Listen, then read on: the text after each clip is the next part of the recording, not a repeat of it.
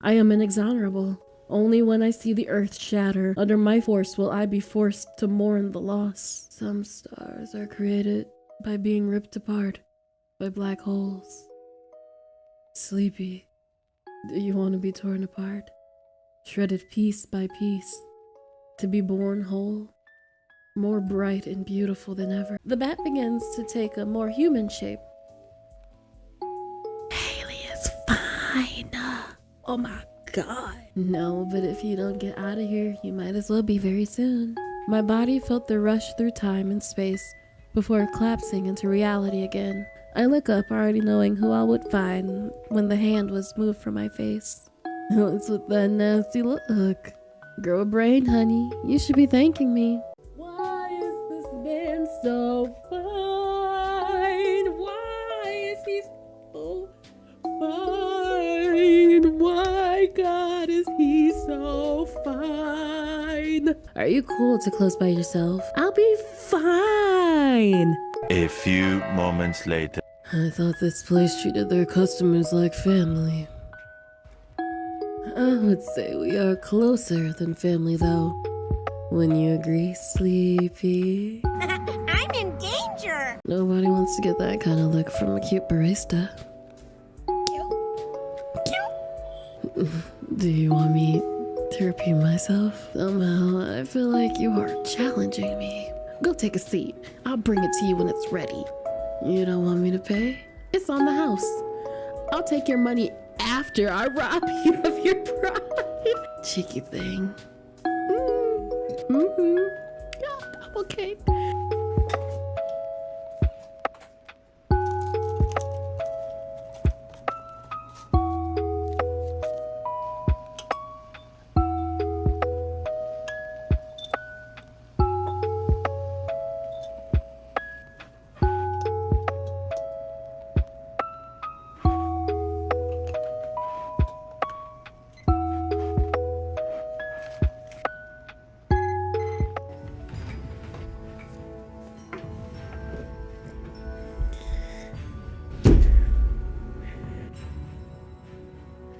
Hello and welcome back to my channel. I am Sleepybug.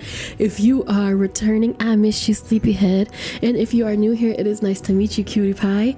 And welcome to the hub of all things oh so cozy, oh so sleepy, and oh so sweet. We're doing it. We are doing it. We're doing it. We are doing it. Today, we are going to be playing the long-awaited, the long-talked about, the long-love, the laugh, love, live, laugh, love, laugh, cry, Binary Star Hero. If you're new to the channel, you know, I've mentioned how I have the biggest crush on literally all those characters in that corner. All of them, all three of them, those cuties. Yeah, I'm in love with each and every one of them. Ray, though, we all know how I love a tired man, a tired, unhinged man. So, Binary Star Hero is about a villain who was trying to reform their life and just so happened to meet a very interesting person in the coffee shop. Hopefully it's really not the most famous hero there is, and he's just a regular guy who's tired in a coffee shop. I'm excited. You're excited. I'm scared. You're scared. Let's do it! In the modern era of superheroes and supervillains, I was just a regular villain. And I say was very intentionally here. My days of crime are officially over. I didn't go out in a large daring stunt or in insane wealth like most may assume that a villain would.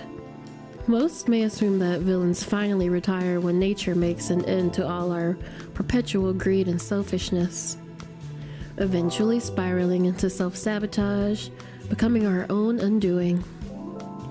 But that was not me. I had loans to pay off, medications to afford, a family to support. I was not looking for a beautiful life full of luxury or Gatsby-level grandeur. I only wanted to survive. And sometimes we can only survive in the best way we know how. For me, I was stealing from others. I didn't take from the average Joe.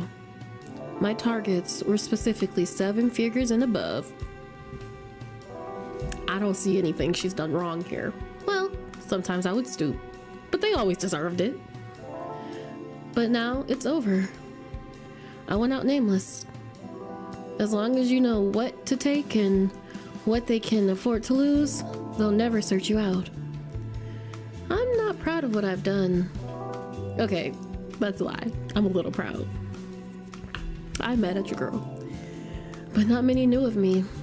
I was never infamous enough to attract the attention of the heroes, but the underground crime world sure knew me.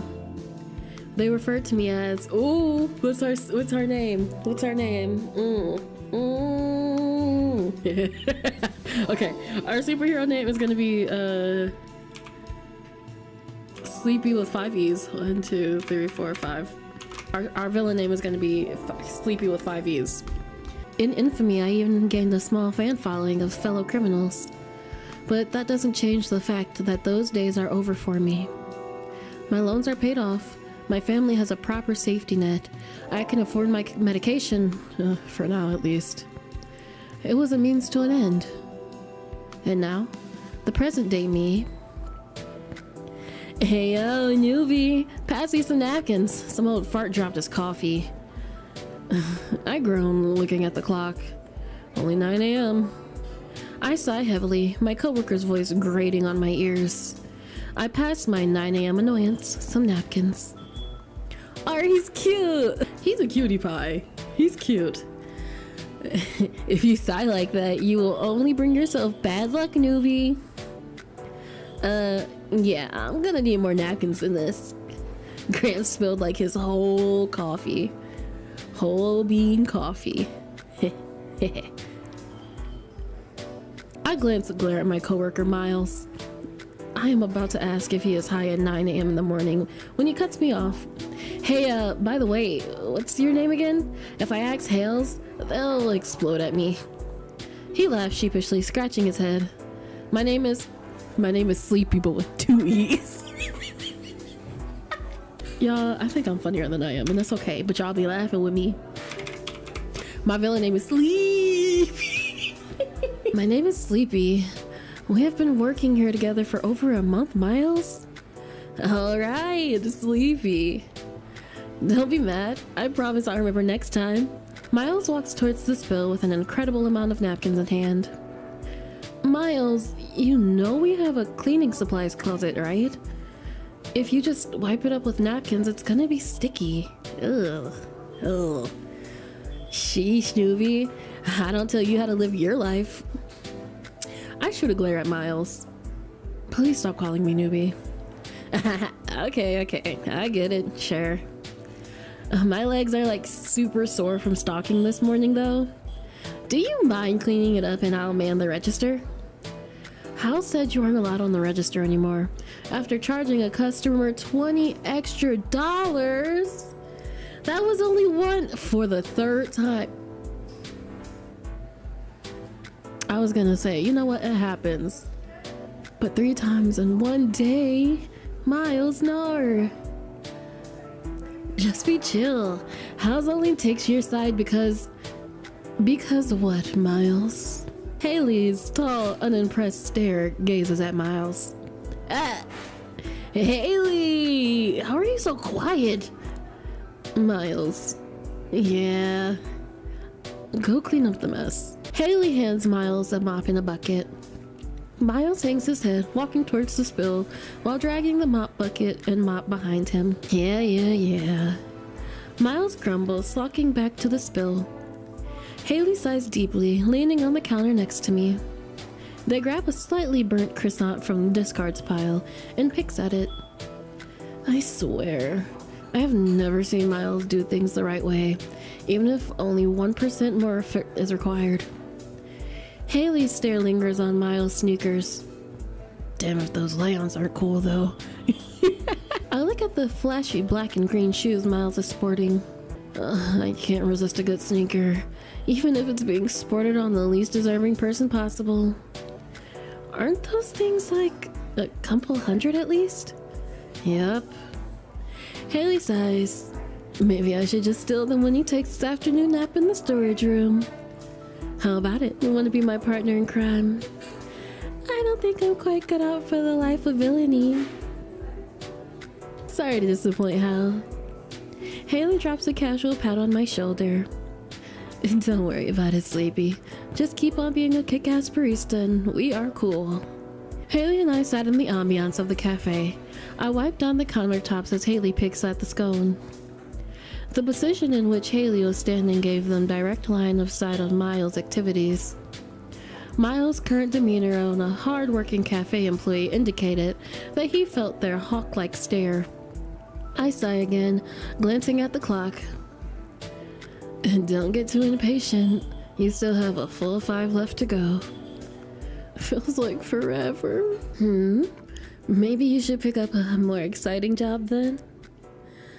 More exciting than a minimum wage cafe employee? I can't imagine. This is all the excitement I want to handle. Let's go for sassy. That's just who we are as a person, is sassy. Hal cracks a smile, tossing their napkin at me playfully. Are we being flirted with? I snatch it out of the air. Oh! You're such a little shit, you know that? Wow, Hal, language! I think in the onboarding videos, they referred to this as a toxic workplace environment. To be fair, any place that has Miles and I working together is technically a toxic workplace environment. Well, as the middleman, I would like to formally request popcorn as an official mainstay break room snack. Maybe if you don't charge a customer $20 extra multiple times in a day, I'll see what I can do. Excuse me, I have never done that. Sorry, my standards were beaten low by previous experiences. Previous people. I have been hurt before. Well, you can trust in me. I'll serve my time well as a proper middleman. If you and Miles end up legitimately brawling and destroying the place, then I probably will have to find a new job. It won't get to that.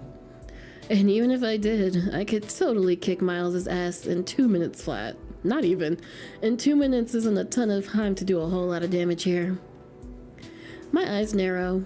In all seriousness, I prefer not to find a new job. Say you had to, though. What would you choose? I'm not sure. What do you think I'd be good at? Well, you're really good at wrangling Miles and myself, so maybe, like, a superhero? I would be the worst villain, because I'd be like, hee. I would do the what is it? Is it not the Fujoshi? That's something different. The I would listen. I'd make it dramatic. Haley, and then I'd cry and apologize because I feel bad that I did something mean.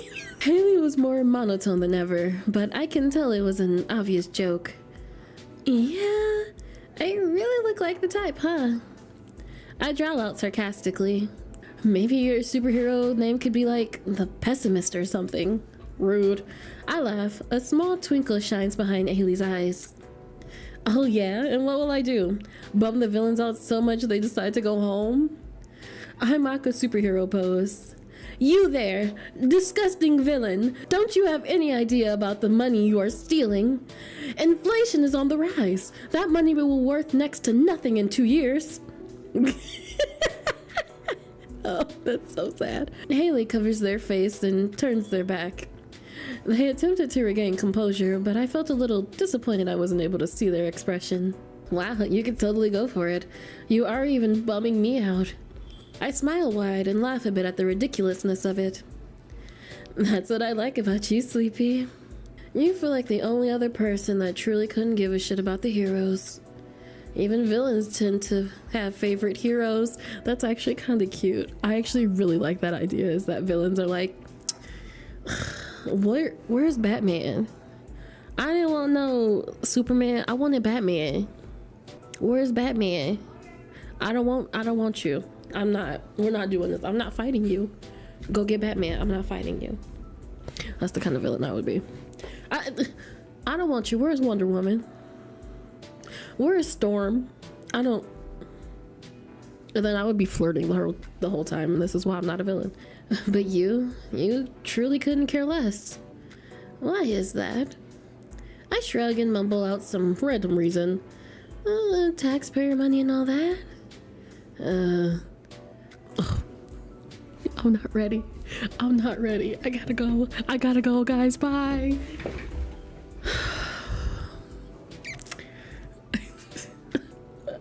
I'm fine. I'm fine. I'm gonna be fine. Can I order? My head springs up at the customer on the other side of the counter. They rub their arm awkwardly. Fuck, how long were we standing there? I wanted to die of embarrassment. My head whizzed over to Haley, but they already took advantage of the moment and trotted off to some other part of the cafe. My cheeks felt hot as I glanced up at the man. My eyes closed the second that he popped up. I'm not ready. Look at him. I love him. It's fine. Hello. I'm sorry about that. I didn't see you there. No problem. I prefer it that way. What? Never mind. Let's just stop talking. He cringed at himself, looking up at the menu. Can I get a black coffee to go? Oh, my baby is tired. Yeah, sure. Nothing else? He pauses for a second, as if he's trying to determine if it is a trick question. No. Thank you. Okay, that will be $3 flat. He hands over a $5 bill. Here's your change, sir. Keep it. He moves away before I can give him his receipt. Not very talkative. I put together a fresh black coffee and a to-go cup. He stands at the counter ready to grab it. Right before I hand the coffee over, I quickly pull it back towards myself. I almost forgot this. I slip a coffee sleeve onto the cup. Careful, it's hot. You don't want to burn your hands. Why does everything I say feel so awkward with this guy? He flashes a wry smile. Don't you do it. No! Thanks. He glances down at my name tag. Sleepy. Have a good day. Okay. He takes the coffee from my hand. His fingertips brush over mine during the exchange, making me jump a bit. The man walks out the door, sipping his hot coffee. He glances at me while passing the glass window. When our eyes make contact, he shifts his glance away. I continue to work the register, ringing customers up and preparing drinks. When customers peter out later in the day, I pass the time by watching the TV with no sound hanging in the corner. A special about Hero Origins flashes across the screen. He needs some milk. Ooh, my baby is crazy. I mute the TV as binary stars red, blue, and white and yellow stands out against the news interview. A child from the stars, huh? I murmur to myself. As unbelievable as it was, Binary's red eyes were chillingly unhuman. To the general public, he glittered like starlight. But to the villains, his name was only uttered in whispers. The rest of the day passes pretty normally. Soon I'll finally be off the clock and can head home. I wanna go home. I yawn while looking through some boxes under the counter for more sleeves. The morning shift is brutal. I probably shouldn't have stayed up so late doom scrolling. Hey! Thud. Ow! I rubbed the back of my head where it hit the counter. Ducking my head out from under the counter, I see Haley standing there with their usual expression. Hal, you really have to make your presence known. Haley shrugs. Do you mind bussing some tables? Sure, but where's Smiles? Probably pretending to do some work in the storeroom, browsing auction sites for hero and action figures. I start to laugh, assuming it's a joke, but Haley's unamused expression never shifted. Haley's eyes rubbing their temples. Oh no.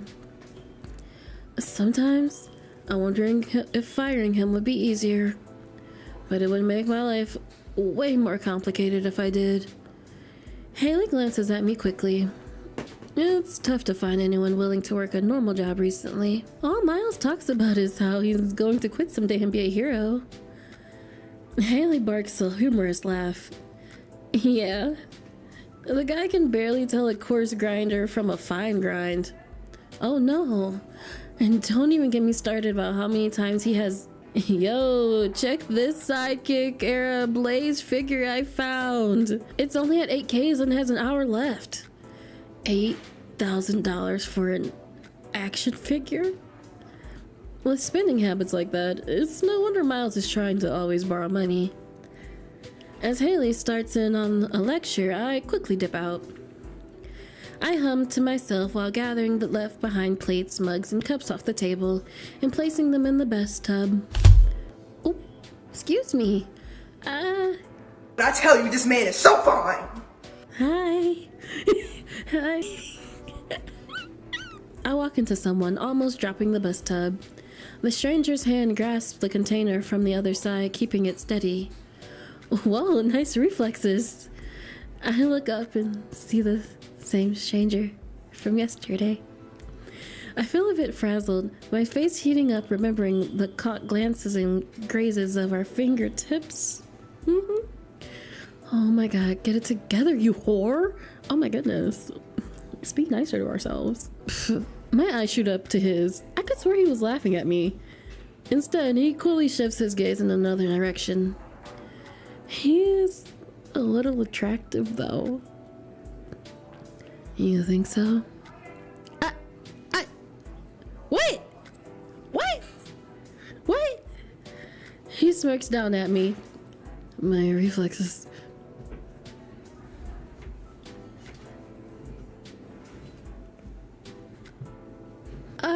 Right. Yeah. My eyes go wide, noticing the customer's hand still holding the bus tub. Sorry. I place the bus tub down on a nearby table. The man stands there with a curious look on his face. I didn't get anything on you, did I? Oh, hello. I flutter around him, making sure that no stains are on his shirt. He didn't move, staring down at me intensely. I verified that there weren't any spills on him and backed up a little. I think you were good. I look down and notice a coffee on his table. Black coffee again? You know we have other things too. I hope that didn't come off as judgmental a little bit, but it's okay. I like this. After a second of awkward silence, he continues. Well, usually in a rush to get to work. So black coffee is just the fastest to get. Oh, okay, I see. Well, if you ever want to try something new, I can make something else for you. Sounds tempting. I promise it'll be really good. You won't ever want to buy black coffee anywhere else. Or your money back. Okay. Can I get that in writing? Cheeky bastard. He's really cute. You don't seem to be in a rush today. No, work doesn't need me quite yet. What do you do for work? You are asking what I do for work when you don't even know my name yet? Not the pout. I'm disappointed in you, Sleepy. How do you know my name? You have a name tag. We have a name tag. He gazes down at me. His intense dark eyes scan my form. They linger as they move across me slowly. I end up feeling frazzled all over again. Is he staring at my chest? I get that a lot, so I'm not not fazed. I glance down, seeing my name tag. Oh my god, you idiot, Sleepy. Oh, right. Perks of being an employee. Why did I just say that? Is me getting to know your name a perk of the job for you? The man smirks darkly, his eyes scanning my face. I'm not ready for this. I'm flattered. I don't have to pay extra for flattery, right? I'm pretty sure my face is as red as a tomato at this point. No, that's on the house. I gather the bus tub into my arms a little too quickly, splashing a bit of water on myself. Ugh. Sorry, I gotta go, do some work. As I turned around to escape, I could swear I heard a deep chuckle. When I returned from the back, the man was already gone. I wonder if he'll come back tomorrow. Please, please, please, please, let me love him. It's been a while since I busted that out, y'all. A week goes by and the customer hasn't come back. Oh, daddy. Some part of me felt a little disappointed. Another part of me chastised myself for how ridiculous that is when I don't even know the man's name. He's a stranger. He could be like a murderer or something. Or married. Why am I even thinking about this? It's so stupid. I groaned into my hands. Yeah, same. Oh, what? I dragged my head up to see Hal standing next to me. I follow their line of vision and land on the muted TV in the corner. He needs some milk. Shown on the screen was the most notable superhero, Binary Star. There truly wasn't a household that hasn't heard of that name. Let's see what they're saying about this prick. Haley grabs the remote, turning up the sound. The hero that will shine against any darkness. How do you feel about that title, Mr. Binary Star? Well, I gotta say I'm flattered. But Steve, they're not wrong. The hero tilts his head, giving an animated wink to the interviewer. He then turns to the camera, pointing directly towards the audience. No villain can hide under the thick veil of darkness, not while I'm around. Against the dusk of their crimes, the shining light will always prevail, bringing them to justice. Okay. The hero turns his point into a thumbs up.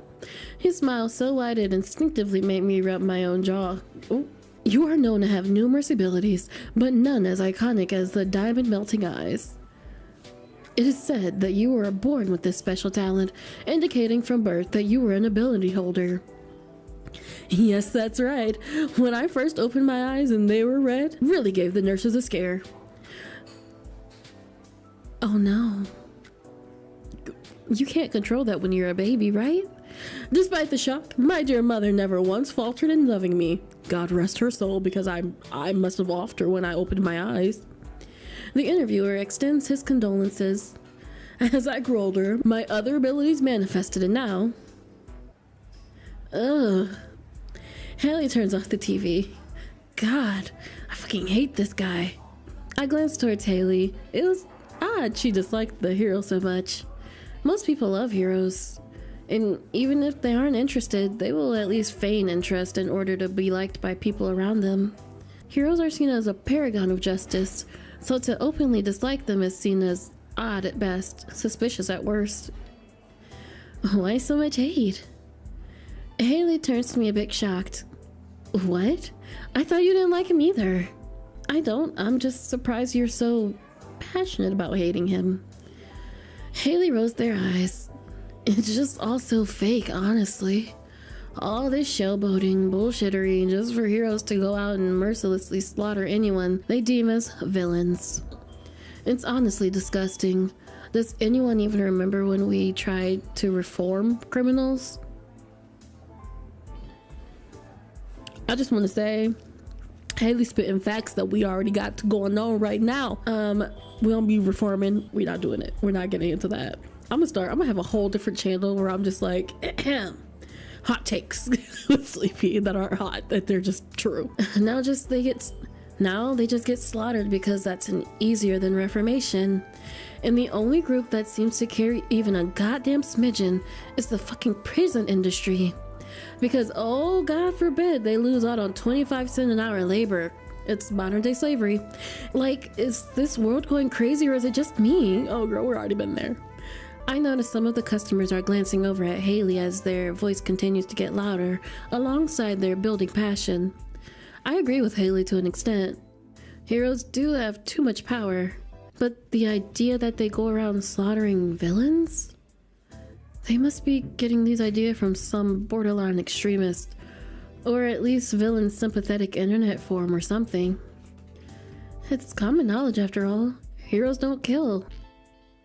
Calm Haley down so the customers don't hear her. Let Haley speak their truth. Speak your truth, sis. Okay. We always go with sleepy answers first. Speak your truth, G. I lean back on the counter, watching Haley as they continue their rant. What world do we live in where murderers get praised and having fucking TV shows and interviews? I swear to God, all of these heroes are just full-on psychopaths. They can do whatever they want, and literally nobody will stop them. Nobody! What kind of fucked up, piss-poor definition of justice is that? And what do? We make edited montages of them, commercial goods, paste their goddamn faces on every surface imaginable. Fuck, it pisses me off. Haley, unable to contain their anger any longer, storms off. Despite their stormy disposition, their anger-heeled steps are almost silent. Truly the definition of light-footed. I sigh, turning back to the TV. It's getting later on in the day, so customers are petering out, and I'll be damned if I don't have some form of entertainment for the last working hour. The hero's face lights up on the screen as he saves women and children from imminent danger. Apparently, he's only been in the city for about 3 weeks, and the people have fallen in love with him. Just 3 weeks? Jesus. They even claim that he alone reduced villain and criminal attacks by 60% in the last month. Oh my. Watching him do his thing on screen, the fall of villainy wasn't much of a surprise to me. It was almost impressive seeing him fly around, battling against monsters and villains. His red eyes glow, cutting down everything in their path. That's not good. Apparently, he has trained many sidekicks to become successful heroes. I can't help but wonder how hectic his life is. The hero, after saving a child, smiles and waves at the camera. Citizens clap and cheer for him in the background. Edited highlight shots of the hero plays. He gloriously flashes across the screen as terrified citizens scream for help, soon to be picked up and saved. Some part of me felt gross watching it. Imagine almost dying and immediately getting edited into a hero montage. Not a fan, huh? Oh, I'm so happy that me and Sleepy with 2 E's. 2 E's, because our villain name is Sleepy with 5 E's. But Sleepy with 2 E's, we got the same reaction to this man. I almost jump out of my skin at the sound of the voice in front of me. I look up and see the customer from about a week ago. My baby looks extra tired. He looked extra tired with the side of tired. Yeah, I noticed. He glances up at the screen. It's okay. I'd rather look at a binary star than myself, too. I smile sheepishly. I don't really like him or anything. Why do I feel like I need to specify that? I cringe internally. Yeah, I kinda noticed that too. You did? Mm-hmm. Your facial expression kinda looked like you smelled spilled milk or something. My jaw hangs. I'm at a loss for words. But like, 4 months old spoiled milk? Not a week spoiled milk. It was intense. I almost even felt hurt for the guy. Nobody wants to get that kind of look from a cute barista. Cute. Okay. The man smirks, quirking an eyebrow.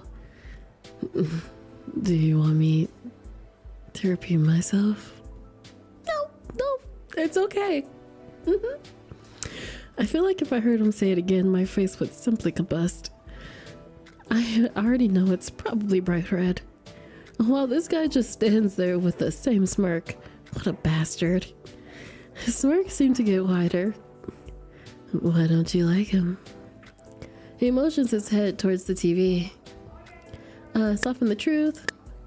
He never had any interest in them, be honest. I find them somewhat uncomfortable, I'll be honest.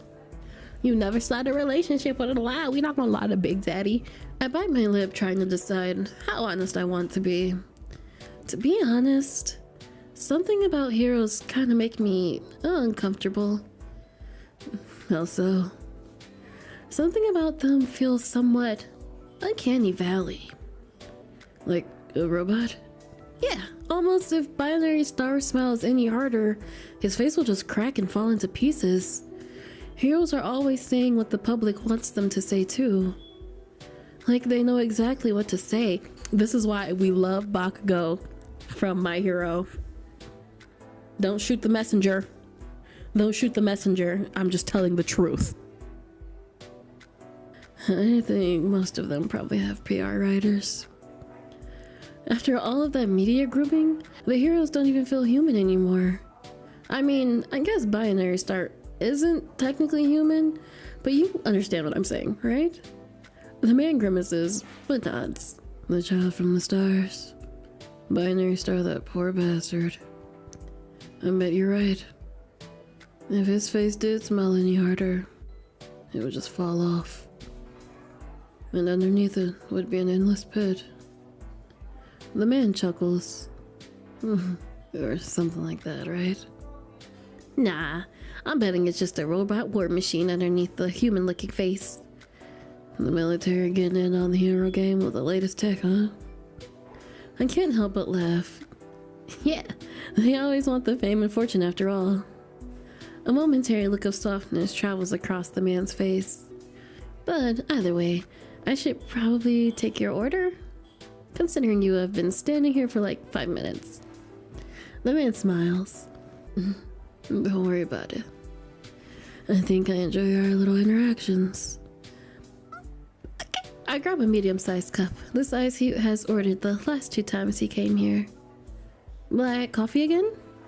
Oh, you remembered. I try to remember our regulars' orders. I'm fine. I think this being my 3rd time here, I hardly count as a regular. But I'll take the expedited honors anyways. Can I get your name for the order? In all honesty, I didn't really need his name. We tend to just call out the type of drink rather than the name for the customer. But maybe I want to be a little selfish for once. Can I try your special? I give a blank look. The one guaranteed not to be found anywhere else, or I get my money back. Of course. And if you don't like it, I'll make you something else. I thought you said I could get my money back. Am I about to be scammed? Fine. And your money back. He smirks as if he's already won. I'll make the best goddamn coffee he's ever had. Somehow, I feel like you are challenging me. Go take a seat. I'll bring it to you when it's ready. You don't want me to pay? It's on the house. I'll take your money after I rob you of your pride. Yes, enemies to lovers. Let us, give me the banter. Yes. I'm eating it up. He cracks a smile. Cheeky thing. Yeah,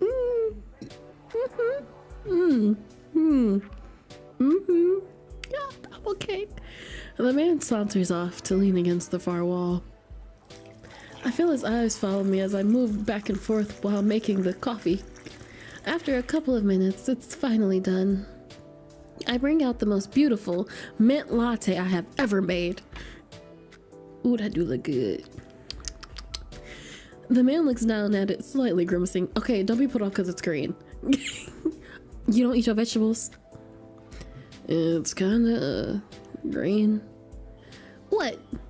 You don't know any other color than black? The man eyes it up suspiciously. If I die from this, oh my god, you are more likely to die from ingesting black coffee every day. Stir it a bit first and give it a try. You can also start to take out your wallet if you want. Wow, the barista won't stir it for me. Service is really lacking here. I love me a sassy man. I am not going to stir it for you, sir. The man chuckles a bit and stirs the drink. What is your name, sir? He brings it up to take a drink. He takes a good amount of it at once, swallowing deeply. He pauses, looking at me. The man places down the drink and takes out his wallet. Yes! Victory! I just want to say, thank you. So, what do I owe you? I can't help but to smile. You haven't even told me how good it is yet. It's good. That's it. Nothing else. Maybe the word you're thinking of is delicious, heavenly, maybe awe-inspiring, iconic, never been done before, never been seen before. Okay, whatever you say. Don't push your luck, kid. I got my pride too. He smirks, rifling in his waffle for...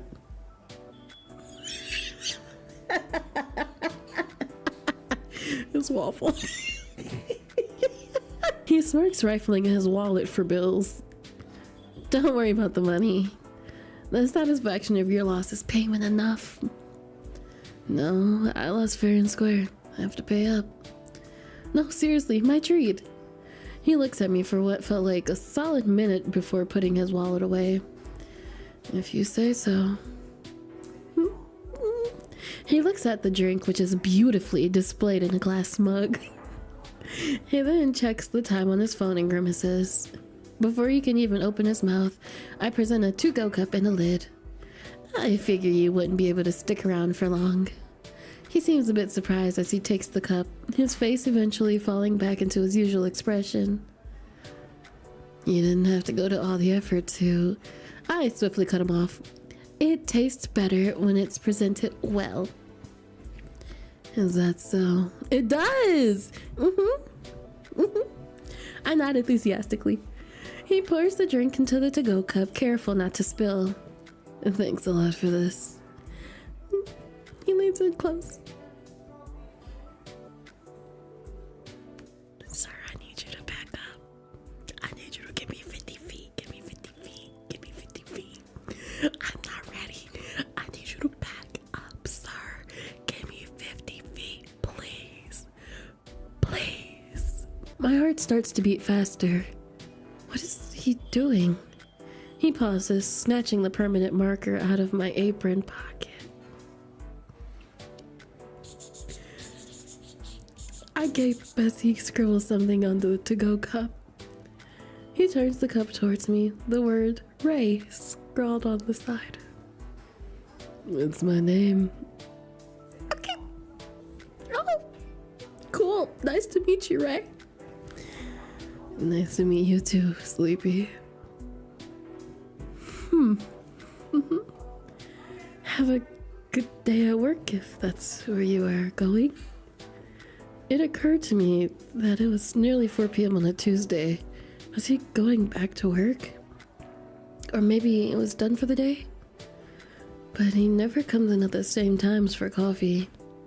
He must have a job with very odd hours. As I walk away, something catches my shoe, causing me to stumble. Girl, ooh, not into daddy's chest. I mean, not into his chest. I mean, not into Ray's chest. Oh my god.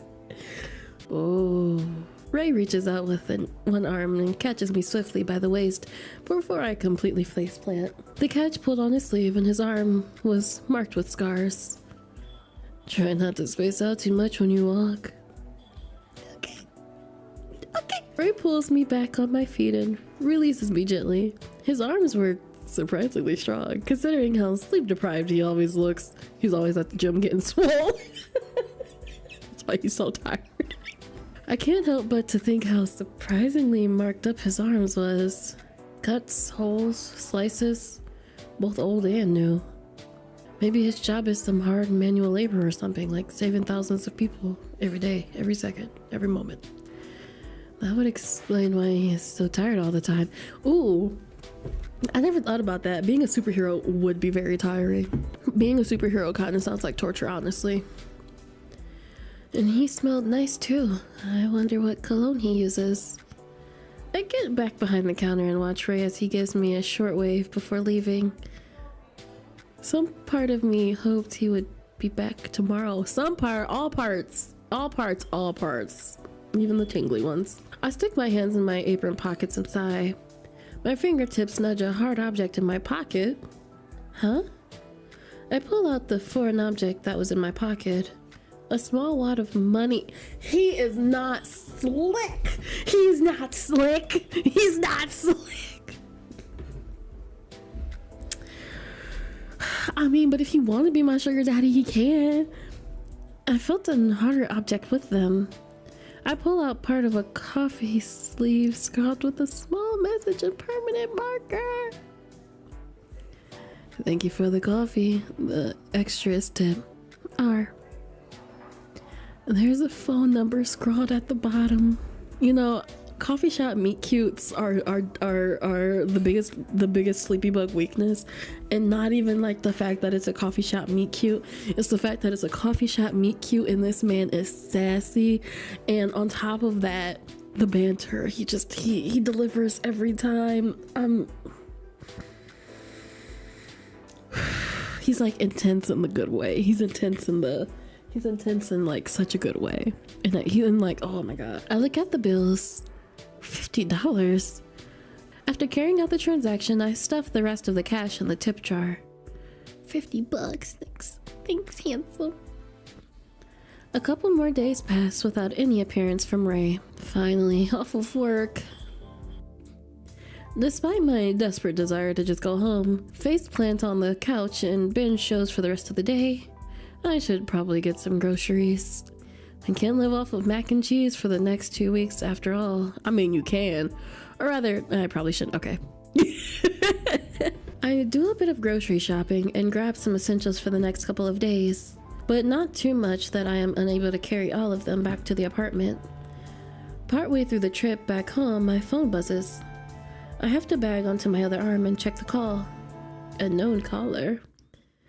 The sinking... Oh no. The music stopped. The sinking feeling in my stomach gave me an idea of who it could be. I take a breath and pick up the call. Sleepy? Yes? I could tell by the voice. It was my old partner in crime. Double Vision. Double Vision, myself, and the rest of the night crew used to hit houses and make quite a bit of money. We would even lift cars on occasion. Though I can't say we split on good terms. You moved. Yeah, away from you. You wounded me, Sleepy. We had a good thing. I could hear the thick malice in his voice. Don't be so cold, honey. Going to the lengths of running away while I was out of town? You wounded me. Truly. When you left, I did some things I'm not so proud of. But the honest truth is that I saw red. You remember Ripley, right? I swallowed hard. My hands shook, but I was unable to hang up. I can't guarantee that you will be able to recognize him anymore. He lets out a cold, curt laugh. He then transitions into a soft, cooing voice. You should have told me you were upset, honey. You can't just leave me like that. You know what that does to a guy. I get so worked up over you. I know I shouldn't, but I keep thinking about you, and I don't think I can just let you go. Let me go. Let me go. If you love me, let me go. So, I'm asking nicely. Please come back. I'll buy you the same flat, the same car, everything. And we can pretend your silly little lapse in judgment never even happened. Come back to the crew. To me. I gather any courage I can, breathing in a shaky breath. Go fuck yourself. I take all of the spite I can muster. Go fuck yourself, Double. I spit out in rage. Double lets out a loud, barking laugh. Oh, Sleepy, you never cease to surprise me. Listen to this close. If you really want to be free, then don't let me find you, honey. Because when I do, a heavy silence blankets the call like mist. I could hear my own heartbeat echo through my ears. Double finally talks in a slow and serious whisper. I'll fucking kill you. He hangs up and the line beeps. I don't think that was necessary, sir. I really don't think that was necessary. Like, I don't need that negativity in my life. And I have a hot boyfriend, almost. My delusional boyfriend from the coffee shop. So You can keep you and Joe crazy over there. Thank you. I collapsed to the ground, my legs not quite filling up to the task of standing. Double vision and I used to be close. Closer than I'd like to admit, honestly. For a while it was peaceful, even fun. Then slowly things started to change. Every time I gave an inch, he started to take 2 inches. Then he would take a foot. Eventually, he wasn't even satisfied with a mile. That was the type of guy Double was. For a while, I wonder if he started to change. Or if it was him all along, prowling under the cracking mask. But at some point, the egg or the chicken hardly mattered. Being around him started to become terrifying. Compliments turned into obsessions. Warnings turned into threats. And once I had enough money, enough of a safety net, I had to get out. Maybe Double, in some way, kept me from becoming too greedy. Kept me from becoming too used to the lucrative villain lifestyle. When I asked to leave, he said no. That's what they always say. When the soft-spoken Marsh stood up for me, telling Double to just let me go. Double beat Marsh's face into a lump of unrecognizable flesh. Oh no. From that point, it guaranteed Double into godhood for the more violent members of the crew. The non-violent members became too fearful to ever speak against Double again, and so I left the crew, alone. I fled in the darkness of the night, taking my family with me. I moved my family to a different town with different names, far, far away. And as for myself, I became anonymous in a different city, far enough from my family so that they could live in peace without me. So the question is, has he already found me? After all, Double always enjoyed playing with his food. Hey. My legs shook. I felt nauseated with the thought. I desperately scanned the area. I don't see or feel anything off. Locals walked along, casually carrying out their lives. I quickly gather up my bags. In my haste, my phone falls out of my hand. It tumbles to a stop against the shoes of a stranger. Is it my stranger? They pick it up and hold it out towards me. Hey, he looking good. Ray? Here. He hands me my phone. You look like you've seen better days, Sleepy. Is everything alright? I get up from the ground, setting the groceries onto the ground to straighten out my clothes. I have to get it together. I probably look crazy right now. I mentally chastise myself, looking up at Ray's concerned eyes. That was a really cute picture of him. I force a grin and pray it's convincing. Yeah. I was just taking a break in the middle of the sidewalk on the ground. Ray raises an eyebrow. I motion towards the groceries. I think I purchased too much. They are pretty heavy. I lie through my teeth. Oh, you took a break? In the middle of the street? I laugh awkwardly, unable to find a good excuse. Are you headed in this direction? He points to where I was facing. Yeah, I'm going that way too. Need some help? Before I say no, he picks up a grocery bag. A grocery bag that was incredibly light. Ray pauses, turning to look at me. He gives me a look of suspicion and confusion. He opens his mouth as if he was about to say something. He then seemingly decides against it. He then silently picks up the other grocery bag too. I stare embarrassed, unsure of what to do. Luckily for me, Ray reads the room and decides to not press me on further. Are we going, or do you want me to carry you too? If you're offering. I hurry to catch up with his tired stride. These bags are pretty light. Do you have any food of substance in here? I don't want to hear about dietary habits from a guy who regularly consumes black coffee in the middle of the day. I recently took up mint lattes, thank you very much.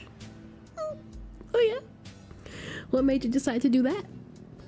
When a cute barista asks you to try something, you can hardly say no. Someone like me has weaknesses too, you know. Someone like you? Yeah. I'm glad we're both like, what you talking about, right? Someone like you? How far do you live from here? Not far. Are you already getting tired? Ray looks down at me with a wry smile. Not on your life, barista. Okay, stop flirting with me. I have a name, you know. Sleepy. I honestly didn't expect you to remember my name. Ray is about to say something when his phone buzzes. He pauses to look at it and cancels the call, stuffing his phone back into his pocket.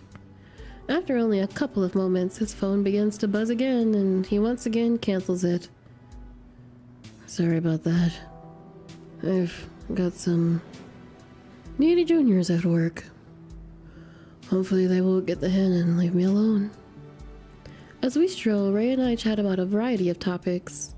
I discover that he likes cats, but due to his work he is unable to own one.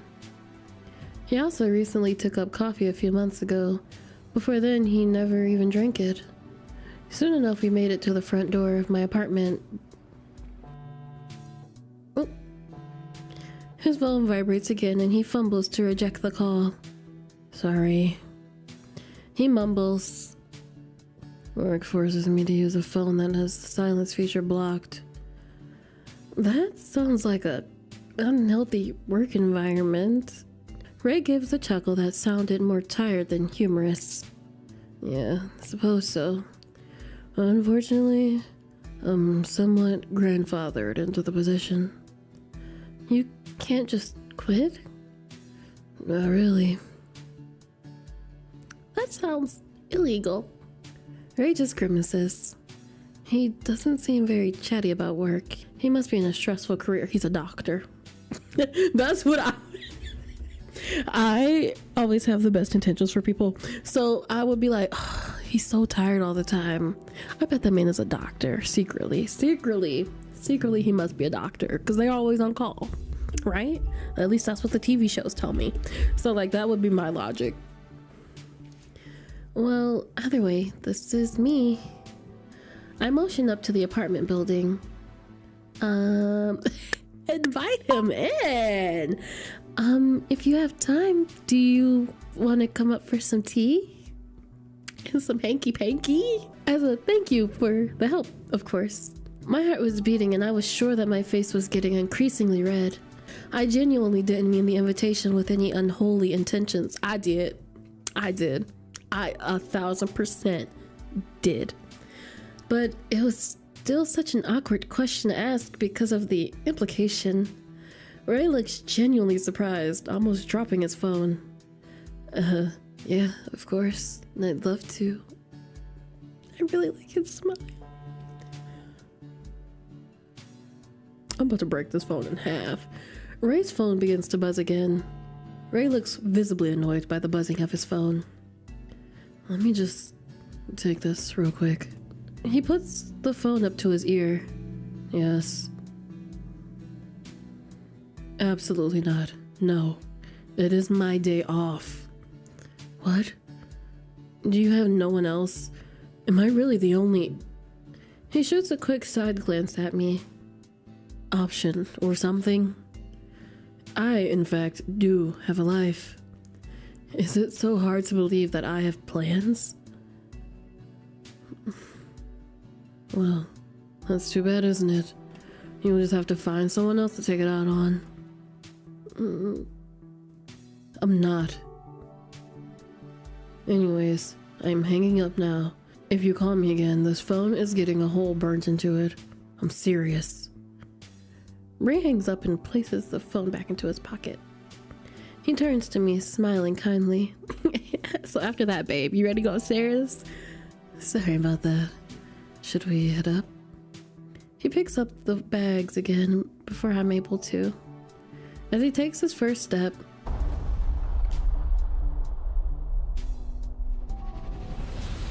the sound of a loud explosion is heard in the distance. The ground shakes with the force of the blow. Ray sighs in a frustrated manner. God damn it. Rafe's phone buzzes once more and he picks it up. Just two. Fine, I'm on the way, but you owe me. After hanging up, Ray turns to me. Sorry, Sleepy. Looks like I can't escape work today. Oh, he gives a smile so disappointed that I can't help but feel bad for him. It's okay, maybe next time? Definitely next time. I know I'm voicing him and I know I'm making him soft at certain times, but when he do get soft, I can't. Ooh, child. He picks up the grocery bags again. Don't worry about it. If your work is about that, I point to the giant cloud of black smoke in the distance. It's probably more important than my dumb groceries. Ray gives a slow smile, handing me the grocery bag. His eyes linger on my face as his hands brush mine slowly. Stop staring at me. Nothing's more important than your dumb groceries. I'll pay you back next time, okay? He runs his hand over mine before pulling back. The small motion makes my heart flutter something fierce. Okay, thanks again for your help, Ray. He smiles. Anytime, Star.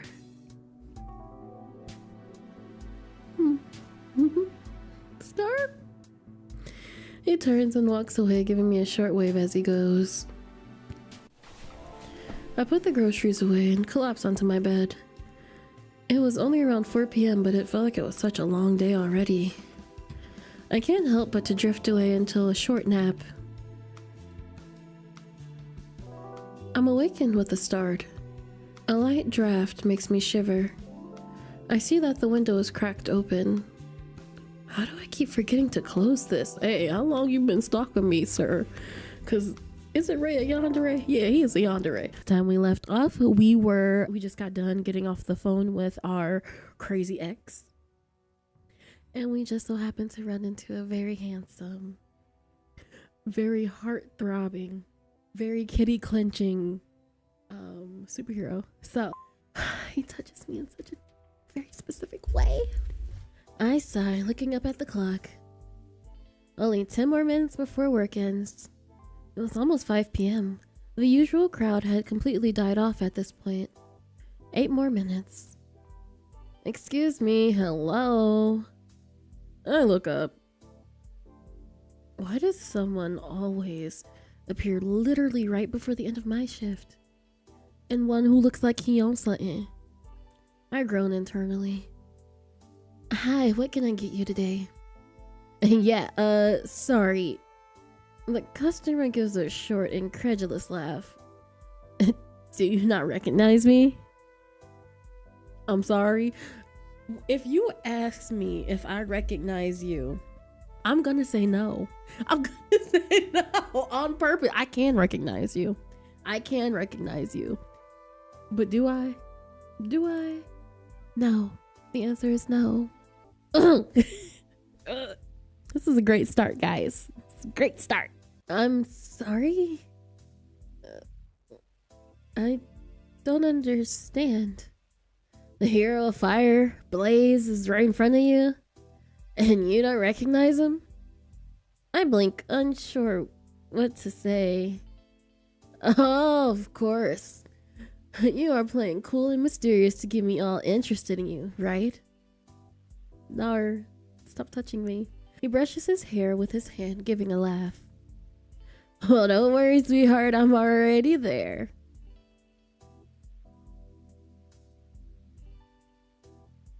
Okay. He points a finger between myself and him, winking. Same page. Okay, so do you want coffee or what? The man waves a hand dismissively. We'll get to that in a moment, but first, does a blonde, tired-looking man come in here often? I give him a confused look. There are a lot of tired people that come in here. It's a cafe. He has hair about to here, you know. He gives big eggplant energy. I did that to myself. The man waves his hand around his neckline, and his eyes are really dead, like 1,000-yard stare most of the time. Are you talking about Ray? Okay, he might be having 1,000-yard stare, but whatever. Don't talk about my man. Yeah, wow, first name basis, huh? Lucky guy. I glance at the clock. I should have been off the work 5 minutes ago at this point. You have to leave, sir. I attempt to speed things up. So, no coffee then? I don't blame you for going for all that, but... He smiles. I feel like I could give you better than Ray. Oh, honey, get out my face. Get out my face. Get out my face. Because now you playing games. You playing with my money and my time. At this point, I am utterly confused. Look, sir, I don't even know your name. Blaze. I meant your real name. It's Luke. Nice to meet you. It looks like a Luke. So as I was saying, I parked out front. It's the convertible. Okay. He put... Sleepy, reel it in. Reel it in, girl, reel it in. He points to a flashy car sitting diagonally across 2 disabled parking spots. How about we get out of here? Just us? He winks and I smile harder to try to keep my face from cringing. This guy is really laying it on thick. Not to sound too full of myself, but you'd be lucky to be with a guy like me. Not sure if you noticed, but I'm a hero. He starts to look upset, most likely due to his passes not being received by the enthusiasm that he expected. I need to clock out, so do you want to order anything? The man sucks his teeth, leaning up against the counter. Look, you seem a bit dense, so I'll spell it out for you. Don't narrow your eyes at me. Luke leans in, his cologne enveloping me. What? Get a grip, sir. Oh my god. Not him crashing out. Not him crashing out because I said I don't care. This may be hard to believe, but I'm the hero, Blaze. Yes, you mentioned that a few times now, Blaze. I could feel the customer service politeness leaving my body. He gives me a leering smile. Now, don't start freaking out when I say this. I don't want the whole world to know I'm here. But let's just say, I'm interested. I blink, unable to stop the words from spilling from my mouth. Kindly fuck off. I flash my sweetest smile. Do you mind waiting for a minute? I suppose I could donate a minute of my time to a citizen in need. I log out of the register and walk to the back. I then take off my apron in the back of the store and clock out of my shift. I see Luke leaning against the wall when I come out. Are we going now? We? Yeah, I don't think so. Do you get off harassing minimum wage employees or something? Because frankly, it is tiring and old. I don't know what your angle is, but you can kindly fuck off. Nobody gets paid enough to deal with that kind of bullshit. I felt that in my soul. Luke looks visibly irritated. Fine. You just lost the chance that every civilian wants. I was gonna light your life on fire. I know I'm the one saying the words. Have fun with your golden boy. A hero from the stars? You're right. Ask Ray how he got his abilities. Do we know that Ray got abilities yet? Luke grins a smile full of malice. Oh my goodness. I hope you know what you're getting yourself into, Sleepy. How do you know my name? Oh, I had a name tag. Never mind. He gives a cold laugh. That guy is no hero. Luke angrily takes his leave, muttering some words under his breath on his way out. Rest in peace. I sigh, exhausted. Wow, what the fluff was that about? I look over my shoulder at House, who appeared behind me with croissant in hand. Honestly, I have no idea.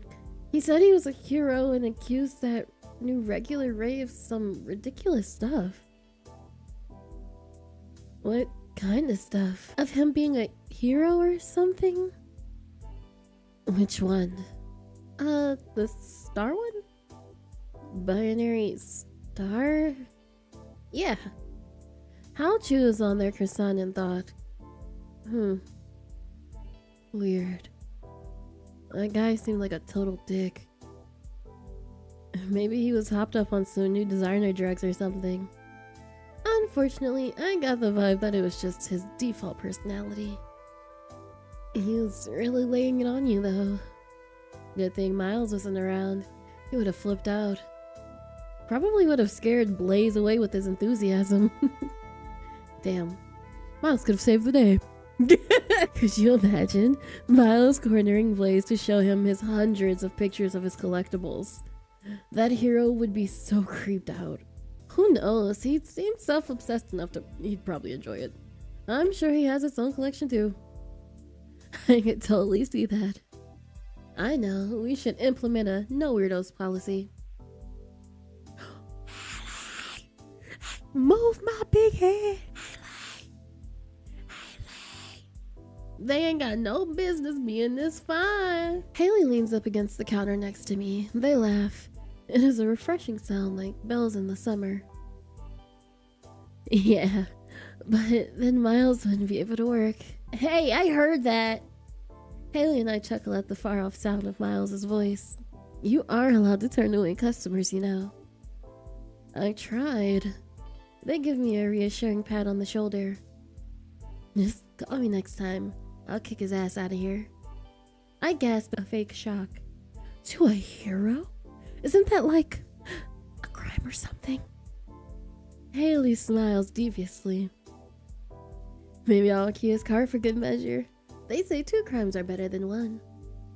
Wow, Hal's loving the determination. If only that was reflected in your management style. We laugh a bit between the two of us. I have only known Hal's around 3 months now. We have become so close. They always know the right thing to say to cheer me up. Anyways, I should probably head out. Hey, before you go. Haley bites their lip, debating. After a couple of seconds passes, they speak up. That guy, you said his name was Ray? Yeah, I actually ran into him the other day and he helped me carry some groceries home.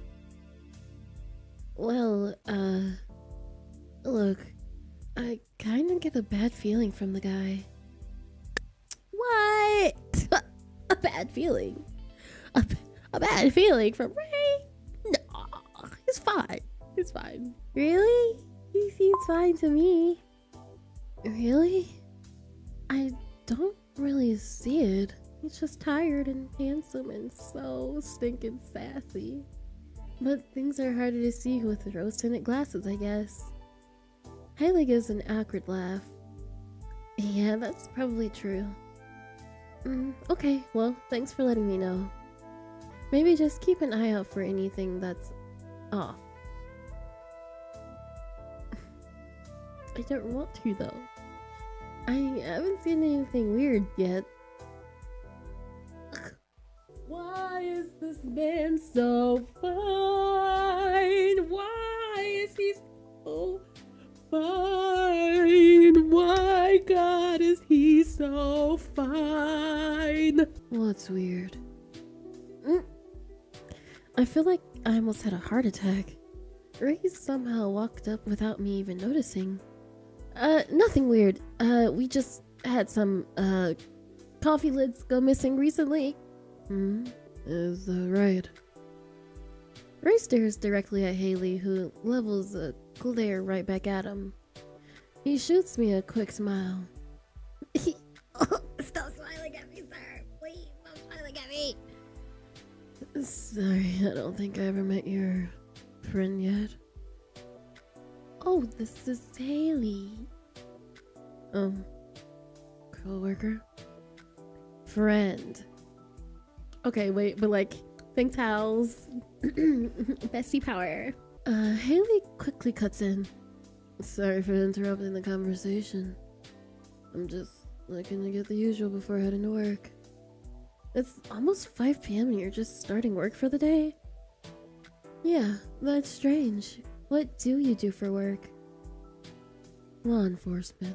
Hey, that's a good excuse. That's a good that's a good one, because I would have fell for it. I would have like, oh, okay, he does law enforcement. Ray responds without missing a beat. Ooh, don't mess with Big Zaddy. A tense silence falls between the three of us. I don't quite understand what is going on, but I feel uncomfortable. Haley, what do you do for work? What do you mean? I'm obviously at work right now. This is your only job? Last time I checked, yeah. Sorry. You just look so familiar. I just can't put my finger on it. He needs to stop smirking at me. Haley looks genuinely annoyed. I could see them bite their cheek, probably to keep themselves from saying anything too unprofessional or admit things that they don't need to. You must be thinking of someone else. Haley strains out. Ray smiles, but there was no friendliness to it. I wanna eat him up. Maybe you're right. Haley smiles back with an equal amount of spite. You know, he had a celebrity visit. You just missed it. He was a hero too. This place is quite popular lately. Ray's face falls into a frown. Hallie looks at him for a second. I can't imagine why. It's not like we have some kind of hero discount or something. Ray's lips pull tight, and he narrows his eyes. Is that right? Haley picks at their nails, seeming uninterested. Yeah. What was his name again? Flame? Blade? Blaze. Ray mumbles under his breath. Right, that was it. He suddenly looks at me and gives me a smile. Looks like I overstayed my welcome. I should probably head to work before my new phone blows up. Ray glances at Haley. Thanks. Here, still coffee before you go. Have a good day at work. Yeah, I'm gonna give my man some coffee. Ray already begins to leave. I should grab him some coffee before he goes. Oh, Ray! I jog past Haley in a rush and grab onto his sleeve. Stop! I'm fine. He turns to me, looking a bit surprised. Yeah? I smile at him. Oh, wait for one more second. I jog off to the coffee, grabbing him a fresh cup of black coffee. I hope work goes by quickly for you. I hand him the cup. Ray smiles softly. Ray smiles softly. Thanks, Star. He reaches his hand out as if he wanted to touch my head, but then he pauses and pulls back. I'll catch you around. Come back soon. Of course. He gives a little wink before turning and heading out. Haley gives me a long look from beside the coffee bar counter. Is there something wrong? Haley opens their mouth about to say something, but settles on a shake of their head. Nah. Hallie, sensing my skepticism, gives a reassuring smile. Oh, did I tell you? Remember that action figure that Miles was trying to get? The $8,000 one? Yeah, so apparently he went and cried for money from each of his friends, but still was $20 short. Long story short, guess who shares the same shoe size as Miles? Haley gives a triumphant look, placing one of their long legs forward. Sitting on their feet were a used like new pair of Leon sneakers. Worth every penny. Can you believe Miles and I are the exact same shoe size? Didn't Miles come in wearing those shoes today? Oh, where are your shoes? Is Miles can rock a black-heeled boot. I think it's giving him more confidence. A loud crash can be heard from the storage room. Still getting the hang of it though. After chatting with Haley for a bit longer, I finally take my leave and head home. The next day, I get to work at 9 a.m. for a later shift. After clocking in, I start restocking some pastries. No, dude, I'm telling you, Blaze is some rogue or something. Why else would Binary do that? So I guess here the crazy starts to kick in. Blaze totally is going full anti-hero. Haley groans as they approach with Miles in tow as he chatters their ear off. Miles, for the last time, anti-heroes don't exist. They could though. No, they can't. It is illegal to be doing any hero activities without proven government approval. And that is especially so for some rogue anti-hero type of activities. Miles turns to me next. Okay, Sleepy, so listen to this. Sleepy doesn't want to listen, Miles. What's going on? Looks like Sleepy does want to listen. Miles smirks smugly at Haley, who just rolls their eyes at him. You didn't see the news or like any social media yesterday or today? Not really. I accidentally slept in and was in a rush this morning. I practically ran here. Dude, you got to check this out. Miles is already tapping on his phone. He suddenly turns the screen towards me and I look closer. At first, it's kind of hard to understand what's going on. But one closer inspection, it seems as if a hero is throwing another hero off of a building? Is it a joke? I don't really get it. Miles fast forwards the video a bit. Okay, look, there's a close-up here.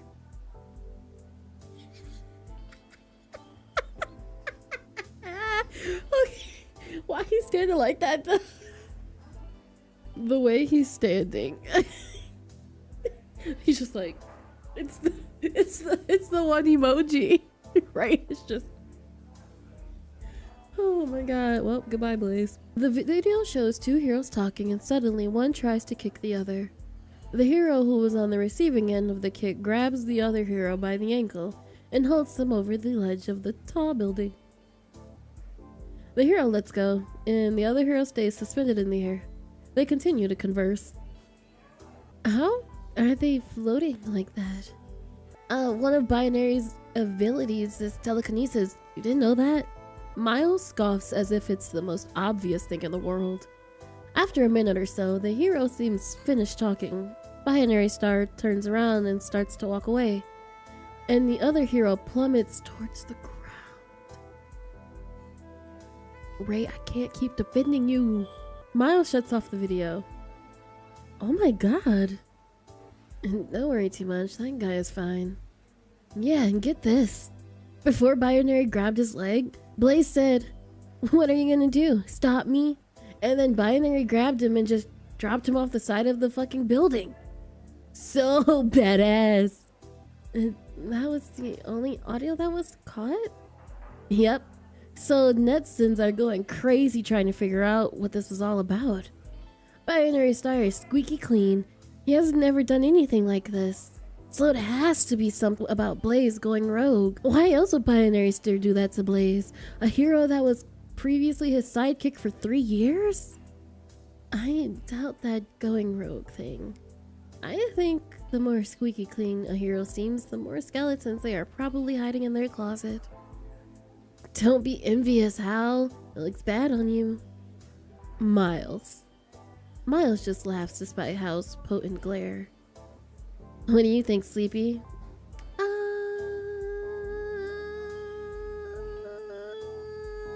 don't really care, 'cause I'm taking up for my man. To be honest, I just can't be bothered to care that much.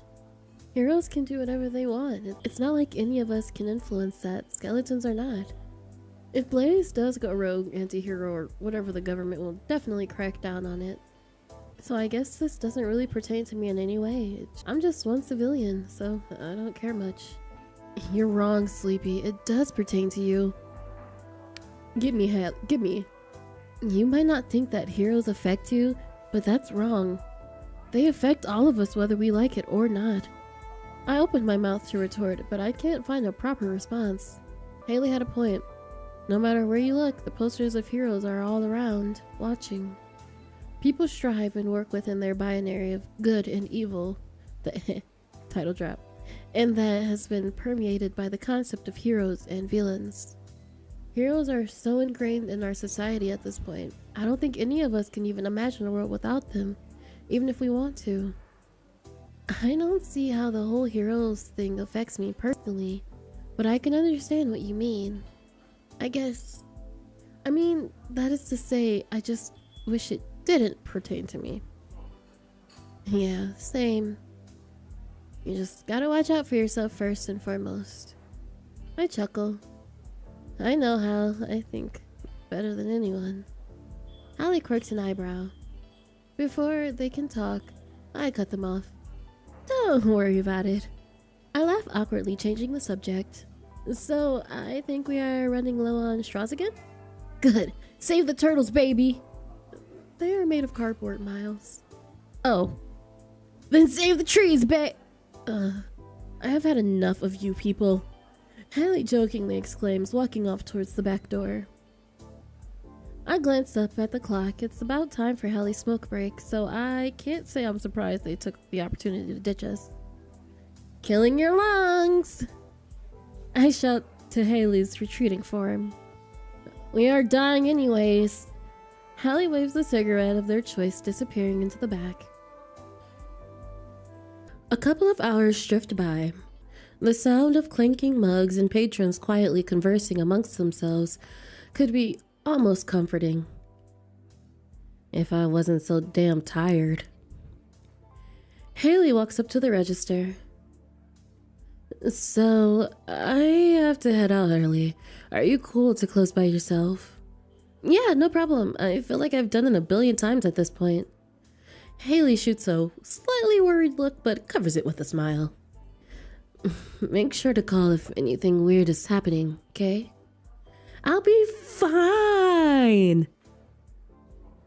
Molly, you in danger, girl. I'll be fine. Stop worrying, House. Haley sighs. I'm never not going to worry about you, Sleepy. I'm not as helpless as you think I am, Hal. Haley smiles. I know it. I'm always going to worry about you no matter what, though. Yeah. Now go clock out. I'll take Miles with me. Huh? Miles already left. Haley groans. Let me guess. Did he say it was time for his grandma's physical therapy? I can't help but to cringe, which makes Haley rub their temple. Miles doesn't have a grandmother. I honestly should have seen that coming. Haley sighs. It's not your fault, Sleepy. Sorry. No, don't worry about it. Miles will be hearing from me tomorrow. I grimace. I feel a little bad for Miles considering how much Haley is glowering up a storm currently. Haley takes their leave. After an hour, I start to close up the store. Noticing that we are a bit low on cups, I grab some from the back to restock. While I am restocking the coffee bar shelves, I hear the door chime. Sorry, we are closed. Should I be scared? Should I be scared? I feel like I need to be scared. Okay. Ray, come get me. Haley, come get me. Miles, stay where you at, baby. I turn to look towards the sound of the door. Don't be like that, honey. My blood runs cold. I whip around and he comes into view.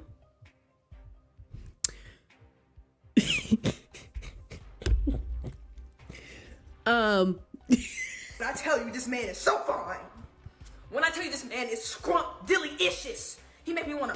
I looked at him And he looked at me, and I looked at him, and he looked at me.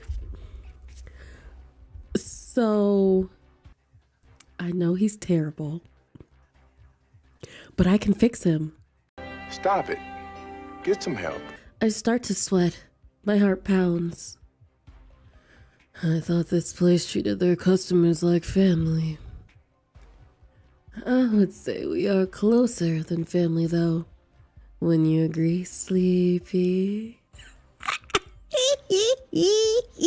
I regret it. He leans on the counter. I take a step back instinctively. Maybe you could make me a cappuccino, you know, for old time's sake. My hands shook and I couldn't seem to get a grip. I'm crying. I'm scared. I'm crying. Okay. How did you find me? Oh, dear Sleepy. You think you could hide from me? He laughs, brushing a hand through his hair. I didn't think you were so stupid. I came to get you. I instinctively backed up. To bring you back. My eyes shot around, scanning for anything I could use as a weapon. Double stares down at me, his eyes emptier than ever. He watches me like a possessed man, no emotion to be found, like a shell. You look scared, Sleepy. I am unable to answer that. Don't worry. For now, I'm just here to see you. Double walks behind the counter and makes himself a cup of coffee. Every now and then, he shoots a glance at my direction. I am unable to make eye contact with him. I can't run. My legs feeling stuck in place. Well, we know why he's doing this, because he's crazy. Leave me alone. I scrape up what courage I have and I level my gaze at him. Why can't you just leave me alone, Double? Double smiles. He walks over, closely leaning over into my personal space. He blinks slowly like an enamored cat. I don't want to. What? I said, I don't want to. Double reaches out, his finger touching my cheek so lightly I could barely even feel it. You always feel like this. He mumbles, his gaze fluttering around my face. I can extend out and touch you, yet you always seem just outside of my reach. I push his hand away. Underneath his mask, he smiles. It is bitter. I'll take my leave. He grabs his cup of coffee and saunters towards the door.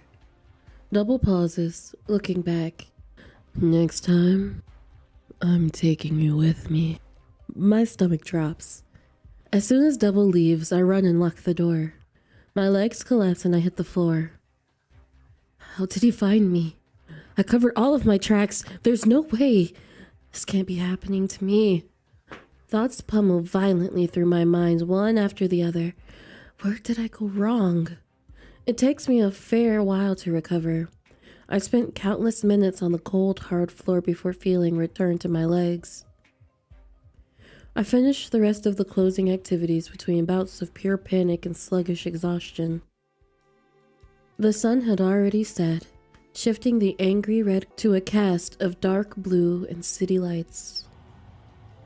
I drag my feet back home, slowly making my way through the city. My head hurts and I feel exhausted. After crossing the threshold of my small apartment, I flop onto the floor, my energy completely depleted. I'm too tired physically and emotionally to even be worried if my apartment is still safe. After an hour on the floor, I find the energy to drag myself to bed. That's a mood. I'm sorry, girl. I'll escape again the day after tomorrow. Despite it being my day off, I head toward the familiar view of the cafe. My heart wrenched at the thought of leaving this job. Haley, my love. Sure, it wasn't the best job, but it was a life of normalcy for me. I truly didn't know how much I missed that. I walk into the cafe Waning Crescent for what is likely the last time. In my hands holds my resignation letter. My steps feel heavy. Haley, upon seeing me, can sense that something isn't quite right. Sleepy? Isn't it your day off? Haley glances at the envelope in my hand, a deep frown appearing on their face. Oh. Is this about Miles? If he did something, it's not about Miles. Haley's face sinks when they think what else could prompt me to quit. It isn't about you either, Hals. I bite my lip, my stomach swirling. This is a lot harder than I thought it would be. I just need to quit. Haley's facial expression looks a little hurt. I glance down at the envelope, holding it up. I'm sorry to do this. If you want time off. No, I just need to get away. But I can't say that. I won't dare pull Haley into this mess. My mess. Need to get some fresh air.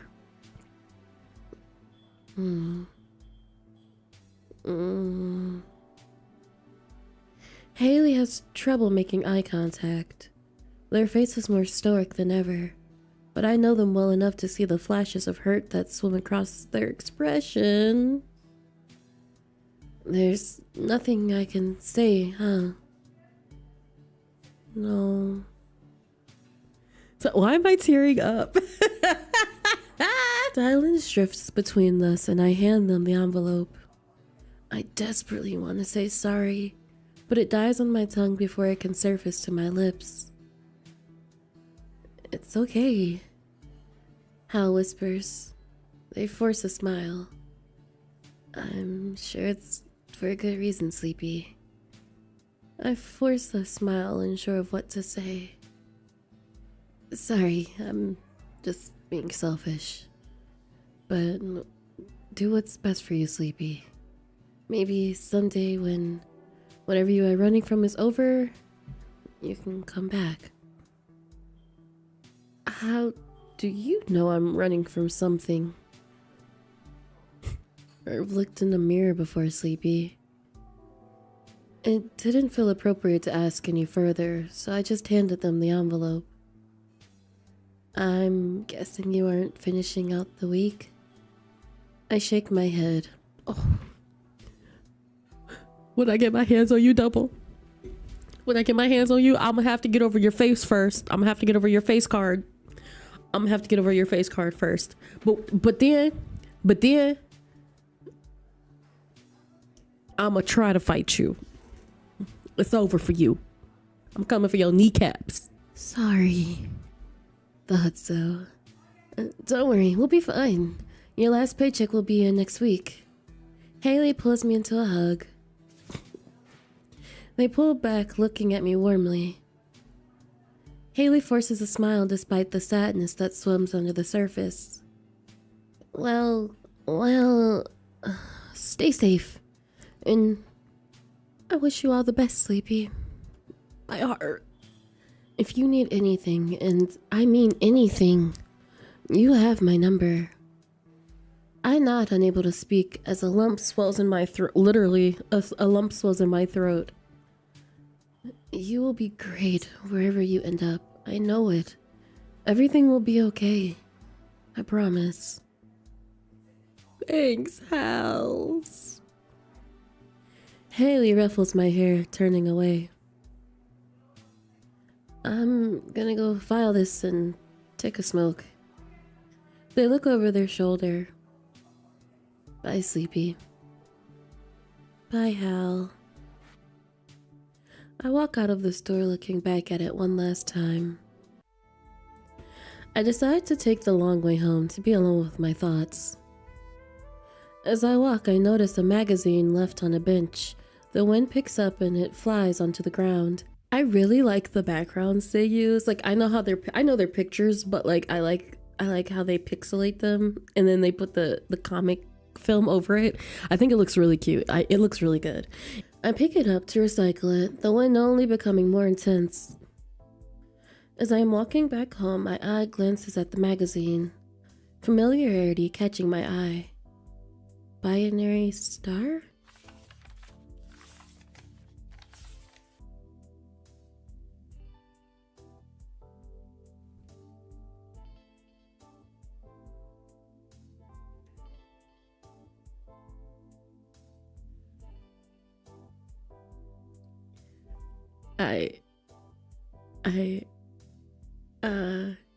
You know, it's really odd because why am I attracted to Ray? But Binary Star makes me go, eh. Why is that a thing? Do I like a tired man? Maybe. I will shine against any darkness. Inside the dazzling world of Binary Star, new city, new ways to shine. Exclusive interview with Binary Star. Binary Star adorns the cover splayed across like a Greek god. I guess that Luke guy was onto something. Ray really does look similar to Binary Star. He does, and I don't know why like if this was Ray, all over it, drooling. But Binary Star, I'm like, eh. They could be cousins. If Ray had those red eyes, it could even be brothers. Binary Star bright red eyes were unsettling to me no matter how hard his smile shined. I couldn't deny that the cover was attractive, right? Like if I just, ooh, let's put Z's head on it. Ooh, I will be acting up. Please don't do that to me. Please don't do that to me. Do not give me, don't give me a fine Z, because I'm gonna have to leave. I'm gonna have to leave the room. I glance at the headline. Inside the dazzling world of Binary Star. Inside the dazzling world of Binary Star. Curiosity gets the better of me and I flip through the interview. From Binary Star's time fighting for world peace to his new city, our favorite hero tells us everything. Everyone's favorite hero has moved home base and is more popular than ever. From posing for the newest names of Vogue to defending cities from alien attacks, Binary Star's brilliance never seems to fade. Today, we had the chance to sit down and talk one-on-one with our favorite hero from the stars. Despite being everyone's favorite hero, you seem to have been taking on a new look recently. This new, dangerous and dare I say sexy look is driving fans wild. Can you tell us what inspired this change? Binary Star. Binary Star gives a polite laugh. Well, I wanted to show a new side of myself to the fans. I want people to understand that us heroes aren't just robots. We are human too. Oh no, Ray! Ray! I enjoy my time off. I drink black coffee almost every morning. I've been thinking of adopting a cat. I find happiness in a lot of things that others may call boring. I just call them normal. I'd say your newest cover on Hero Fair is anything but normal. First your dangerous stunt with Blaze, now this cover. Fans are saying that you are taking on a more sexy and edgy look to appeal to a more mature crowd.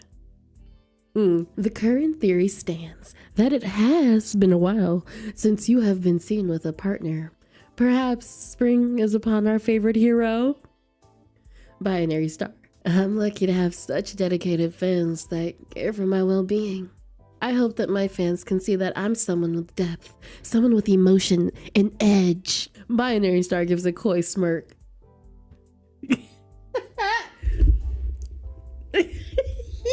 Although I can't say mine change was inspired by a special someone. Suddenly, the ground begins to shake. What? Is an earthquake happening? My footing becomes uneven as the ground is jolted in every which way. I hear a scream in the distance. Ah! Suddenly smoke rushes, encapsulating everything. I attempt to run, but can only get so far before a giant, unearthly black shadows take form. It dawned on me what was happening. Some ungodly monster was attacking the city. The aliens. Horrible creatures that destroy everything they touch. And it's probably the government.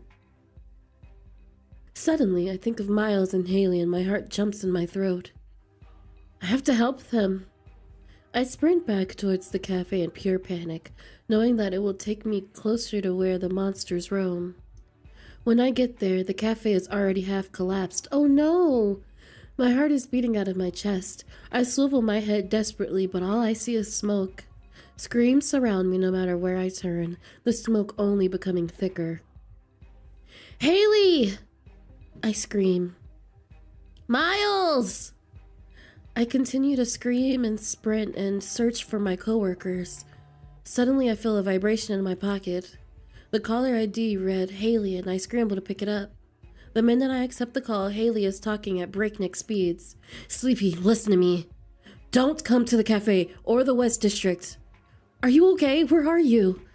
Miles and I are safe. The minute I felt something was wrong, we hightailed it out of there just in time. Where are you? The ground shakes so violently that my phone drops to the ground. I crouch down to find it. Smoke fills my lungs, burning them. As I am crouched down, the ground starts to shake with increasing violence, so much so that I am unable to get up. I look up. A dark shadow lurks near me. I can't help but to stare at the horrific creature. Alien, destructive, death. My body shakes at the sight. I crawl behind a displaced facade. It lurks closer. I try to stop myself from shaking, but it is futile. As the giant form lurks near me, I cover my mouth to keep myself from screaming. It pauses. A scream farther away caught its attention. The ungodly creature lumbered towards the sound, crushing and destroying as it went. I tried to get up, to run, to save myself, but my knees faltered, plummeting back towards the ground. Excuse me. I hear a voice behind me and turn around.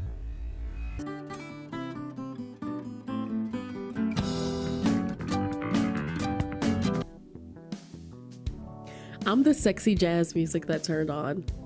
That was wild. Do you need help? I look up to see a hand reaching towards me. A hand connected to the body of the hero I saw in a magazine not 30 minutes prior. Binary star? He smiles. Yes? Before I can stop myself, I blurt out my first thought. You look different in person. He seems unsure of what to say, but flashes a dazzling smile. I'll take that as a compliment. Oh, sorry, I didn't mean it as an insult. I can hear the screaming in the distance, but I'm flirting with this hero right now, so that's all that matters. I look past the hero and see someone being picked up by a large creature. Maybe you should help them? His gaze doesn't falter from me. My sidekick will take care of it. Okay. Let me help you up. I take his hand and the hero helps me to my feet. I lean on him a bit as my legs were still wobbly. Oh no, he actually is really cute in his hero outfit. Oh no, am I Ray. This isn't good. It's not good. You don't seem like you will be able to walk. Before I can protest, the hero lifts me up bridal style with ease. It looks like I'll have to airlift you out. Oh wait, binary, Mr. Stark, there are other people that probably need your help more. My legs are probably fine now, I can just run. Oh. I apologize. I'm sorry, I apologize. He looks down at me and does not answer. The uncharacteristic expression disappears as quickly as it graced his face. He is funny. Customer service face. Oh my god. Oh, child. Lift him to the air, traveling at fast speeds, his red cape flowing behind him. After a few minutes, Binary Star lowers me onto the ground. There we go. How are you feeling? You just ignored me. Confused? Overwhelmed? He hovers close, glancing around my form. Are you hurt at all? No, I'm fine, I think. A silence drifts between us. Shouldn't you go help those other people? Thanks for your help, Mr. Star. He smiles brightly. No problem at all. Another small silence drifts between us. I clear my throat awkwardly. I suppose I should leave then. I blink. His tone made it feel like a trick question. Yeah, I'm not sure how much heroing you will do here. This far away seems pretty safe, aside from that smoke. Once the aliens are gone, the smoke will clear up. Just stay inside and try not to breathe too much of it in. Yes, sir. I look around and started. Him in the corner of the screen like this is actually he looks actually terrifying. I like how his mask is right where his bags are, so you can't see his bags. I look around and start in the surroundings from the first time since we landed. This area looks really familiar. What's your name? I'd love to take you out to... Oh, it's my neighborhood. Oh, my apartment is right there. That's so lucky I don't have to call a cab to get home. Binary Star looked a bit awestruck. I cringed, realizing that I just interrupted him. Oh, sorry, what were you saying? It's nothing. Okay. Well, I should probably go inside then and not distract you from your hero duties. Thanks again, Mr. Star. I give a small wave goodbye while walking towards my apartment, and he's probably staring at me go up the stairs. I hate to see you go, but I love to watch you leave. I enter my apartment, tossing my stuff onto the counter. I send Haley a text letting them know I made it home safe. Switching on the TV, I flip to the news station. On the news shows flashes of light and color as the heroes battle the long-legged aliens. The street signs of the cafe flies across the screen, slamming into one of the creatures. It suddenly occurs to me that Ray could have been in the area. My husband! I scramble to grab my phone. The phone rings a bit and goes to voicemail. Hi Ray, this is... The phone begins to vibrate in my hand. It's Ray calling me back. I quickly answer. Hi! Hey, Sleepy, you called? Yeah, I'm not sure if you heard the news, but stay out of the West District today. There's a silence on the other line, and I thought I heard a scream. Ray? Oh, you see how his text is just Binary Star's text now? I'm scared. Yeah, oh. Sorry, I must have spaced out. I heard the news. I'll be sure to stay out of the West District. A large crash resounds in the background of the call. Is everything okay? Yeah. Why? I just thought I heard something. Is that so? Yeah, it was like... I glanced up at the news program. On the live screen, in the background of the news report, showed national hero Binary Star talking on his cell phone. Hello? Is Sleepy? Binary Star's mouth movements lined up perfectly with Ray's voice through the screen. My mind didn't believe what it was seeing. Why? I partially already knew. I already knew, but why am I like having like a... I'm shocked as she is. Why am I as shocked as she is? Hi. Are you doing okay? You seem kind of off. The movements of Binary Star's mouth matched up perfectly with Ray's voice on the phone.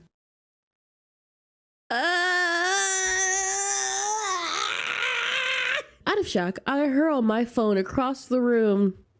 It slams into the wall, the screen going black. I see Binary Star, no, Ray, mouth my name on the TV program first, confused, then concerned. Ray mouths my name one more time in the phone. He then puts his phone into his pocket. Half a second later, a cloud of dust remained from where he once stood. Some part of me knew that it would be a matter of minutes until he was at my door, and I needed to get it together. I need to get it together. I grabbed my jacket and keys, running outside as fast as I can. My heart was beating 1,000,000 miles a minute, and I knew I needed space for my thoughts to process what I just discovered. I sprinted from my apartment building. Once I knew I was in the clear, my gait slowed. Let's think. My heart pounded in my chest as I walked the lonely residential streets. National hero, Binary Star, is without a doubt Ray. A guy who orders black coffee and always looks tired. They just seem nothing alike. But I can't deny that Binary's interview in the magazine had the same interest as Ray. I mumbled to myself. Binary Star is always smiling. To the people, he is a shining example of patriotism, courage, and kindness. Ray, on the other hand, he's a cynical bastard that I love. Looks like he would willingly jump off a bridge at the slightest inconvenience. Ray, no! And it's so true. Ray said, "Oh, you giving me the out?" Oh my God, I love him. I continued to walk, making my way deeper into the suburb. Binary Star is so optimistic and charismatic, but Ray seems like every sentence he utters takes a week off his life. It's such a mood. If I didn't see it myself, I truly wouldn't have believed it. I stop in my tracks, a realization coming back to me. The Binary Star that saved me, his eyes weren't red. His eyes were deep black, just like Ray's. I buried my face into my hands and groaned. Have I really just been flirting with Binary Star this whole time? The situation is just so fucking weird. Oh! Double! Jesus! Oh my God! Oh my God!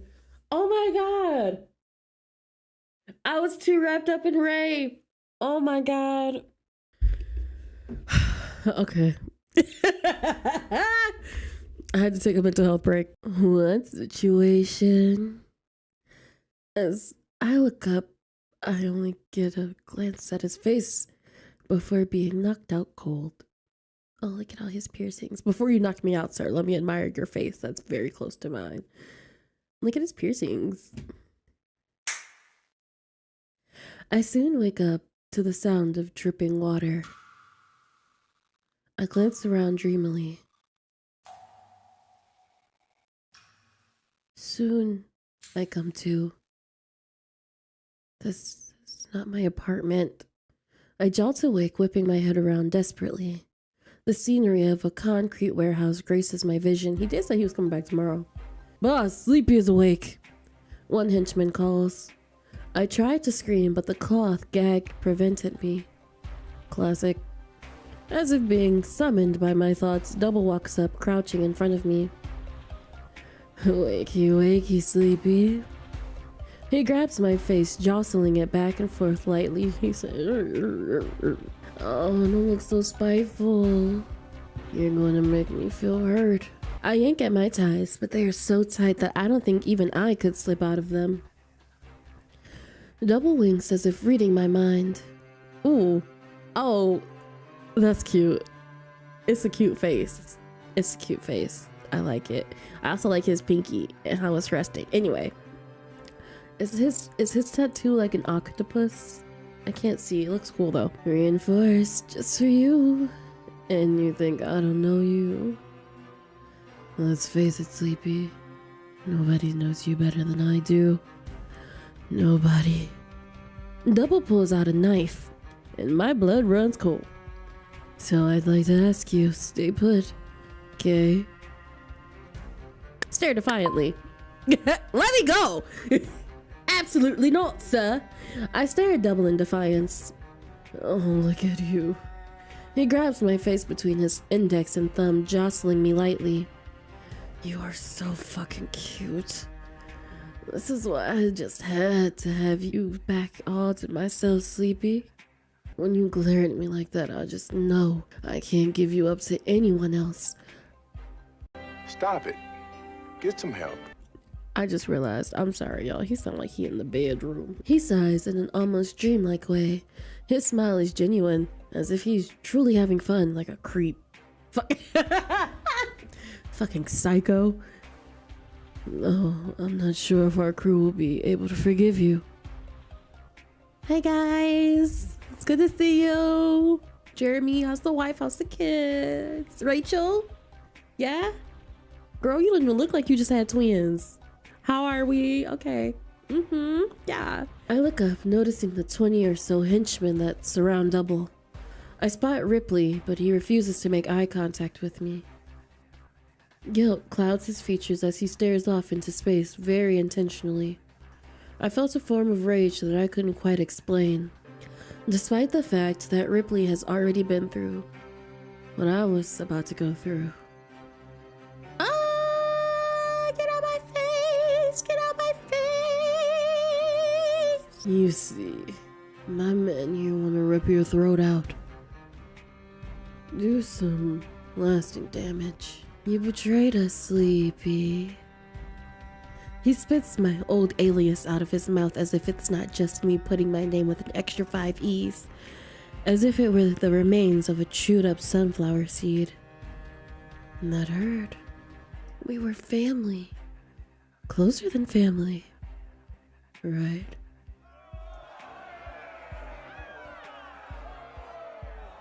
Whatever! All of the henchmen shout agreements. It was obvious that the rage had been worked up by Double for months at this point. And now they want to get even. I tried to stop my body from shaking, but it was in vain. His attractiveness. And it could just because Ray is here. Double catches my feeble attempts and smiles. Evil. Intentional. Now, night crew. What do we think would even the scales? An eye for an eye, right? What our little Sleepy did to us is a betrayal that will never heal. So, I would like to encourage something that is also lasting. So our dear Sleepy will never forget their betrayal of the crew. Double laughs, glancing at me. Poetic, don't you think? The henchman gets eager. I see a fair amount of faces in the crowd that I haven't seen before. And some faces I used to know are gone. I can't suppress the shiver that runs down my spine at the thought of what could have possibly happened to them. So, men, what would even the scales? A finger! No! 2 fingers! No, a finger! I would be a terrible person to kill. I would be so unserious the whole time. Oh my god. I'd be in there like, nah, just that's crazy. 2 fingers? What's up to stakes with about 3? And they're like, yeah. They're like, hold on, wait, what? I would be absolutely terrible. You gonna kill me anyway? I may as well be a menace. You about to off me anyway. I may as well be a menace. What? I may as well be a menace. A henchman shouts. The excitement in his tone makes my blood run cold. 2 fingers. I'm glad that I'm a genius. 2 fingers. The men laugh at the casual one-upping, as if the reality of my fingers weren't at stake right now in front of them. I fight against my own brain that so desperately wants to disassociate. Girl, you better kick. Oh, Sleepy, you are so popular. Looks like they want any part of you. Double laughs, genuinely enjoying my fear and the chaos. The crowd goes wild and my stomach churns violently. So, we have our conclusion then? The men cheer. He holds up his hand and the knife is replaced with the larger machete. Ripley, bring the ice. Double turns to me smiling. So here's the deal, honey. He unwraps my ties, grabbing one of my wrists and slamming my hand down on the cinder block in front of me. I would have been all talk until now. All talk until now. I'm gonna cut 2 fingers off. One of them I'll keep for myself as a little token of penance for what you did. The other I'll give back to you, all nicely wrapped up in an ice bag. I'll even let you choose which finger you want to keep. Can I keep my middle one? I want you to have that decision because I love you. Then you'll be free to desperately search for an ER to reattach it for you. Just like I desperately searched and searched for you. He leans back, a shallow smile on his lips. He folds my fingers, except for my index. Don't squirm so much. If I mangle it or make the cut too low, they won't be able to reattach it. He touches the cold knife to my finger, making a small cut where he plans to aim for. Can you at least cut like just the tip? I can go around with just the tip. We could do a lot with just the tip. My stomach twists. I attempt to look away, but his hand with the machete quickly moves to my face. He grabs my jaw, forcing my face back into its original position. No. Don't you dare look away from me. From this. You have to witness the loss of something valuable just like I did. If you close your eyes, I will take another finger for good measure. Tears begin to streak down my face. Oh, Sleepy. Oh, it's okay. Double coos, stroking away some tears before moving back to my wrist. Don't cry, honey. This will be over before you can blink. The tears refuse to stop as I begin to sob out of fear. I'll take care of you nicely throughout the healing process. I promise. He leans forward, placing a few kisses to my tear-stained cheeks through his mask. Get off me. He then leans back with a wide smile under his mask. I shake, knowing what was coming next. He raises the large knife in what feels to be slow motion. So, I know this isn't gonna end well. You know this isn't gonna end well. We know this is not gonna end well, and we about to see this man act crazy. He about to act out. What the fuck do you think you're doing? Ray? I look in disbelief. Ray! I'm literally kicking my feet. I don't know what it is about him in this style. This is my boyfriend. This is my boyfriend, y'all. I can't, like, I don't, like, we have 3 kids. Actually, this is my husband. We have 3 kids, a white picket fence house. We live right next to the ocean, but we got that fence so the kids stay safe, you know. We got to make sure the kids are safe. We got a wraparound porch. The house is Mediterranean, open air style. The palette in the house is magnifique. Oh, yeah. We're working on the 4th. Ray! I start to yell under my mouth gag. Double is going to kill him if he stays here. Did we forget already? I panic, but my screams are stopped by the gag that wraps around my mouth. Double becomes annoyed and grabs my face violently, looking at me square in the eye. I become silent at Double's stare. Ray seems incredibly upset. Let it go. Ray glares at Double, who just laughs. This isn't a good idea. He gets up, facing Ray, who steps closer. I'm sorry, who the fuck are you? I'm adding my own dialogue because I feel like this is how it should go. Ray just stares, the same deep glare adorning his face. Look, for your own well-being, I advise you to just move along. You are interrupting a pivotal moment here. Let go of Sleepy. Now Double looks ticked off. Let me take Sleepy and go. Then you and your cronies can be free to do whatever you do. Double laughs without humor. Fine. You want to stick around? Don't tell me I didn't warn you. Ray's stern voice cuts Double. I don't think you heard me properly. I said, fuck off. Ray's eyes flash a familiar red. A red glow I had seen adorn posters and news programs for years. Double laughs. Oh, you've got to be fucking kidding me. Double turns to me incredulously. Okay, I didn't know. Listen, I didn't know. You can't come for me. Don't judge me. He's better than you. Maybe. Heavy on the maybe. This is your watchdog. Fucking binary star. Double paces, clearly frustrated. Sorry. Out of everyone, this is your hero boy toy. God damn it. Ray just stands there, glowering at Double. Ray shoots a glance at my face and his expression becomes more furious than ever. Fine, whatever.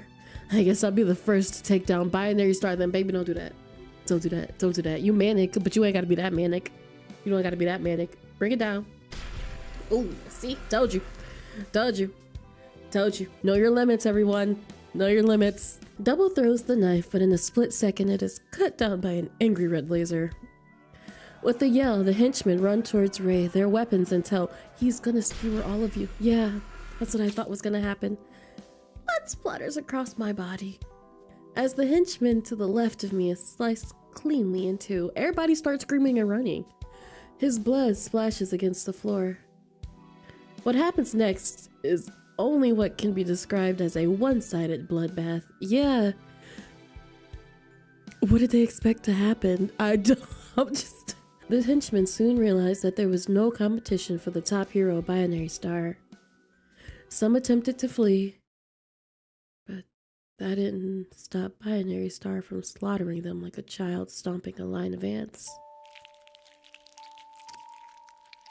As I sat tied up, severed body parts dropped to the ground like piñata party favors.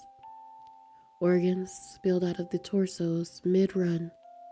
They splayed across the ground with splatters that made my mind go numb.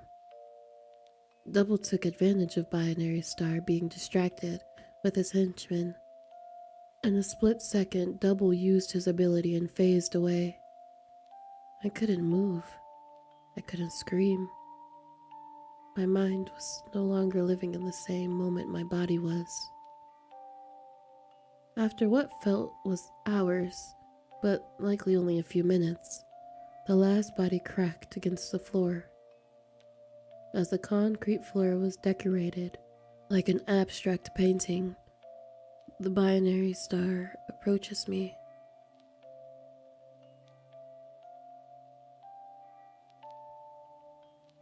Oh no, not the blood falling. It's dripping. The blood is dripping.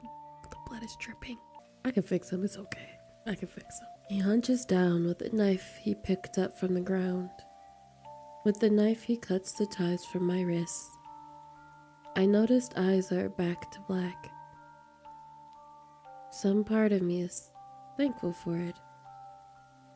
But like a gun with the safety on, I feel so relieved as I can, knowing that danger is only an impulse away. Sleepy. Are you okay? I can see him saying something in a far-off place, but my brain does not register. Sleepy. He brushes my cheek with his sleeve. I can feel the wet being smeared off. I exist in a different world at this point. I can't even feel my beating heart or my uneven breath. I I simply know that they are without me. That is all. I look at his face, smeared with death. He has a peculiar expression, something I can't quite place. Don't worry, we are going to get you home. As he says my name, I try to respond, but no words surface. Do you think you can get up? Like a puppet, I try to follow his words, but the minute I stand, the world spins and I plummet towards the darkness.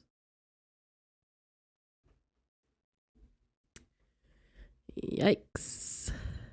I wake up with a start. Seeing my roof, feeling my bed sheets help to ground me. When did I change into my pajamas? He probably had to wash the blood off of us. Oh, I helped. Is he in bed with me? I yell in surprise, whipping my head towards the window. Boo. Ooh. By the window leaned a casual Ray.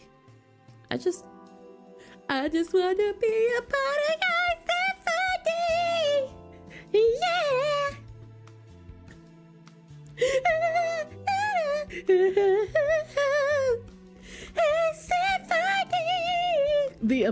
How can forget it. They tried to kill me first. He smokes a cigarette, blowing the smoke out of the window. Not him doing black coffee and cigarettes. They wrote that song just for my man. We look at each other in silence for a minute before he speaks up. You slept pretty deeply. You're out of it. It would probably be best if you got some more sleep. My body shakes at the memories that swarm me. Does that mean it wasn't a dream? You weren't dreaming. Did he just read my thoughts? Sorry, it's a bad habit. I touch my face. There's no blood on it. How? Ray grimaces and blows some smoke out of the window. You don't remember taking a shower when you got back? Oh no, I was so traumatized. I was just on autopilot. I shake my head slowly, feeling confused. Some distant memories start to return. It'll all probably come back with enough rest. Just try to take it easy for now. I try to find the proper response, but words don't formulate. I nod. Ray sighs. Can I come over there? You can come wherever you want, Daddy. Wherever. Oh wait, that didn't sound right. I slowly nod again, unsure if I'm completely minted. Ray pushes himself off the wall he was leaning against. He places his cigarette in the ashtray and turns towards me. Ugh, I love this man. He approaches me and I can't help but to flinch. Oh. He carefully sits down at the edge of the bed and I can't help but to scoot further away from him. I just want to say in-game Sleepy has better morals than I do. But then again, I didn't see 1,000 people get slaughtered, so sorry for what you had to see. I didn't want you to see me like that. See you acting like a psycho murderer? Thanks for saving me. Yeah. That was honestly a nightmare. I don't think I'm going to get over that for like most of my life. And to be honest, I'm probably at least a bit traumatized. Ray avoids eye contact. He looks uncomfortable. I'm sorry for showing you that. I just wasn't thinking. I panicked, which is new for me. It wasn't pleasant, to say the least. I don't think I'm going to be able to rid my mind of that carnage for a long time. But without you, I'd be forever at the whims of Double. Or I'd be dead. Even if I survived and he took me, long enough at the whims of Double, and I'd be dead. Either way. So, thanks for saving me, Ray. Ray gives a small, sympathetic smile. I smile back wide, trying to lighten the atmosphere. Or I guess I should say the top hero binary star. We gonna talk about that, babe?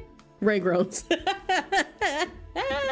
Yeah, I was kind of hoping that being binary star was something you would never piece together. You don't seem completely different from your hero persona. Ray gives me a leveled look. That guy and I have nothing in common. I can't get over them saying that he looks like he just wants to end it all, which is true. Well, either way, I think I like Ray better than him anyways. Ray smirks. That's a first. I opened my mouth to reply, but I am cut off by a dull pain in my jaw. What was I doing? Oh yeah. Ow. I rub it, realizing it's the place where Double grabbed me before. Ray comes closer, and I let him. Let me see. He softly... I know he just killed a lot of people, but like, he's not that bad. He softly turns my face so he can see where the pain was originating from. His face falls into a deep frown. I don't think you want to look in the mirror for a couple of days. A couple of days? Jesus. I need to go grocery shopping. What? To buy more mac and cheese?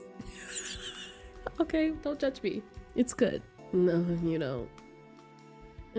What? It's best if you stay here. I'm about to protest, but Ray firms his voice a little. I haven't found double vision yet. My mouth strains into a tight line. Ray's voice softens.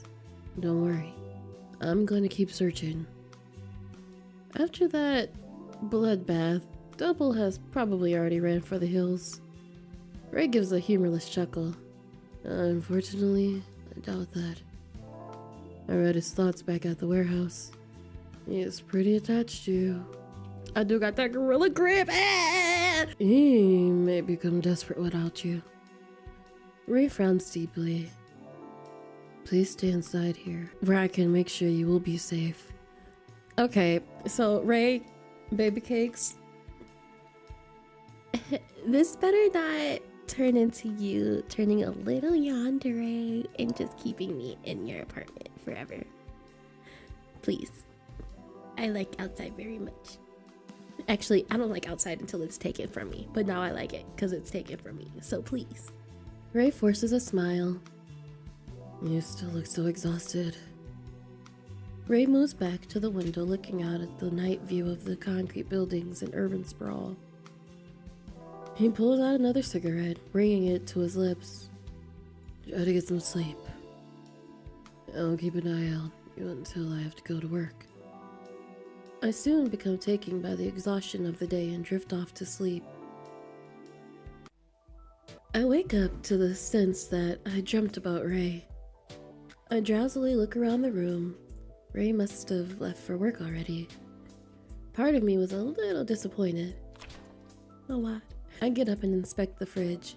It was pretty empty, so I settled on eating some leftovers. Throughout the day, I shift between watching TV programs, playing on my phone, and reading my book. After a few hours of being lazy, I can feel the exhaustion setting in. The sun is beginning to set. I decide to do some stretches to keep the blood flow in my legs.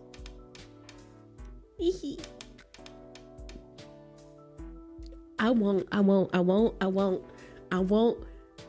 already I don't even know why I'm fighting it. When I glance to where the noise is coming from, I notice a small black cat at my window. Oh, it's a catty cat. How did a cat get 5 stories up? I immediately open up my window and grab the cat, bringing it into the apartment. Oh, he's quaint. It's green. That's cute. Oh my god, what were you doing out there, kitty? The cat wiggles in my arms and I let it down into my apartment. The cat wanders around the apartment, sniffing everything its small nose can reach. I sit on the bed watching the cat. When the cat finishes whatever rounds it was making, it stares at me curiously. Do you want to play? I dig in my closet to find the basket of cat care items that I probably should have given away ages ago. I pull out a feather toy and crouch down in front of the cat. The cat stares up at the feather toy with an unamused look. I bounce the toy up and down, but it fails to interest the cat, who just rubs its paws against its face instead. I try a few more toys, but the cat seems amused with my frustration. Rude. Eventually, the cat turns around, stretching up towards my bed. You want to get up there? I ask carefully, picking up the cat and placing it on my bed. Oh, cutie. After sniffing around a bit, the cat lays down. It looks so comfortable, I can't help but yawn as well. I decide to follow suit, laying down onto the bed, blanketed by the rare, warm sun. The cat gets up and moves over to me. The cat curls up next to me, its soft warmth comforting me. Oh, it's your baby. It's just a baby. How did you get here, kitty? You must be pretty agile to find your way up 5 stories. I mumbled to the cat. The cat gives a soft meow, almost looking proud of its accomplishments. As I pet and talk to the cat, it purrs in response. Between the warmth of the sun and the cat curled up next to me, I soon get tired and my eyes refuse to open. I can't help but fall asleep with the cat beside me. The door clicks closed and my eyes drift open. Still tired? Oh my god, what is that? Oh my god! What is that? I think I like tired Ray. Why did my lip raise like that? Dang. Ray walks in with full hero attire on, carrying a sizable duffel bag. His expression looks more exhausted than usual. Part of his hero outfit is ripped in different areas. I grimace at the particularly nasty slash on his side. Ray follows my eyes and covers the slash with his arm. I like how he smiles in this form, like he's not. It looks worse than it is, I promise. I get up to take a closer look, but Ray quickly takes a step back. No. I rushed back here to check on you, so I haven't taken a shower yet. Excuses. Oh, sorry, I didn't mean to. No, it's okay. I just can't guarantee I don't smell entirely horrible right now. Do you want to shower here? Oh, do you mind? No, I don't. I was just stopping by here to make sure you were doing okay. I was gonna head to mine and come back here later, but I guess that would save me a trip. Yeah, feel free. There should be some fresh towels in the bathroom. I look at him. I don't think you will fit in my clothes though. Ray drops his duffel bag on the ground. No worries. I always take extra clothing to work. Never know what's gonna happen next, right? I push out the memories of the carnage from my mind. Yeah. Ray, surely sensing what I was thinking, looks somewhat awkward. He forces a smile. Ooh, his hero smile is terrifying. I'm going to... He gestures towards the bathroom. Yeah, of course. She's better than me. He's so out to be like, you want me to come help you? I can scrub your back. You look tired. He saunters towards the bathroom. A couple of seconds later, Ray speaks through the door. Sleepy? Yeah? I approach the bathroom door. Do you mind helping me with something? It's nothing weird. Sure. Do you want me to come in? Yeah. Oh, poor baby. This was supposed to be sexy, not sad. Look at those hips, though. Hey, Mia. Poor thing. Look at all his scratches. I open the bathroom door to see Ray hunched over the sink. The top part of his jumpsuit is off and his hair hangs partially wet. I eye the gash at his side, red and angry looking. I can't reach the top of that well. Do you mind cleaning it? Ray looks awkwardly away. You can say no if you want. I'll just wash it in the shower water and hope it's good enough. What were you fighting? Ray grimaces. He knows what I'm getting at. A crawler. The type of alien that you saw before. Their attacks are becoming more frequent. And it is destroying the city. Okay. I walked towards Ray and grabbed the bottle of hydrogen peroxide from his hands. I cleaned the wound as thoroughly as I could. Ray doesn't even flinch at the touch of the hydrogen peroxide. He sighs. Thanks, Sleepy. This is hurting my heart. No problem. I stand awkwardly, trying not to stare at Ray's undressed upper half. I'm gonna take a shower now. Oh, right. I'll get out of your hair that I really want to touch. Cutie pie. As I open the door, it suddenly closes by a weight behind me. I turn around and see Ray looming over my body. Ooh, don't do it. Okay, hey babe. Okay, I'm okay with that. He stares intensely, his face coming ever closer. He pauses just as his breath drifts across my face. Ray lifts a hand to my face, brushing his thumb across my cheek. I'm holding it together, guys, I'm fine. He then holds up a small black hair that must have been sitting on my face. My face heats up. There was a cat in here earlier and... A cat? On the 5th floor. I blanch, unsure how to explain it. Hey, babe, your yandere is showing. Your yandere is showing. Maybe a neighbor let it out? A silence drifts between us. Some dark emotion shifts under Ray's eyes that I can't quite place. I glance down at the gash on Ray's side. Oof. The red is starting to bloom and run. Was that too rough? Does it hurt? Before I can process what is happening, Ray grasps my wrist, pressing it deeply into his side. Baby! That is not sanitary. I can feel the bandages grow damp with blood under the pressure of my hand. He looks at me, completely expressionless. His dark eyes seemingly bottomless. We just went from one toxic to another, but this one is like a little less toxic.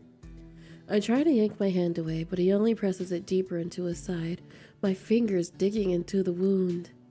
Stop! I yelp, beginning to feel a bit sick by the flesh slowly being parted by my fingertips.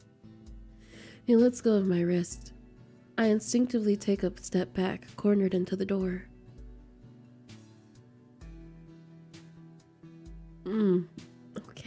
Okay, you ain't gotta yell at me though. You don't have to yell at me. No, Sleepy. Nothing you do will ever hurt me.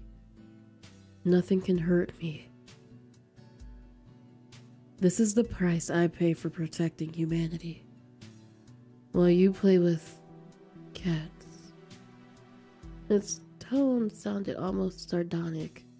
I wasn't really sure what he meant. I try to search his face, but it remains expressionless. Ray's cool gaze never once leaving my own. So, are you joining me then? I went from feeling like really sad to like, okay. Please. I need some slippy socks. Ray reaches to the shower, turning it on. You seem to take your sweet time leaving, so I assume you want to shower or something. I do. A smirk drifts across Ray's face as he starts to pull down the rest of his jumpsuit! And it says loosely on his hips, Ray, please! I'm not! Oh my god, okay. I'm a grown woman. Asshole. I mumble leaving the bathroom. Ray chuckles oh my god. I mumble leaving the bathroom. Ray chuckles as the door clicks shut. Jerk! I can hear Ray give a tired sigh as the shower water hits his body. Having the nation hero binary star in my small apartment felt surreal. The high standard set for all heroes past and present, currently in my shower. Not as binary star, but as Ray. The same Ray that would stop in for black coffee looking like he hasn't gotten an ounce of sleep for at least a week. The same Ray that would skeptically try a green latte when carrying my groceries for me. To be honest, I wasn't exactly sure how to feel. They seemed like two completely different people, yet the evidence was clearly in front of me. I agree. They did a really good job at making your brain... I'm sure they didn't make your brain do anything, but they did a really good job at making your brain kind of like separate the two very well. That you're like, this is Ray. This isn't Binary Star. This is Ray. I love it. Great writing. Who are you, Binary Star? The sun continues to set, a brilliant red, closing in on nighttime. Soon enough, Ray steps out of the bathroom, clothed in a comfy sweater and jeans as normal. Have you eaten? He glances at me while drying off his hair with the towel. I shake my head. No, I'm not too hungry. You should eat at least something. Your body's been through a lot. I'll order you some food. Yay! You know, rich boyfriend aesthetic. I'm here for it. Wow, my hero! Oh, he blushed! A little smirk plays on Ray's lips. And don't you forget it, Star. I'm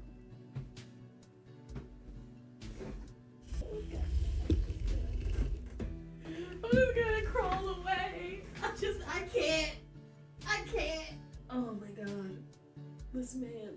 What a man, what a man, what a man, what a mighty good man. Get it together, Sleepy. What kind of food you like? I shrug. Maybe something comforting? Ray chuckles. Catch. He tosses me his phone and leans against the wall. Don't lean on the wall, baby. Come over here. Come over here. Let me whisper in your ear. I can tell you secrets, you know. Get whatever you want. Whatever I want, huh? Maybe I'm feeling like some Wagyu and lobster. I peek up at Ray, who just smirks down at me. That's my type, nigga. That's my type. I'm fine. I'm okay. I can do this. Say it with me, sleepyheads. Sleepy bug, you are a grown woman. This fictional fine man cannot hurt you. Okay. You trying to scare me? Get to. I'm grown. You are no fun. I fight villains all day. A little brat like you, it's hardly enough to push my butt. I'm fine. I usually don't melt down, but Ray... Okay, that's a lie. I do melt down. But like Ray, he's a different kind of meltdown. Wow. Insults, huh? Ray laughs, brushing a hand through his damp hair. Part of me wondered how Ray would react if he found out that I was used to be a small-time villain. When he pushes his hair back, I notice his pierced ears. Kinda strange for a hero like you to have his ears pierced. You think so? Doesn't really fit the hero image. Yeah, I guess not. When did you get them pierced? Sometime when I was a teenager. I don't exactly remember when, to be honest. Went through a rebellious phase, huh? Something like that. They were so strict at the NAHA. It was hard to not be a shitty rebellious teenager at least once. A lot of people get recruited into being a hero, but you were basically one from birth, huh? I was talented like that. Did you still get to do like normal kid things? Ray's face falls for half a second before snapping back into its original expression. Of course. My childhood was pretty normal, even boring.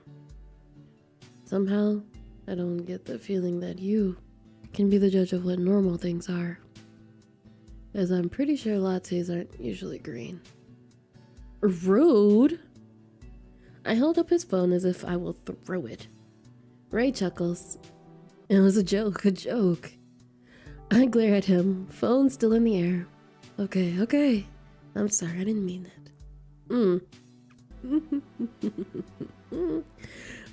I'm fine. I'm sure you had a very normal upbringing and turned out very normal from it. I lower the phone and Ray sits next to me on the bed. I hand his phone back. You didn't order anything? I can just do it on my own phone. I don't want to have you spend money on me like that. Ray rolls his eyes. I'll go out and pick you something up then. There's some food in the fridge. I'll just find something from there. Listen, the girls in the game is better to me because I'm like, thanks for Wagyu, daddy. Like, what? We don't we listen and we don't judge. Last time we were here, I had a few meltdowns. I just want to be a part of your symphony. Yeah. Can I come over there? You can come wherever you want, daddy. Wherever. Oh wait, that didn't sound right. He softly. I know he just killed a lot of people, but like, he's not that bad. A smirk drifts across Ray's face as he starts to pull down the rest of his jumpsuit. And it says loosely on his hips, Ray, please, I'm not. Oh my god, okay. Wow, my hero. Oh, he blushed. And don't you forget it, Star. I'm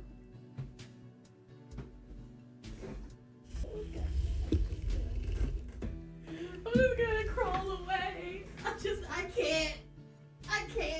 Oh my god. I peek up at Ray, who just smirks down at me. That's my time, nigga. That's my time. I play villains all day. A little brat like you is hardly enough to push my butt.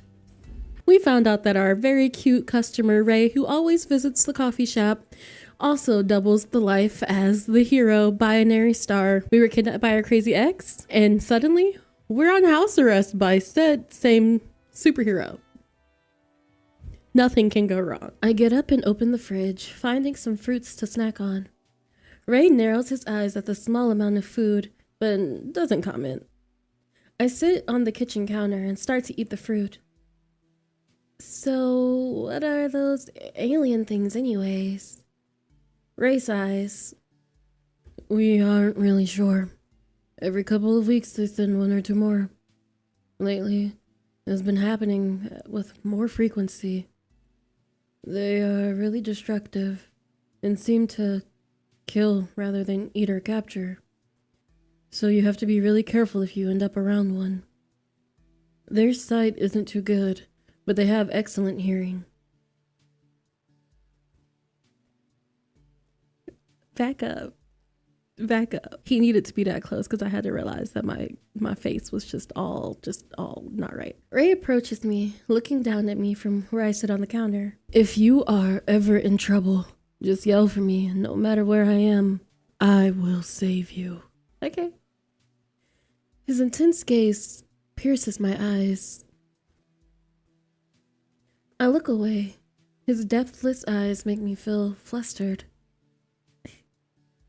He places his hand on my face, redirecting it back towards his own. I swore to you all that I would not. I'm okay. We're gonna be okay. He brushes away some fruit juice I didn't realize was on my cheek. It's never boring with you around. That's for sure. I blush, embarrassed. Get out of my face. After finishing my fruit, I throw away the container and head towards my bed, flipping on the TV. There was a special on music that has hit top charts lately. Oh, look, there's Blaze. I didn't know he was in the band. Yeah, I don't think he's in it for the love of music, though. What kind of music do you like? Ray looks at me with a smile playing on his lips. I don't know. I don't really go out of my way to listen to any specific kind of music. Okay, so I'm gonna answer it for him. He would either like really hard metal or R&B and jazz, and there's no in between. There's no in between, and I can get with that. Whatever's on the radio is fine, I guess. Really? You give me the vibe that you would be into classic rock or something. Oh, my poor baby. Are you calling me old or something? No, not at all. Good. You aren't allowed to comment on my age unless you can outrun me. I want to do it again. There's going to come a day where I can. Ray scoffs. Not on your life, kid. No melting in the chair today. Too proud. The article says my pride is what's sexy about me. I'm fine. I'm just like fangirling. I'm okay. I'm okay. You search yourself on the internet? That's embarrassing, Ray. I'd never admit something like that. That's fair. That's fair. The internet? No, not really. Magazines, sometimes when I see one with my name on the cover, it's hard not to be curious. Magazines? I take it back, you really are an old man. Ray's smile looks a little annoyed. You are such a little brat.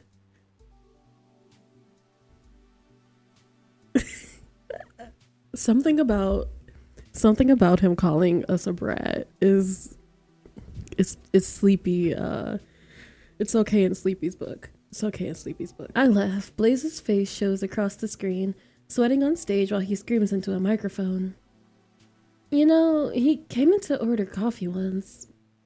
I vaguely remember your coworker mentioning it. I'm guessing Blaze wasn't there for the coffee. He wouldn't take no for an answer. He was very determined on taking me out to dinner. I'm not stupid enough to think that for someone like him an offer like that is a simple, nice invitation. I get the feeling that he's the type to feel owed after taking someone out to dinner. Blech. That's fair, he did. Ray had a deep frown. His silence was a bit unnerving. I attempt to lighten the mood. I don't know how you survived with him as a sidekick. I couldn't even survive 15 minutes around the guy. After a while, I essentially fired him. But the NAHA decided to just promote him into a hero in order to preserve my clean record. What's the NAHA? A smirk corked on Ray's lips. North American Heroes Association. You really don't know anything about heroes, huh? I roll my eyes. Do you want me to freak out over you? Oh my god! Binary stars in my apartment. I can now die happy. Ray chuckles. If it's you, I don't even mind shaking your hand or autographing your forehead. Not my forehead! Stay away. Do people ask for that?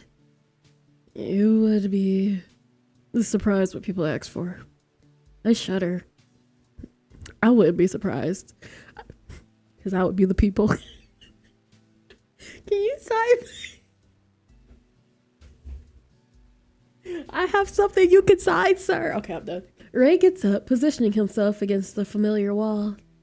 You should get some sleep. It's late and your body is probably still healing from the shock. Some part of me does feel nervous about Ray in my very small apartment. He smirks at me and I look away quickly, remembering that he can read my thoughts. Stop it. Stop reading my thoughts. He lights a cigarette. Get some sleep, Star. I'll watch over you until my shift.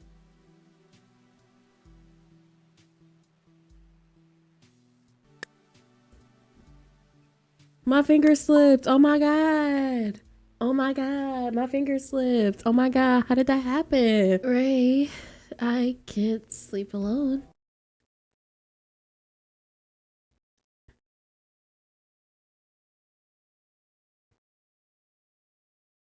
I'm scared. I'm scared to click the button. I'm scared to I'm scared. I'm scared to click the button. I'm scared to click the button. Y'all, I'm scared. Okay. Hold on. I'm crying. Wait. Excuse me. I'm too scared to sleep alone.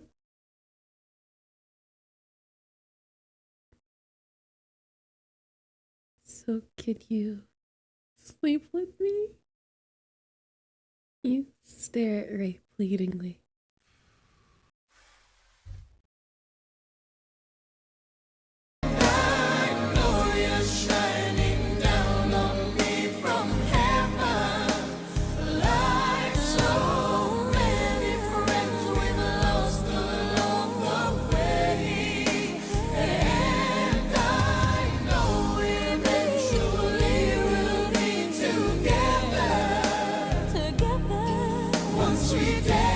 Ray sighs. He puts out a cigarette and closes the window. He approaches the side of the bed. I have to report to the office in a few hours, so I won't be able to stay all night. Just till I fall asleep.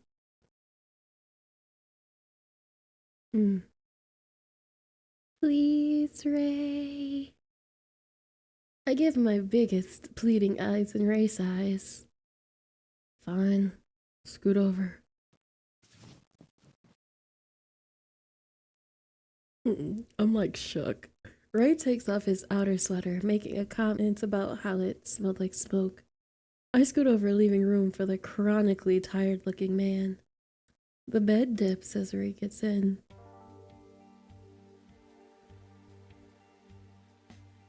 Stressed. My man is stressed. My baby is stressed. Once in the bed, he props his head up on his hand, looking down at me. He looks awkward and somewhat uncomfortable. He shifts his gaze away, avoiding eye contact. I continue to gaze up at him. He pushes my face away lightly. Stop. You are so far away. I'm so cold. We are a menace. So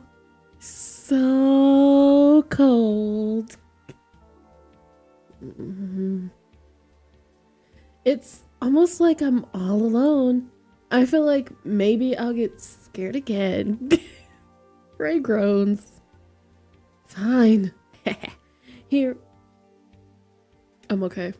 He wraps an arm around my waist, easily pulling me closer into him. His chest feels firm and warm, padded by his sweater. Okay, so he was over here flirting about telling us to get in the shower. Now you scared because I said, oh, okay. Okay. So you could dish it, but you can't eat it up. Ooh, that didn't sound right. But also, so that's what you're hiding under that frumpy sweater, Mr. Ray. It's not frumpy. Don't think shit like that when you are this close to me. Hey, it's not like I asked you to read my thoughts. It's not like I want to. It's hard not to when you are this close. Pervert. Exhibitionist. I can't take him smirking this close. I need 50 feet. I need 50 feet. I laugh out loud. Ray ruffles my hair. No. Stop being a brat and get some sleep. I muster up all the sarcasm I can. Yes, sir. Ting. I could feel Ray.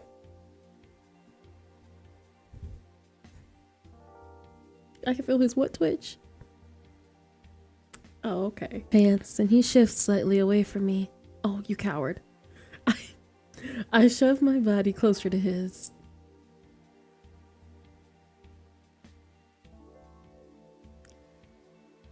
You know, I clicked it. I clicked the option and I knew because it said suggestive. I saw it. I clicked it. And here we are. This is my fault. Don't play with me, Sleepy. You need sleep. You know what I need? Yes, now go to, I think, part of your body knows what I need. Oh! Sleepy. If you keep being a fucking tease, neither of us are going to get any sleep tonight. I can't even do his voice. And that is a promise. Hold on, y'all. I gotta go back. I'm gonna do it again. I can do this. I'm a grown woman. I can do this. Sleepy. If you keep being a fucking tease, neither of us are going to get any sleep tonight. That is a promise.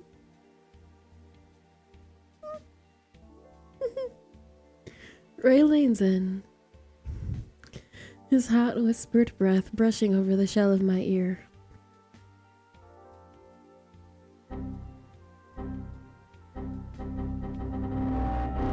You are stepping on my last ounce of self-control, Sleepy.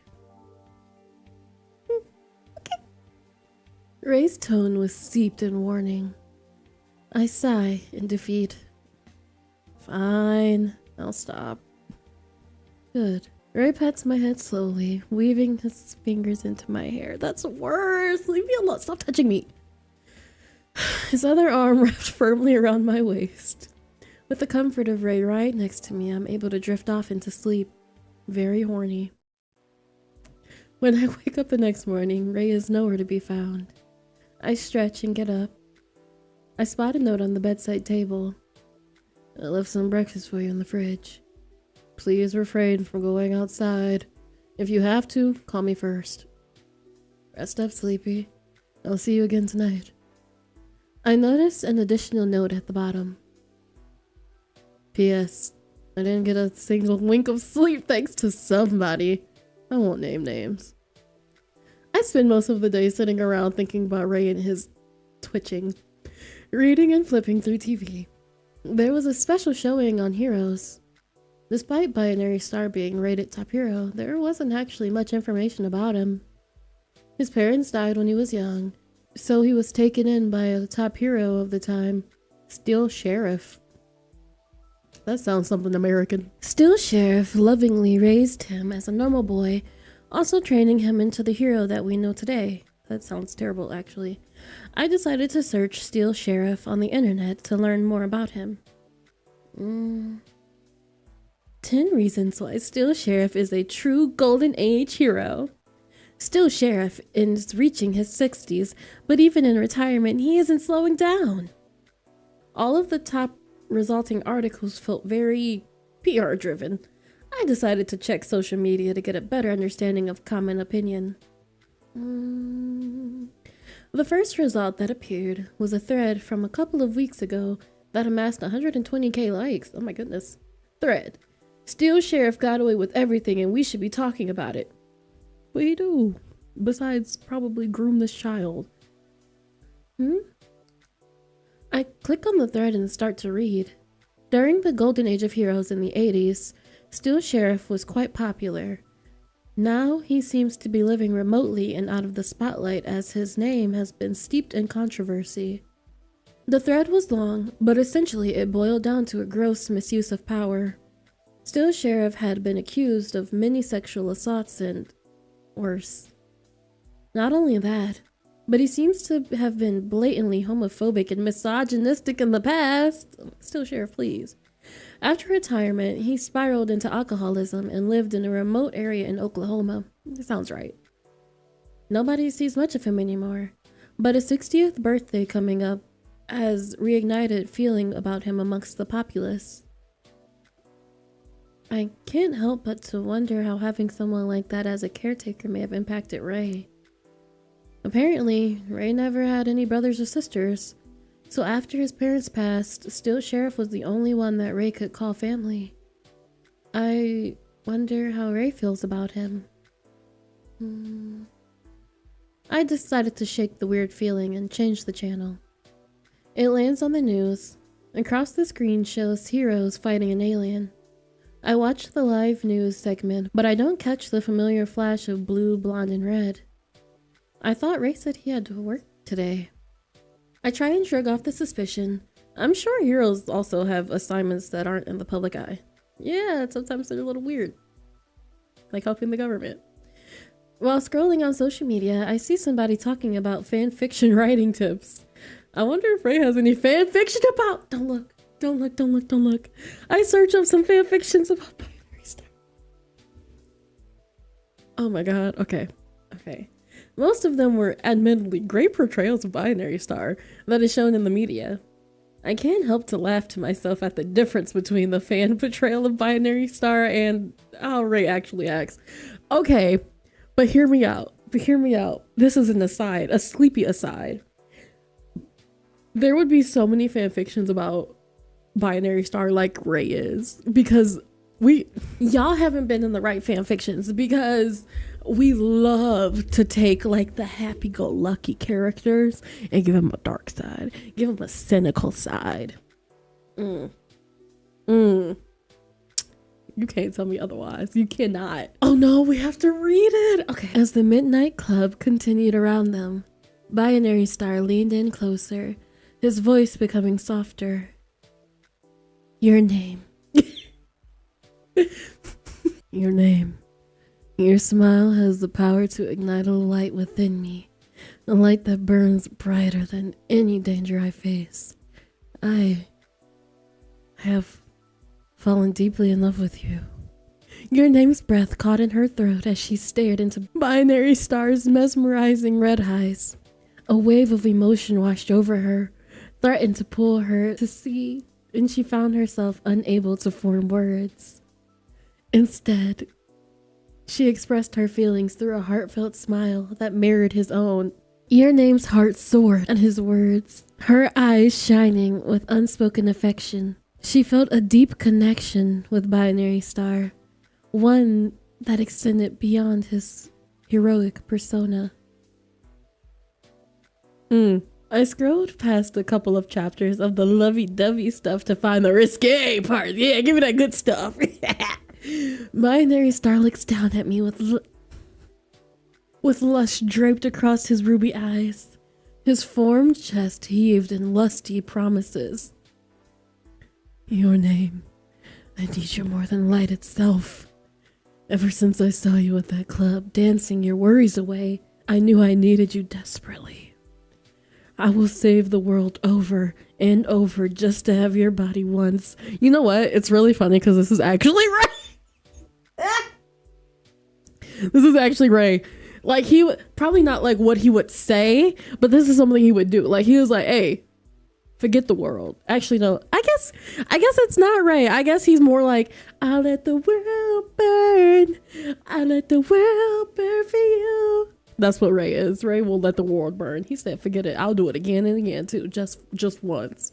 Just once. He places a deep, needy kiss onto my lips, hands following the dips and curves across my body. I can't suppress a moan. Binary Star gives me a bright smile. Don't worry. I will treat your body with care. Your name. Just like when I saved the bridge from collapsing. I laugh out loud. I wonder if the inconsistencies in character is because nobody really knows how Binary Star would react to being horny. Oh, we know now. Every word makes me laugh, as I can't help imagining Ray saying these ridiculous lines. Time flies by. We're just I would too. I would get absorbed. Time flies by as I become absorbed in Binary Star fanfiction. I would know all the secret innuendos, the jokes, the inside and outs of the fandom. I would join the TikTok. I would be like, oh my god, I'm living for it. The door sounds and Ray enters through my apartment door. After walking in, he pauses, giving me a curious look. You look like you're up to no good, Sleepy. Would I? He looks tired, smelling a bit like smoke. You aren't in your hero uniform? I didn't do any frontline hero work today. Just some paperwork. I hop up, approaching him. You smell like smoke. Oh, do I? Sorry. There was a fire nearby the office. It must have settled in my hair. Mind if I take a shower here? Sure, you know where the towels are. Thanks. Ray showers and the smell of soap fills up the apartment. I put on some music and open up the windows to let some fresh air in. I think back to the news on the TV earlier today. It's a little weird that a building fire wasn't featured. Ray gets out of the shower, drying his hair off with the towel. Ray, I think I'm going a little stir crazy. I read a bunch of your fanfiction. I don't know how much more time I'll be able to stay cooped up inside. Ray grimaces. I know. I'm sorry. I'm just worried about something will happen to you and I won't be able to find you. I was actually thinking, in the meantime, until we find Double. Yes. Would you move in with me? Yes. My place is larger so you can move around a bit more. It also has better security, so you won't have to feel worried about staying there. I chew on my lip. I don't know. That's kind of sudden. He pats my head. I guess that's a bit sudden. Sorry. Maybe just think about it. I don't think it's very safe for you here. As long as Double is around and knows where you live, there is a chance that he can come and get you at any time. And honestly, that scares me. Sleepy. There isn't much time. Ray's phone buzzes. Much time for what? Sorry, I have to take this. He picks it up, leaving my apartment. My heart can't stop pounding at his offer. What the hell? That was so sudden. He isn't wrong that I am in a very worrying position, but abandoning my apartment to move in with him seems extreme. After half an hour or so on the phone, I can hear the front door close. Ray returns inside. Sorry, some work stuff. No worries. Have you eaten yet? I shake my head. Not yet. Can I make you something? What? You do not have to cook me a meal in my own apartment. I don't mind. He walks towards the small kitchenette. What are you about to cook, babe? Let's be honest, I enjoy cooking. I don't get a lot of opportunities to cook for someone else. So I'd like to, if it's okay with you. I guess so. I just feel bad. I should be cooking for you. He gives me a little smirk. I'm not sure if I'd trust your cooking. You act like I'd poisoned you. I'm impervious to poison, so you wouldn't do any damage to me with that method. You say that as if I can do damage to you in any other way. Ray just smiles as he starts chopping up some vegetables. I watch him in the kitchenette as my music plays in the background. He was surprisingly skilled at cooking. Soon enough, dinner was made and I sit down on the table with Ray. The veggie pasta smells delicious. Ooh. Wow, Ray. He looks proud of his work. Dive in. I mumble a thanks for the meal and start eating. Oh my god! Wow! Ray laughs. The pasta was incredibly good. If you have any preferences, let me know. I can cook up just about anything. He gave me pasta and lobster. This is so good. I'd be happy with this again. Noted. I made quick work of dinner, not realizing how hungry I got. After dinner, I tried to do the dishes, but Ray ended up helping me anyways. It was a strange feeling living together, even though we technically weren't. When cleanup was done, we sat and chatted about various things. My place has a pretty large kitchen, and it does feel like a shame not to use it. So I try to make the most of it. I level a look at Ray. What? I'm still surprised you can cook so well. I have other skills outside of saving citizens in distress, you know. I read about some of your skills earlier today. Oh!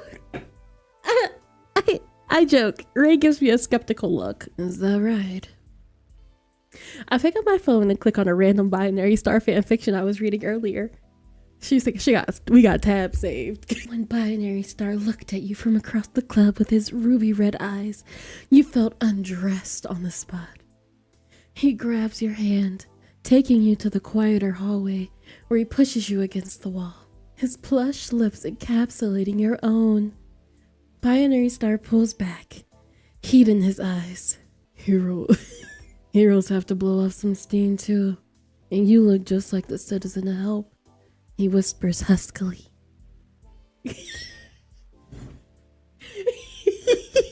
What the fuck? Ray walks over, standing over me. Don't look at me like that. You enjoyed it. I hand him my phone and he starts to look, his eyes widening at the increasingly graphic nature of the fanfiction. My lord. Wow, Ray, pretty bold of you. In public at a nightclub, too. Ray glances up from the phone with a skeptical look. Did you write this? No! It's fanfiction. There are thousands of these.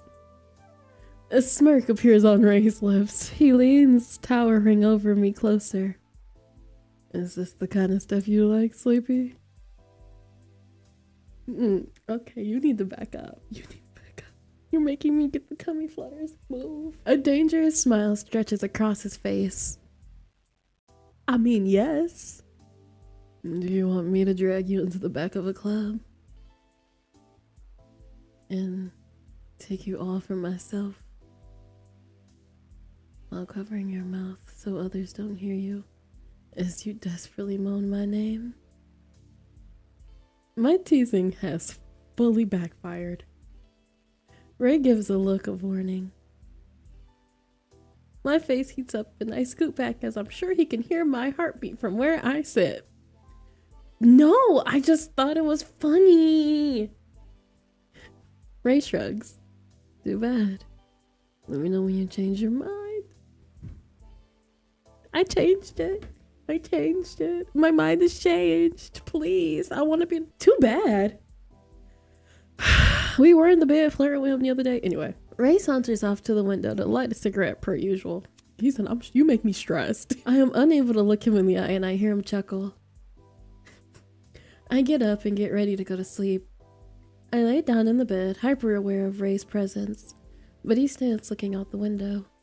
After a while of failed attempts to fall asleep, I look towards Ray. Ray? He glances at me. Can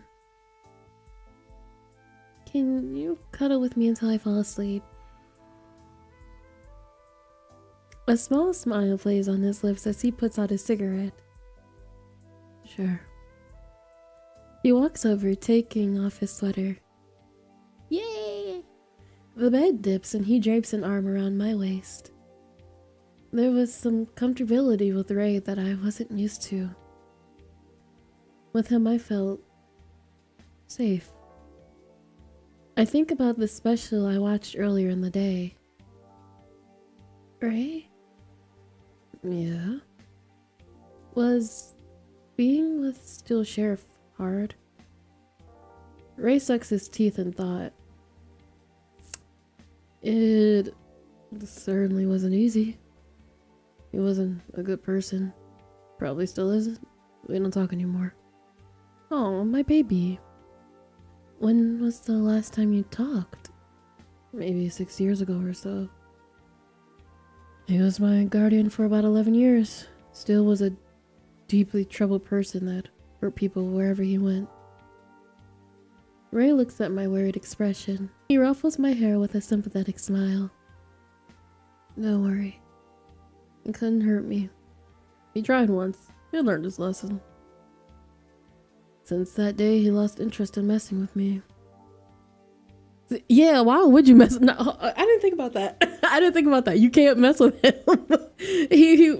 That's fair. I mean, of course, it doesn't take away the psychological damage that can be done, but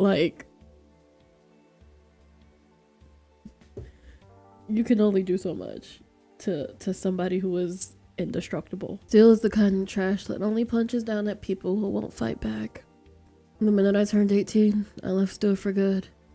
The NAHA was forced to figure out the PR spin for the situation. I think they landed on something like Binary Star paving his own path towards herodom. Something like that. Did you have a hard time with double vision? Man, forget that. I chewed my lip and thought.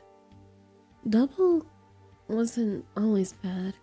It was very courteous to me most of the time.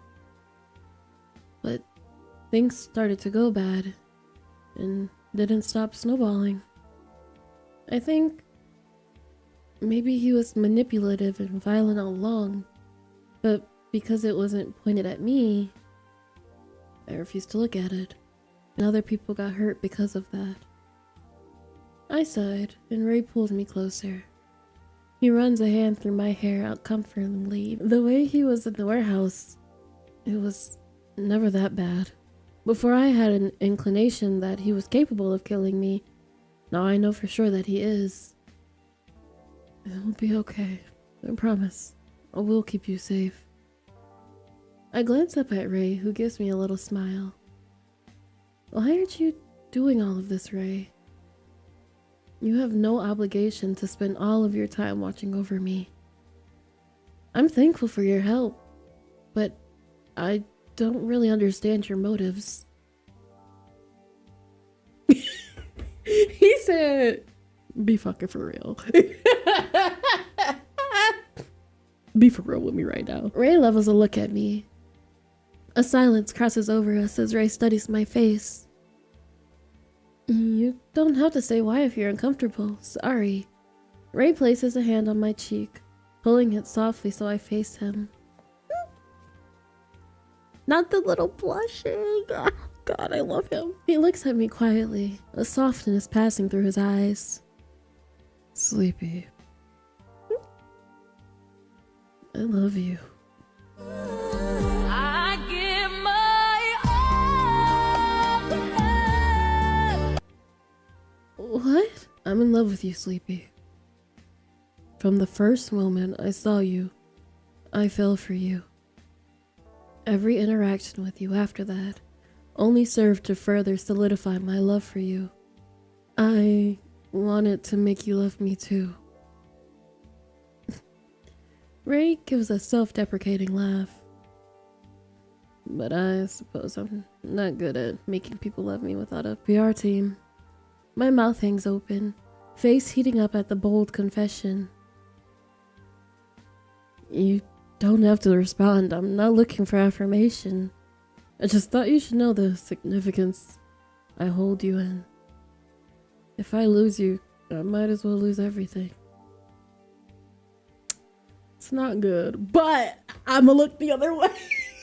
I'ma look the other way. I'ma look the other way. I'ma look the other way because this is a cute confession. It's fine. It's fine. He's fine. He's normal. If you are gone, the world will crumble. And I mean literally, I'll destroy it. That's kind of dramatic. I won't apologize for how I feel. I gaze up at Ray.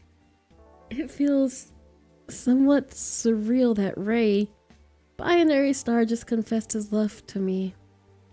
I continue to stare, and his face starts to blush and he looks away. What is it? Nothing. You really love me? Don't repeat it while staring at me like that. Embarrassed. He's embarrassed. I'm not embarrassed. You are so insufferable.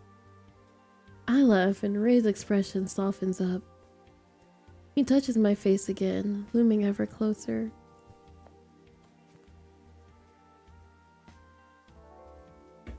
Give my all. I promised I wouldn't melt out my chair today. I promised I wouldn't melt out my chair today. I promised I wouldn't melt out my chair.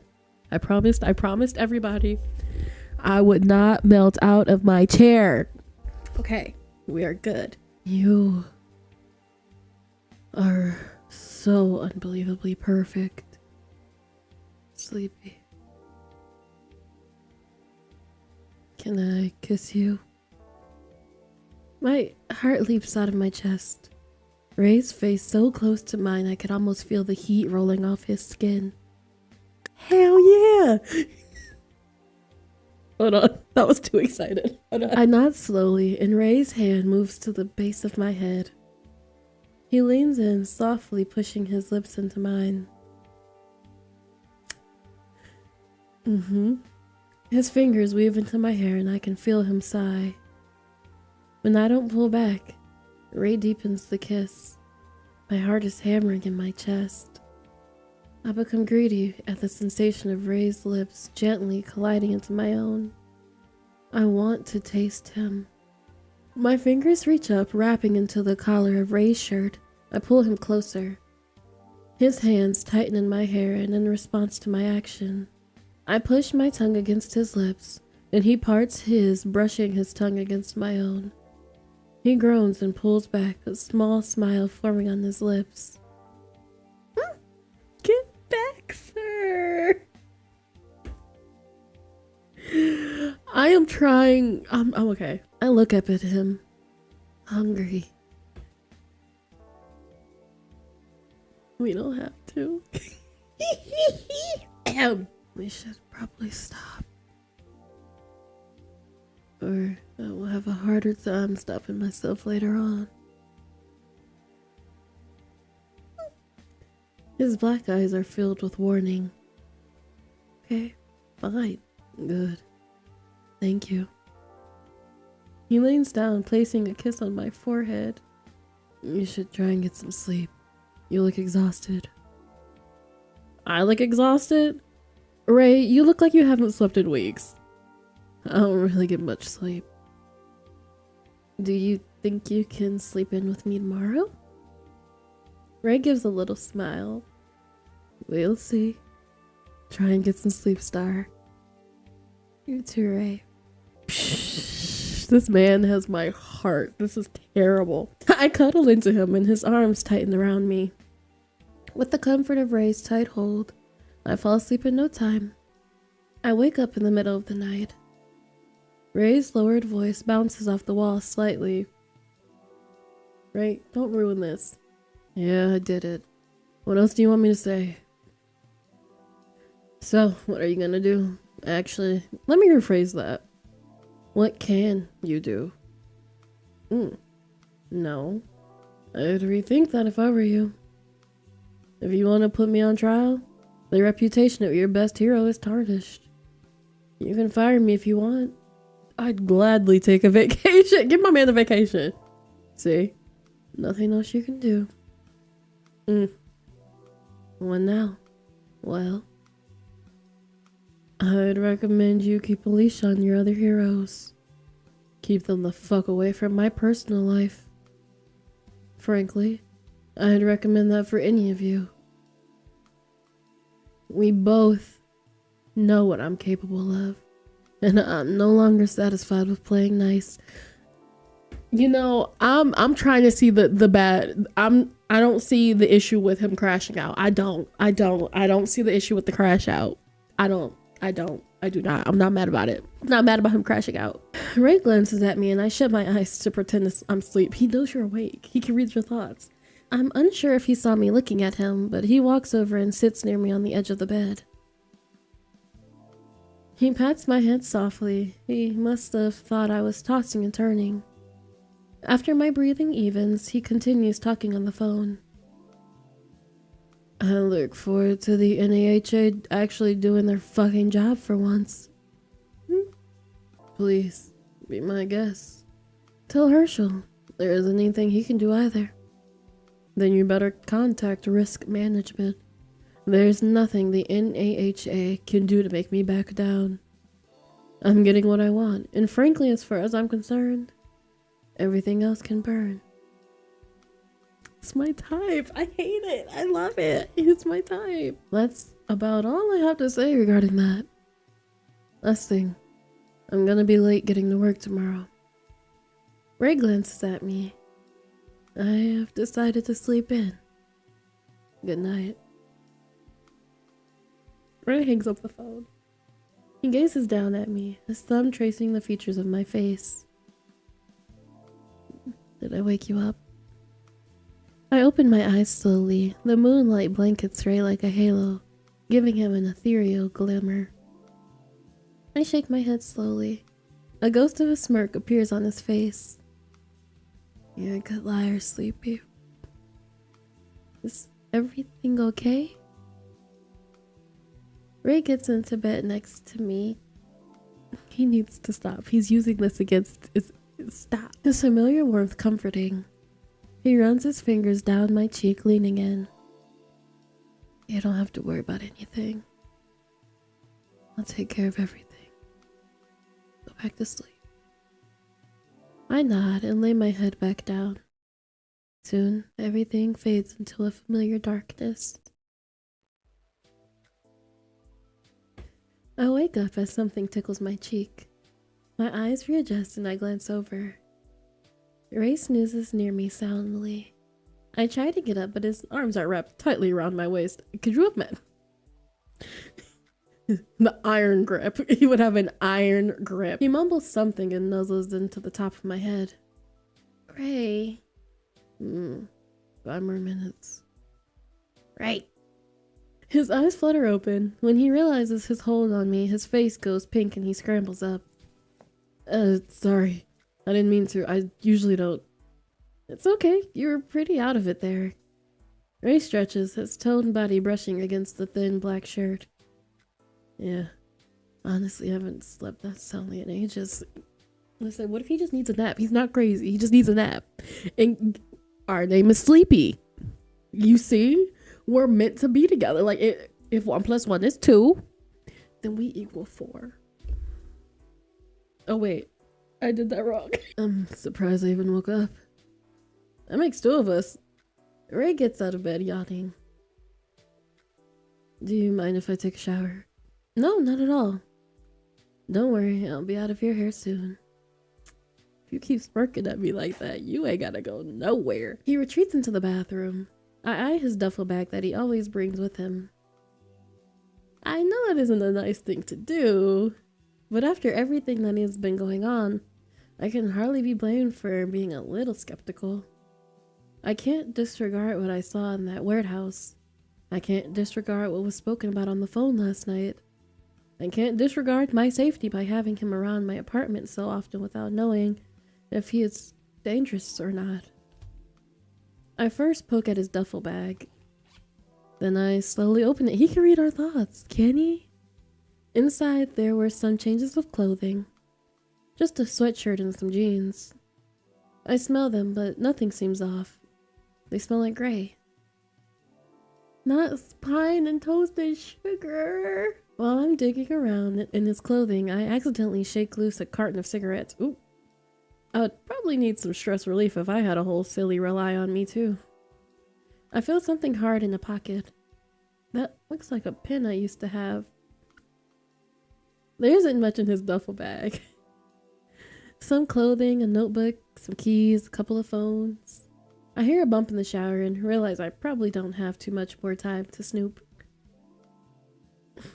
He's going to catch us. Like, why would we do that? Let's look at the notebook. I glance at the small notebook. It seems like an odd thing to carry for a superhero. I flip it open. On the pages, there are small drawings of different planets and notes. The drawings and notes go on for pages and pages. Something about the handwriting feels off to me. To confirm my suspicion, I hop up to my nightstand. I open the nightstand, grabbing the coffee sleeve from Ray I have kept. My suspicions are correct. The handwriting on the coffee sleeve and the handwriting from the first good chunk of pages in the notebook are not similar at all. Interesting. As the pages continue, the handwriting gets closer to handwriting that is on the coffee sleeve. Is this Ray? Or is this someone else too? Oh, is he actually an alien? The drawings on the pages always look a bit childish, never seeming to change. The pages near the end trail off. A chunk of pages are missing. The final page has an image of 2 spheres and the words, "We orbit around each other."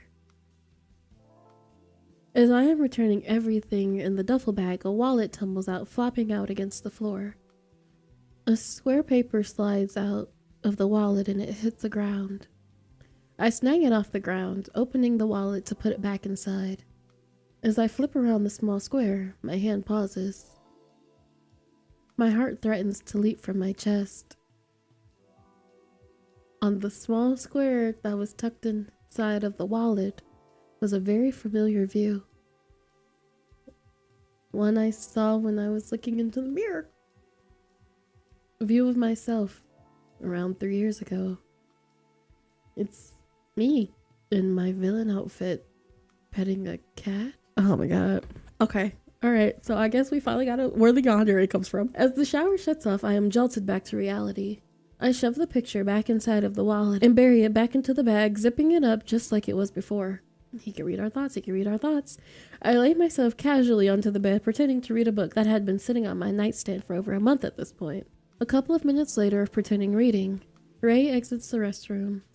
He approaches and leans against the wall where he usually does, by the window. This time, instead of smoking a cigarette, he is fully focused on me. He can read our thoughts. I can't do secondhand embarrassment. His intense look makes me squirm. There's something distant, disconnected about his eyes.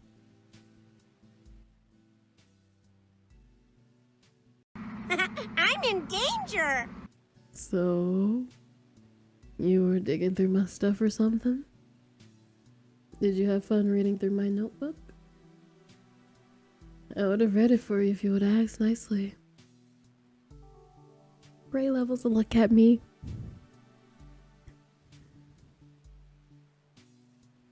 I'm not unnerved. Ray, it's not me. Okay, this is scary. He's uncanny. He has his uncanny moments, and I still love that. It seems like you are unnerved by me on some level. Then you don't trust me? He pushes himself off the wall and walks towards me. So ask me whatever you want. If you ask, I'll tell you anything. What do you want to know, Sleepy? Yeah, why do you have a photo of me?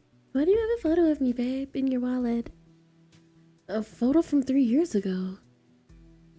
Do you remember what you were doing in that photo? I try and think back. What was I doing during that time 3 years ago? My eyes widen.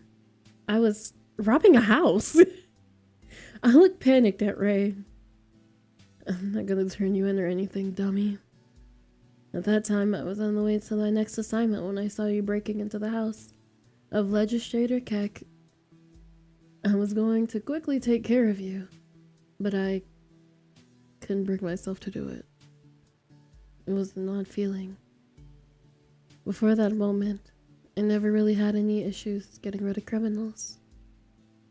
I truly believed that someone commits a crime, they are opening themselves up to a punishment. That the world was better off without them. But that day, something changed. I kept watching you run around, playing with the cat, and something in me just couldn't compute that you were a criminal. His eyes peer into mine. You had a bag of everything you came there for in hand. All the jewels, money, blackmail. So without a doubt, you were a criminal. But I couldn't get myself to dispose of you. You're using the word dispose. Heroes don't kill, Ray. Ray. So I became curious and kept trying to predict where you would hit next so I could catch a glimpse at you. Sometimes I was right, sometimes I was wrong. Stalker. Ray laughs. I guess I became a little obsessed. You broke my ideals and I had to figure out why. Why didn't you say anything? I couldn't just talk to you. Could you imagine if you, a petty criminal, knew that you were on Binary Star's radar? You would have disappeared from the city, possibly even the country the next day. But eventually, you'd disappear anyways. By that time, I didn't realize how much of me depended on you. I couldn't sleep, couldn't eat. You were all I thought about. You had become my binary star, and without you, my balance was off. I became a zombie during my day. I would just smile and say what they wanted me to. And at night, I sought you out.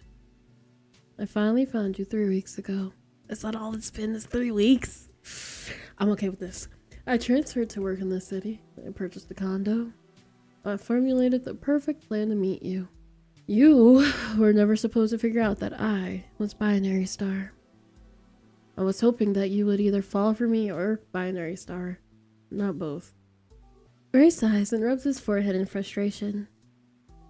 I just didn't expect my old partner to try and chase you down too. And now I know he truly won't stop until he is 6 feet under. Ray levels an intense gaze at me. After 3 years, I came to the conclusion that you were what matters. Not crime, not justice, not criminals or villains or civilians, or even Earth itself. It's you, Sleepy. That's a heavy thing to carry, right? Ooh. Ray levels his gaze at me so closely, I could feel his heartbeat if I focused hard enough. Sleepy, I promise I will keep you safe. I might not be the perfect shining hero from the stars that everyone claims I am, but I will be your hero. He's not crazy. He's fine. He's fine. He's fine. Look, he has a few loose screws, but don't we all? Don't we all? Don't we all? I'm not sure how to respond. Some part of me knows thank you isn't an appropriate response for the situation. Ray can sense the conflicting expressions that drift across my face. I know that was probably a lot. I'll let you rest. He pauses as if he wants to say something. Then he decides just to leave with a wave. I don't get a kiss goodbye, baby. Ray gathers his stuff and exits my apartment. I am left in silence with only my thoughts. It's obvious that Ray, or rather binary star, is dangerous to some extent. But when he talks about himself without the mask on, something about him just feels so lonely, distant. I sit down, thinking over the previous interaction on repeat. I spend most of the day trying to research information about binary star, but I can't really find anything of value. The sun is already beginning to set, and the restlessness sets in. After a while, I can't help but do something about my complicated feelings at hand. Call double? They ain't calling. Let's research. I'm not dragging them into this. Forget double, and I'm not dragging Haley into this. I can't help but feel uneasy about binary star. I decide to continue to search some additional information about him. I look, but there isn't much information to be found. The information that does exist is hard to parse between fact and fiction. While searching, there are a lot of clickbaity titles about his love life or what he does in his off time. But I continue to search for real information. I finally stumble across a post that sounds different from the others. I click on it. Binary star, the truth the Hero Association doesn't want you to know. 5:15 at 6 p.m. User 49824. This is gonna sound crazy. I have nothing left to live for, so I'm just gonna say it. User blanket imp. Nobody asked. User 49824. Binary star is human. User blanket imp. Didn't ask. User 49824. I'm not making this shit up. My dad passed away last week. We were cleaning out his office and found some documents from his work. They confirmed that binary star was raised in a government lab. This whole time they've been training him to be a weapon for war. Oh, that's actually really sad. Grandmud. Dude, go touch grass, seriously. It worked too. Remember how the Southern War ended 16 years ago? After going on for 2 decades? It's because they dropped in binary star. There are testimonies from the locals. Well, that is before they were slaughtered to cover up the massacres of the heroes. At the time, Binary was 16 years old and possibly massacred hundreds. Oh. As the news tried to break from independent journalists about the massacres at the hand of the heroes, the NAHA debuted Binary Star that year to create distractions from the public, and it worked. And distracted you from getting some bitches on your dick. Clearly. The more I dug, the more it checked out to me. Look at this image I finally found. He looks funny. An image appears on screen. It is a blurry Ray in military gear. That's Binary Star. It doesn't look completely like him because there's always Photoshop in his photos. But that is 100% him. There was no reason for an undercover hero to be there. Blanket Imp is online. Unless they were cleaning up some loose ends, some locals or journalists in hiding.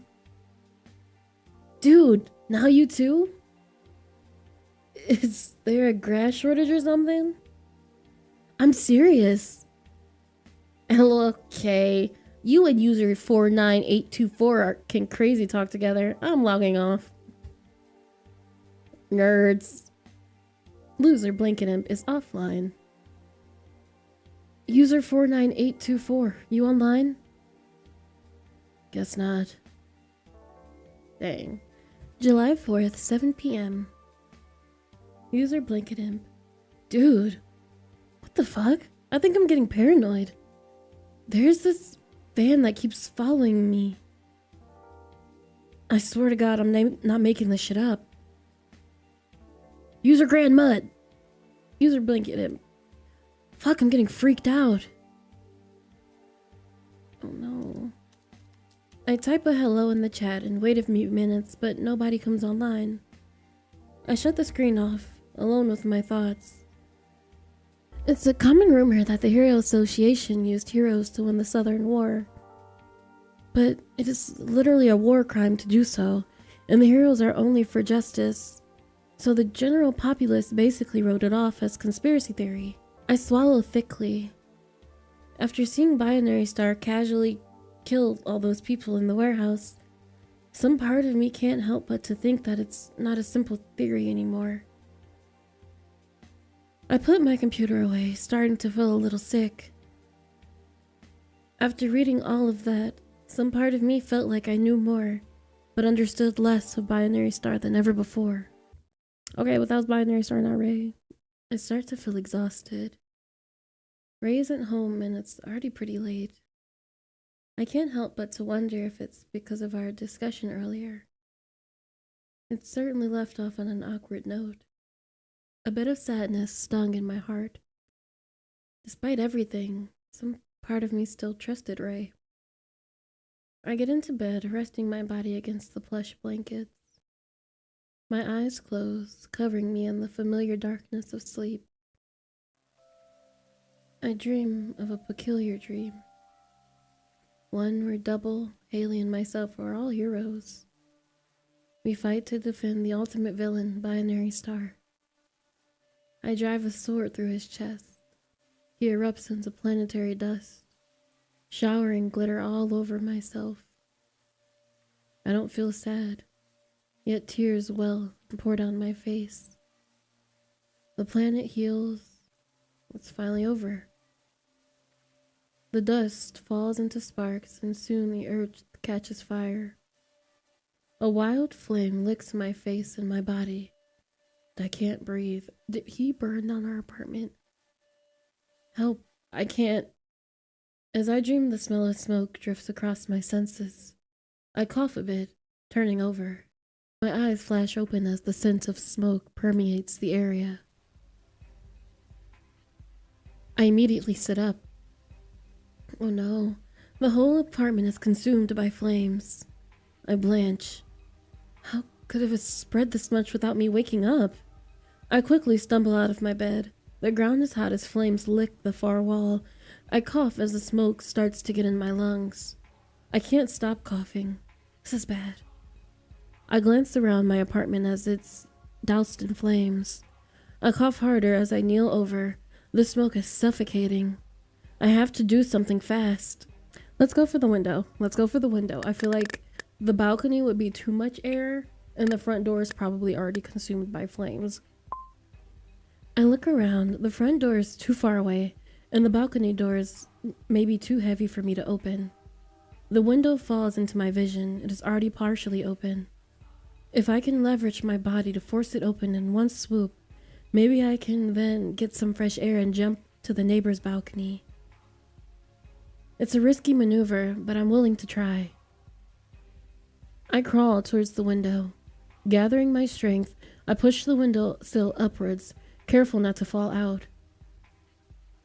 Black spots cloud my vision.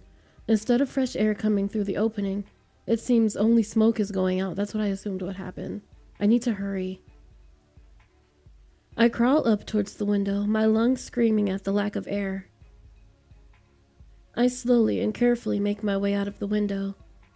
I stand up, trying to get a foothold on the thin awning. I have done this 1,000 times before in my previous career, but none under such difficult circumstances. My mind feels hazy and my knees begin to shake. I look towards the neighbor's balcony. I have to do this quickly. I have to make my leap. In all but a moment, I am soaring through the air. I am a bit short. I grab desperately at the bottom of the balcony. I try to steady my hanging body, my arm shaking with the force. If I can just get my elbows up, I can pull the rest of my body to safety. My heart pounds as I hang on to my neighbor's balcony desperately.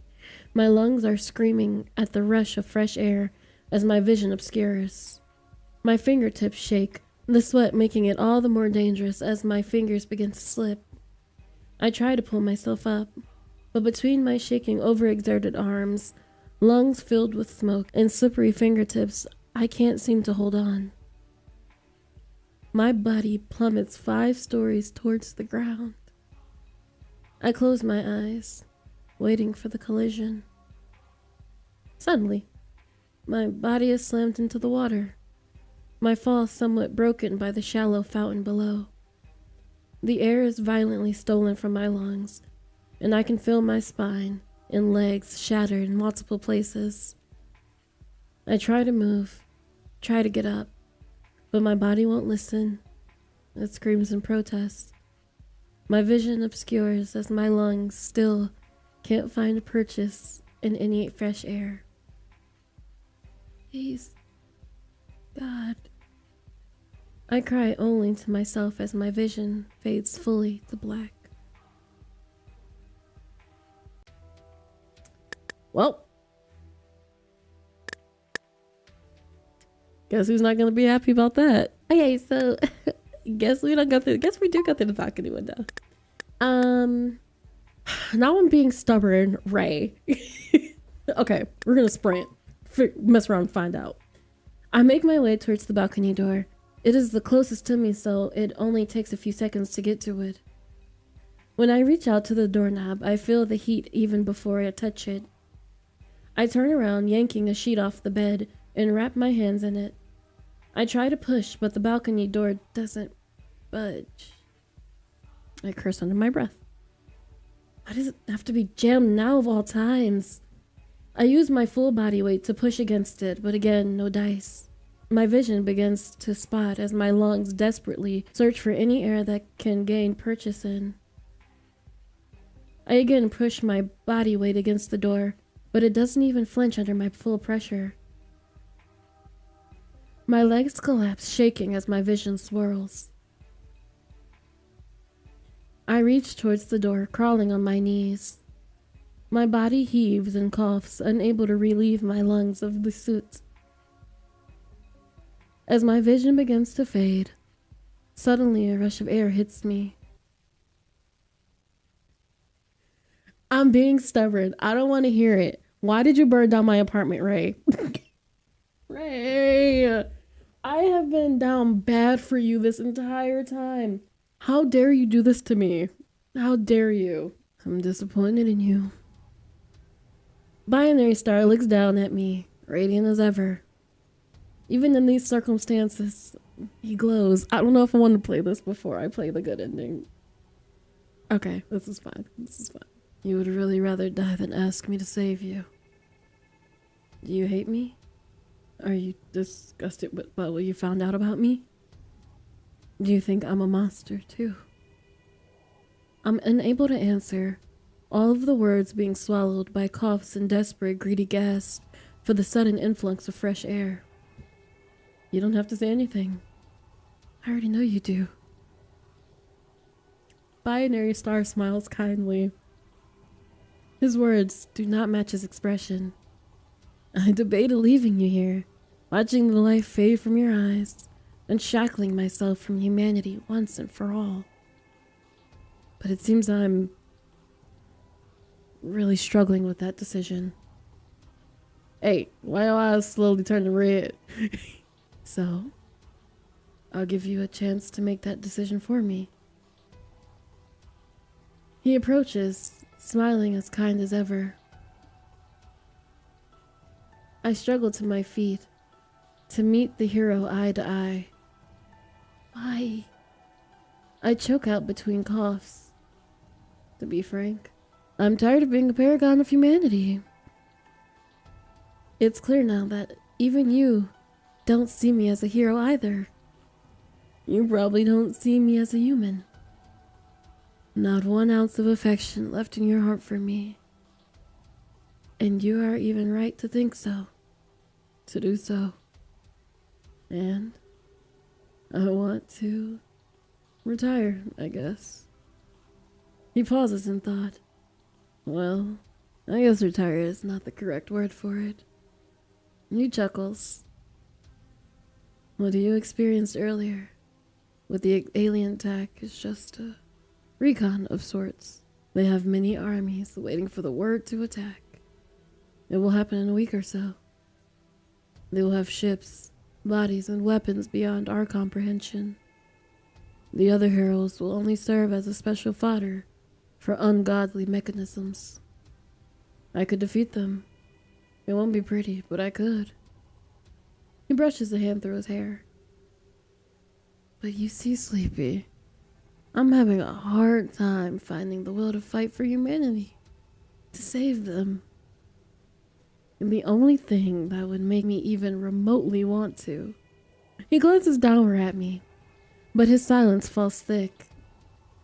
To be honest, at this point, I'd just rather watch it all burn. Let all the aliens do the hard work, and then I'll play cleanup crew. That's cruel. But you're a hero. No, fuck that. That's cruel. Humanity is cruel. He's not wrong. Listen. You know,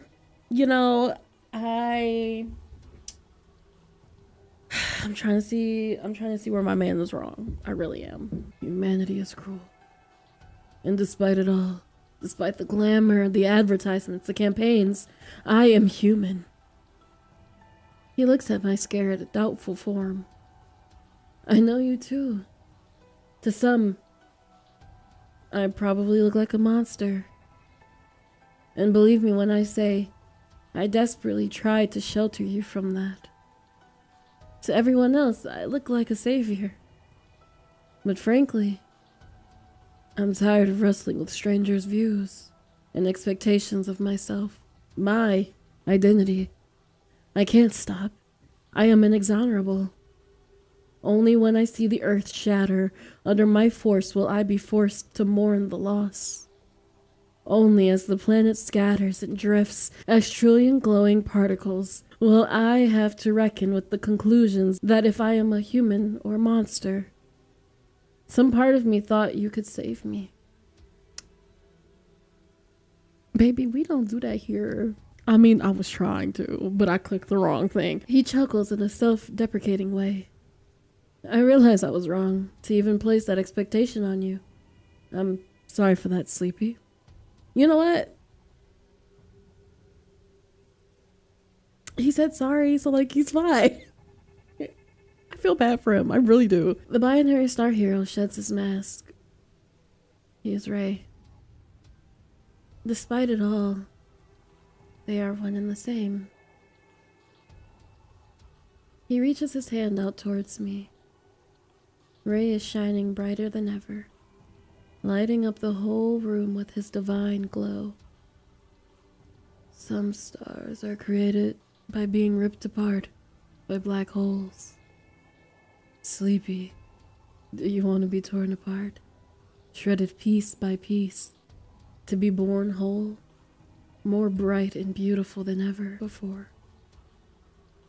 Some part of me felt it wasn't necessarily a question he was posing. I'm gonna go with my first instinct, and I'm not gonna take your hand, Ray. Not this Ray. Not this Ray. This is Ray in a different universe. I'm coping. Leave me alone. I take a step back.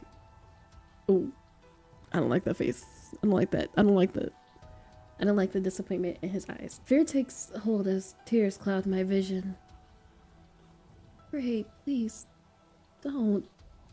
Ray looks hurt. After all this, you've still run from me. Binary Star's face falls. The glow snuffs out like a candle. Flames fade to nothing in an instant. I am surrounded by darkness, and I am terrified. My flight instincts trigger, and I sprint towards the door. I reach for the door, desperate. I crash full force into something soft. Really, Sleepy? I thought you knew me better than that by now. Running from someone like me. His arms trap me into the corner. I can feel his hot breath dusting my cheek. What is going through that little head of yours? To think that was smart. I guess we do have to do things the hard way then. In the dark, a vicious red glow begins to shine. Binary Star smiles.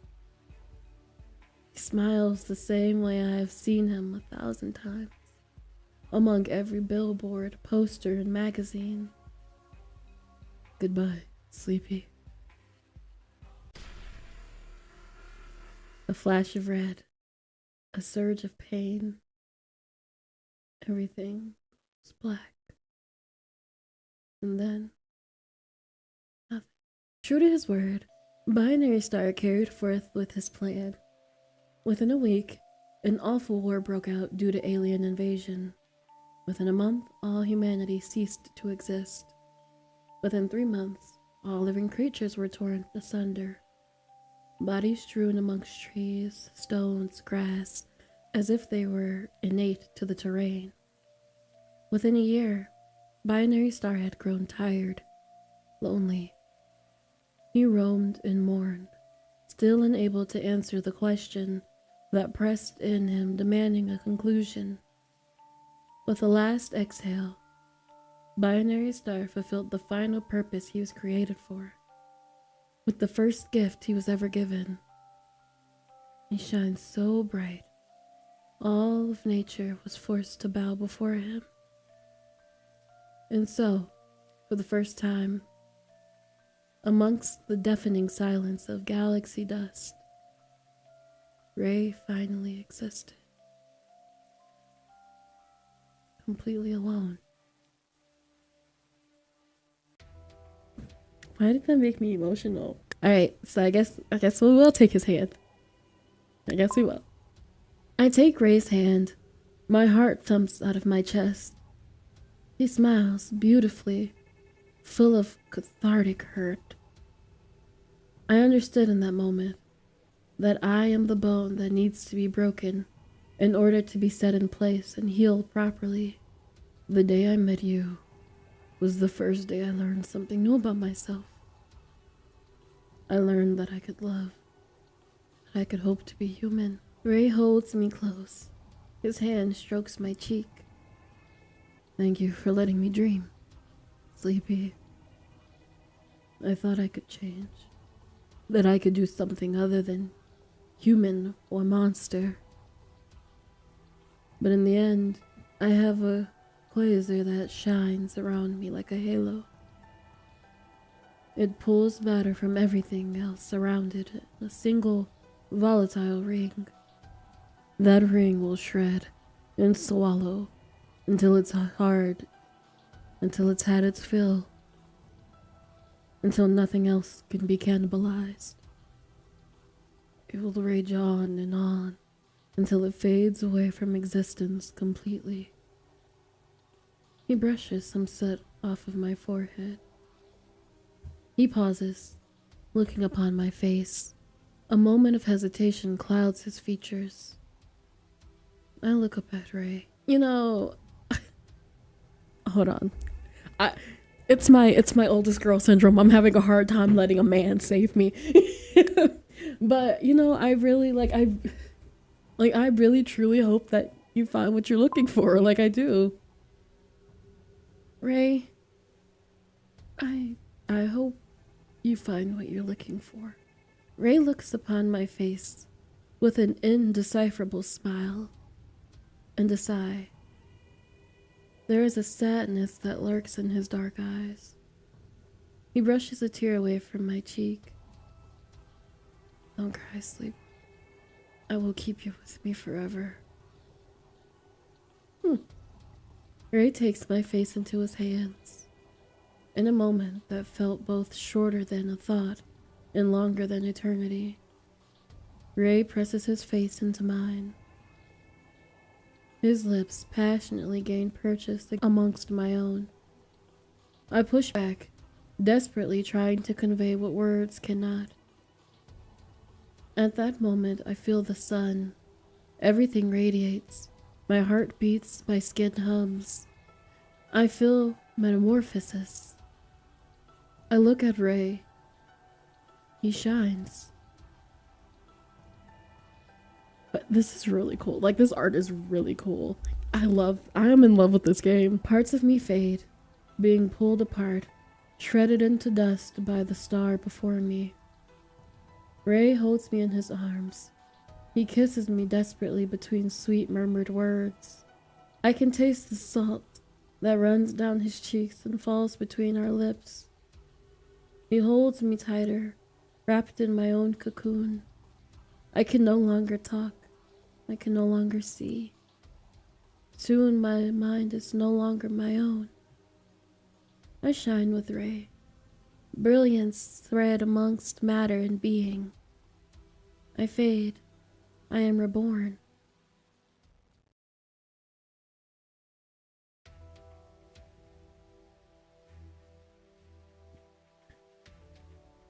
These endings are getting me. Whew. All right. Save me, Ray. Save me. I give Ray a bold look. Save me, Ray. You told me to call out to you for help, and now I am. I don't want Binary Star to save me. I don't want him. I want you. I am asking you, Ray. I want to stay with you. I don't want oblivion. I don't want silence. I don't want a greater purpose. I want you. I want to be with you. Human or monster, it doesn't matter. I don't care. You will never trust me. I can't help but laugh, even in these circumstances. Ray, after everything, do you really expect me to be able to trust you? You hardly ever even given me a reason to trust you, but I can tell that you care for me, and all I know is some part of me does love you, and I don't want to throw that away because of some uncertainty. I want to try and learn to trust you. The real you. Ray looks at me like he doesn't quite know what to say. I want to go on normal dates with you. I want to go in fights, cry, apologize, love, have awkward misunderstandings. I want to sum out differences together. All this time, you have been what people wanted you to be. But the truth is, I don't want you to be anyone. I want to grow into someone with you. I'm getting emotional. Even if I am not the hero binary star that you want. I don't want him. I fell for Ray. Yeah, I fell for Ray for the coffee shop. I don't want binary star. Not the edited hero on the magazine. And I'm not ready to give that up yet. So please give us a chance to figure this out together. Please hold on a bit longer. Defend this planet a bit longer. Please don't give up on this. On us. I entangle our fingers together. Ray is silent as he watches me. His shoulders slump into a tired posture. He gives a deep exhale of air. I promise I will make you the best black coffee. Ray's eyes crinkle. That is an offer I can't turn down. This is a money back guarantee, right? He squeezes my hand lightly. I crack a smile, even under these circumstances. Always.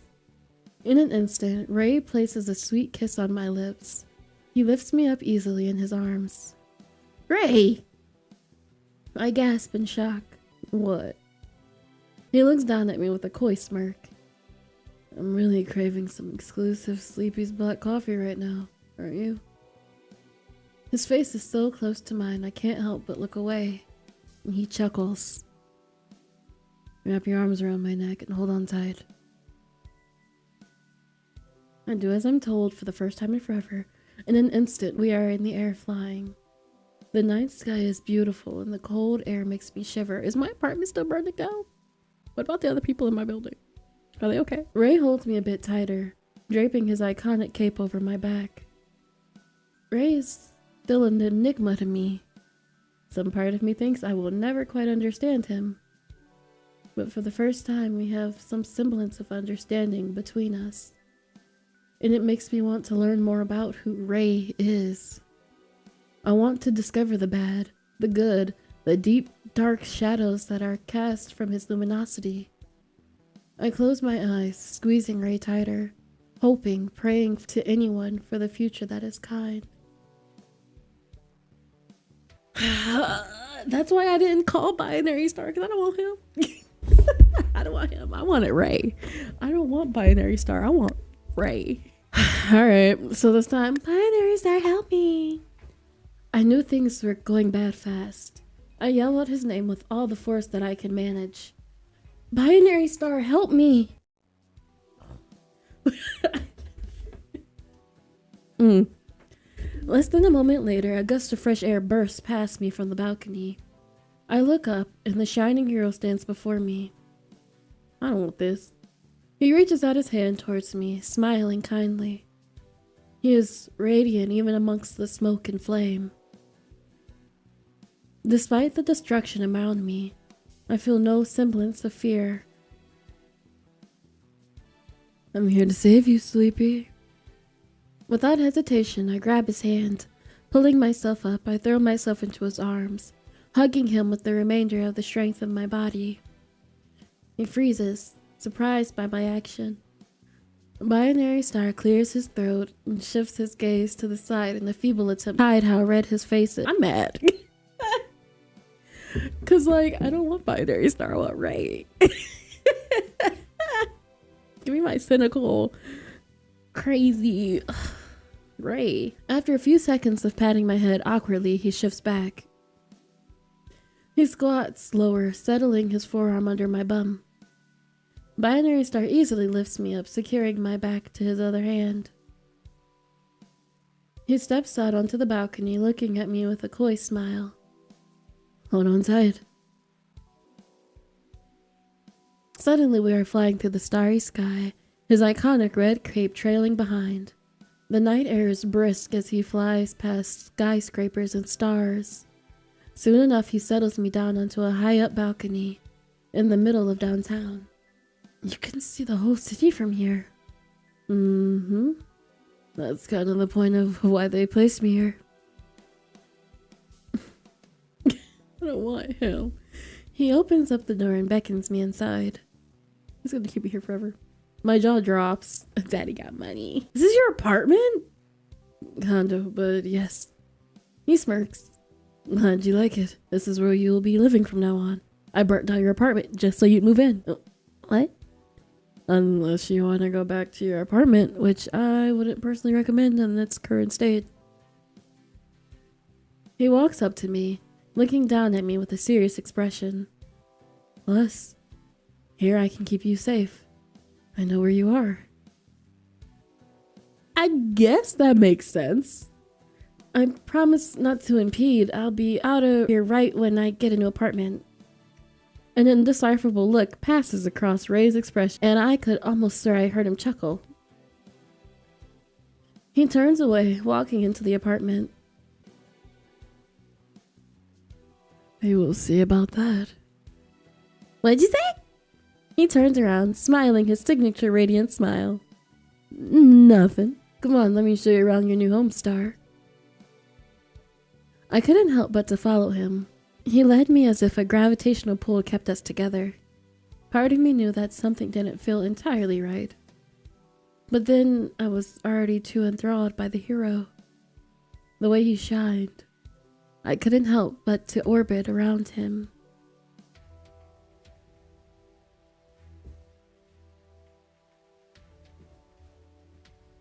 Okay, so I'm gonna go through before I get Haley's and Double's ending. I want to go through, get Ray's nitbits and tidbits, and then I just want to go over. Well, you'll see. But anyway, so I guess we won't do something suggested. We can just try to drift off to sleep. I stare at Ray as he gazes back, the frame of the silly silhouetting him beautifully. He puffs on his cigarette while he's staring at me. His gaze almost felt seductive. I could feel my face heating up. At this rate, I would never fall asleep. I shifted my body away from him so I could stare at the wall instead. I could hear Ray chuckle a bit. Bastard. After enough time passes, I'm able to relax enough and drift off to sleep. Okay, we're gonna do something that we would never do. No, we don't want to kiss, babe. Said nobody ever. I shake my head lightly. Oh, come, Pookie. Sorry, I don't think I can. It's okay, don't apologize. I'm sorry for even asking. I got ahead of myself. Clearly. You should try and get some sleep. You look exhausted. I look exhausted? Ray, you look like you haven't slept in weeks. Okay, this is what I actually want to go back for. I want to look at his phone. I tap on one of his phones in the duffel bag. It's a password protected, but I can read a couple of the newest text messages. None of the texts come from saved numbers. I expand the first message. Hey BS, this is Mist. I got your number from Chandra. I texted you last week, but you never responded. Can you please consider talking to Herschel for me? The second message comes from the same number. Look, I know I fucked up. It won't happen again. The family took the shut up money and signed an NDA, so you can vouch for me if I promise I won't come back to bite you. While I was reading the second message from the missed person, a message appeared on the screen. Need to talk about your recent performance.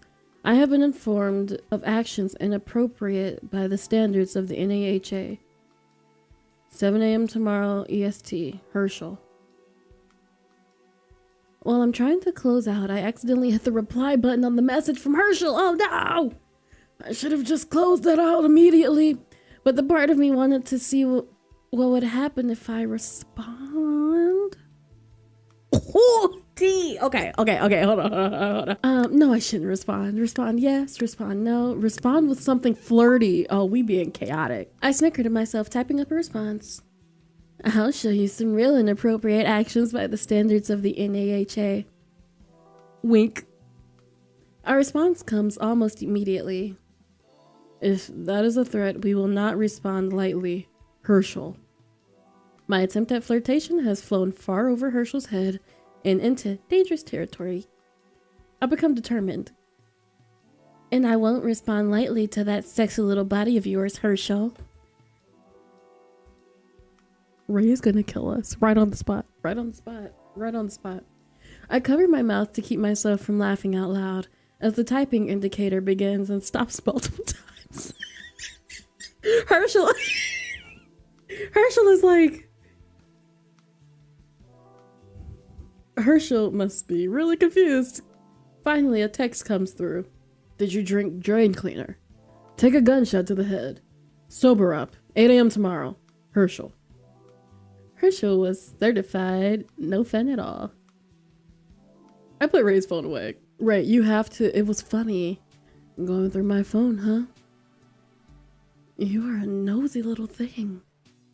I am not going to hear the end of that. Kinda an invasion of privacy, don't you think? Ray cracks a smile. By the way, I don't appreciate you role-playing as me and flirting with my boss. I am not going to hear the end of that. Sorry, it was funny in the moment. You can just say it was my mistake or something. Ray's face falls. Absolutely not. It's better for the both of us if they don't know you exist. Ray levels a look at me. It seems like you are unnerved by me on some level. Okay, let's see what happens if we respond. Yes. I quickly type something simple. The person named Herschel responds back with a thumbs up emoji. Something gave me the feeling that this man, Herschel, wasn't necessarily technologically literate. I close out the text messages and put the phone back away. Let's respond. No. I type and send a simple no. It only takes a few moments for this person named Herschel to respond. Don't play this game, Ray. We will not respond lightly. Herschel. Suddenly, another text comes in with a long set of numbers. What the? The realization hits me. Herschel has sent me coordinates. I don't even waste time verifying that they are my coordinates before responding back. Sorry, it was a joke. Of course I'll be there. Herschel takes a few seconds to respond. 8 a.m. tomorrow. Herschel. Almost got nuked. So last time we asked him why he had a photo of us, how did you get your abilities? I recall what Luke Blaze told me a couple of days ago. I asked Ray how he got his abilities. I look up at Ray and he looks back at me with a slightly stressed expression on his face. He said, "Do you want to know that for sure? You sure you want to know that? You sure? You sure? Okay." He knows what I have thought. Tell me, Ray. His lips tighten and he works a hand through his hair. His body is tense and he glances back at me. Ray, you said anything. I know. Ray. Fuck. He curses under his breath. I narrow my eyes. What's your ability, Ray? He looks at me directly. His eyes so deeply black they just might swallow me whole. He's like, I'm trying to swallow you whole. Even the room feels a bit dimmer due to his pressure. They call me Binary Star. Why? Because you shine so brightly against the evil of night? Ray lets out a sound somewhere between a scoff and a laugh. If only that was the case, Star. What are binary stars? I was terrible with science. Is this a science lesson or something? Ray stares down at me with an immovable expression. He is clearly not in the mood for jokes. A solar system where there are two stars? In a binary system, there is a primary star and a secondary star. Depending on the orbit, they can be classified as wide binaries and close binaries. I am unsure where this is going, but the tone of Ray's voice keeps me from speaking. In a close binary, mass can be transferred between the two. The primary star can exert gravitational force strong enough to pull the smaller star, cannibalizing it completely. That explains the ending. A silence settles between the two of us, an understanding that leaves me queasy. I am said to be the hero with countless abilities. But in reality, my ability is just one. He swallowed all those other to pull in smaller stars. Oh God, no, Ray! And devour them whole. So he ate all these people. Every ability I have, I killed for. Criminals, villains, civilians, even other heroes. Some were forced upon me. Others were my own volition. My stomach sinks. I get it now. Okay. It's not out of the question that he would be able to slaughter people so easily. After all, I witnessed it myself. But some part of me felt disturbed. I won't deny what I am, Sleepy. Wick was right. I am a monster. I'm not a hero from the stars. I am essentially only one thing. A government-funded military weapon. We didn't even have to look it up. Nothing can change that. Despite Ray's stony facade, I can sense some sadness in his tone.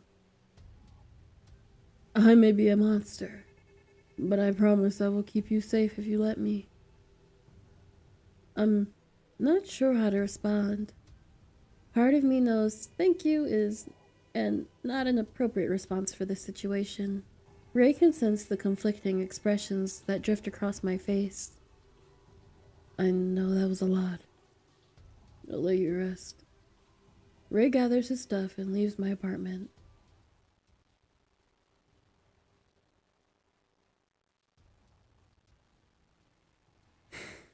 My poor baby. Last week you guys saw me crash out, cry, and throw up about Binary Stars endings. He looks at me quietly, a softness passing through his eyes. Sleepy. I love you.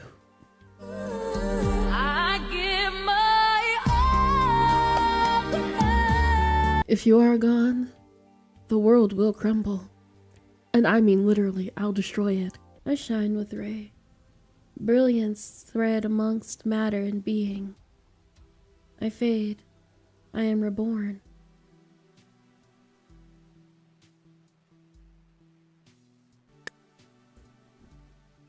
My finger slipped. Oh my God. I can't sleep alone. I'm scared to click the button. Hold on. I'm crying. Wait. Excuse me.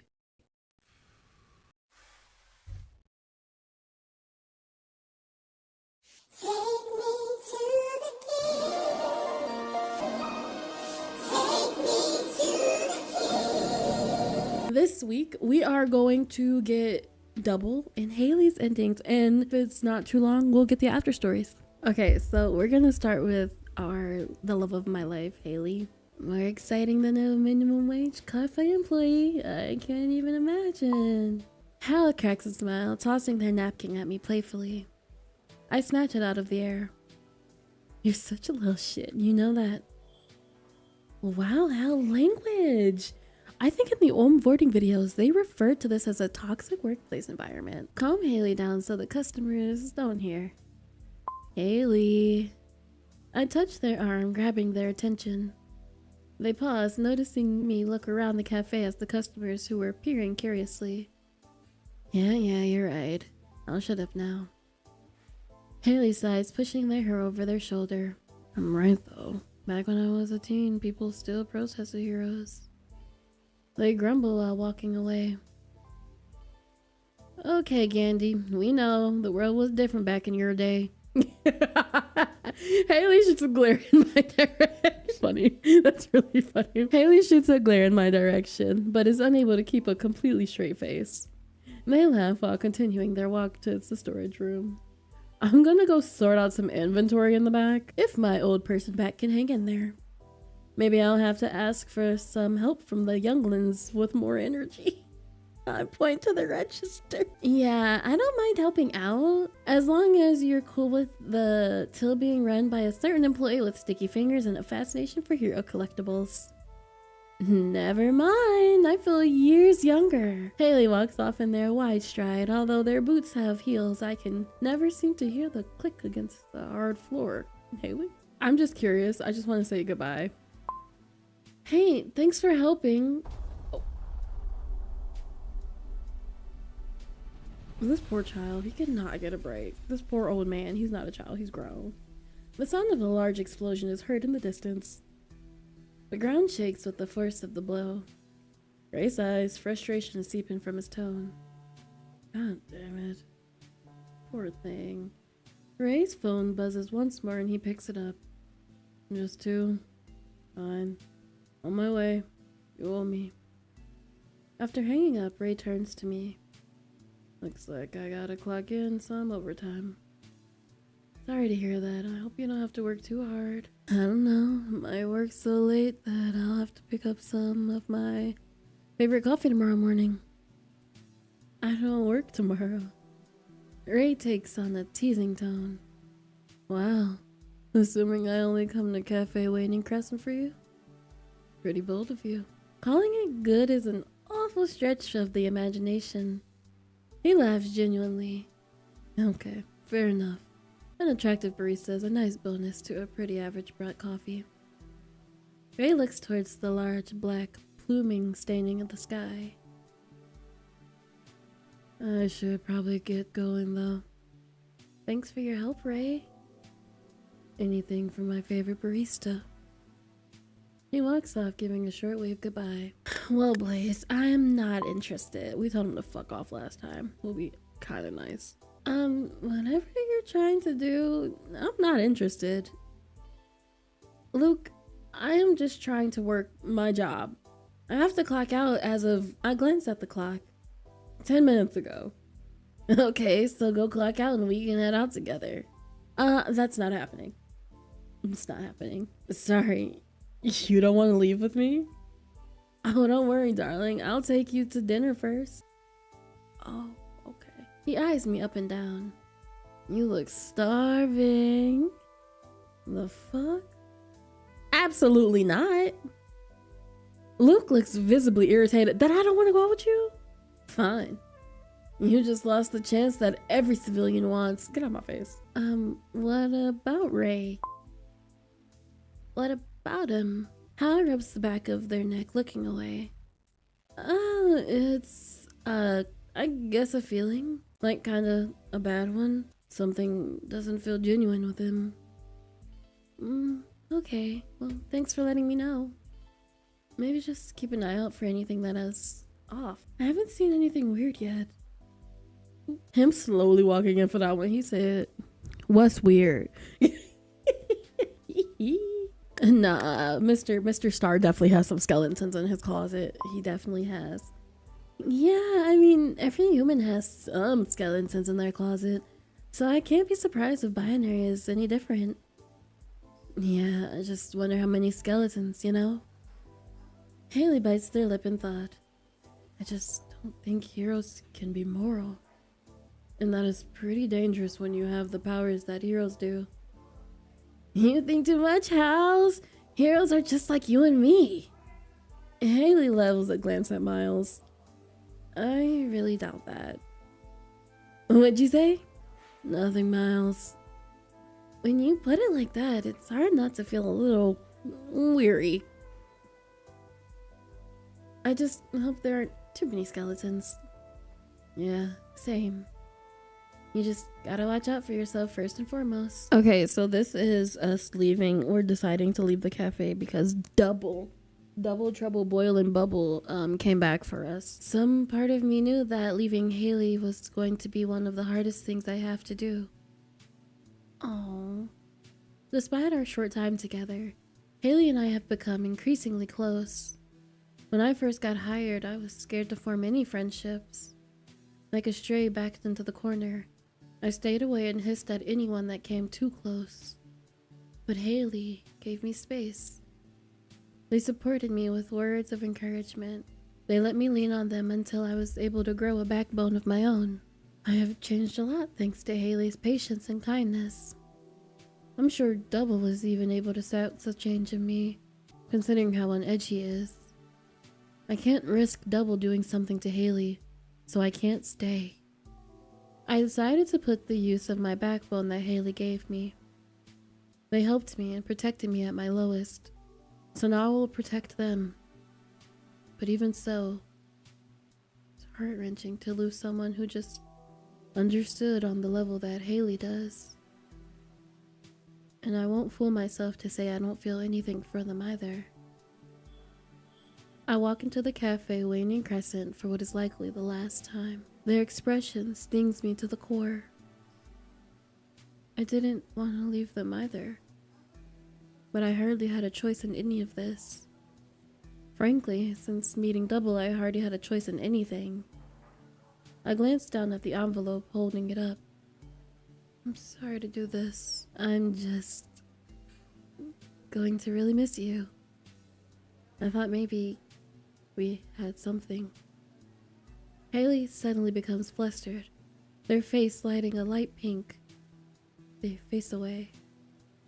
Never mind. I can't believe I'm really making this more awkward than it already is. Sorry. I can't help but smile a bit. I thought it was only me that felt something. Maybe if I stuck around longer, and I could have started dating or something. I felt even more depressed at the thought of having to leave this city now. Fuck, this sucks. I forced a smile, unsure what to say. Sorry, I was just being selfish. Do what's best for you, Sleepy. Just know you aren't getting rid of me that easily. I can't help but to smile. I never wanted to get rid of you, Hals. Yeah, sure. Maybe someday when whatever you're running from is over, you can come back. I wake up with the sense that I dreamt about the old times with Double. He used to be so much nicer. Or was he like this all along and I just didn't catch it?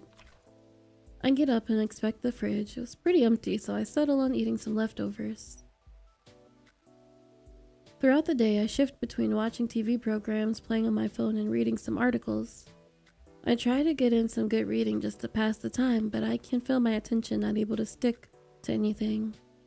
After a few hours of being lazy, I can feel the exhaustion setting in. The sun is beginning to set. I leave the bathroom, closing the door behind me. The various scars that adorn Ray's body are seared into my mind. Just what has he been fighting all this time? I can hear Ray give a tired sigh as the shower water hits his body. The soft sounds of footsteps wake me up. My eyes flutter open to the sunlight peeking through the windows. How early is it? It's 8 a.m. Ray? I whip my head over to Ray, who stands there looking surprised. Oh, sorry. I didn't mean to shock you. No, it's okay. You just usually aren't here in the mornings. Ray gives a wry smile. You make me sound like a bad hookup or something. I love him so much. You want me to do the walk of shame or something? No. Though, I'm sure you could do a pretty good walk of shame. I am too. Dramatics. Ray laughs. Wow, what do you take me for? I do have to leave for work, though. Do you mind if I shower here before leaving? No, go for it. Don't worry. I'll be out of your hair soon. Okay, so let's go ahead and give Haley a call. I decide to give Haley a call. They warned me before that Binary Star most likely has some skeletons in the closet. Maybe they know more. Or maybe they don't. Either way, Hal's comforting voice is something that I needed to hear right now. The dial tone rings softly. Hello, Sleepy? Hi, Hal. Sleepy, are you okay? I tried texting you, but you never responded. I was getting worried. You kind of dropped off the face of the planet there for a minute.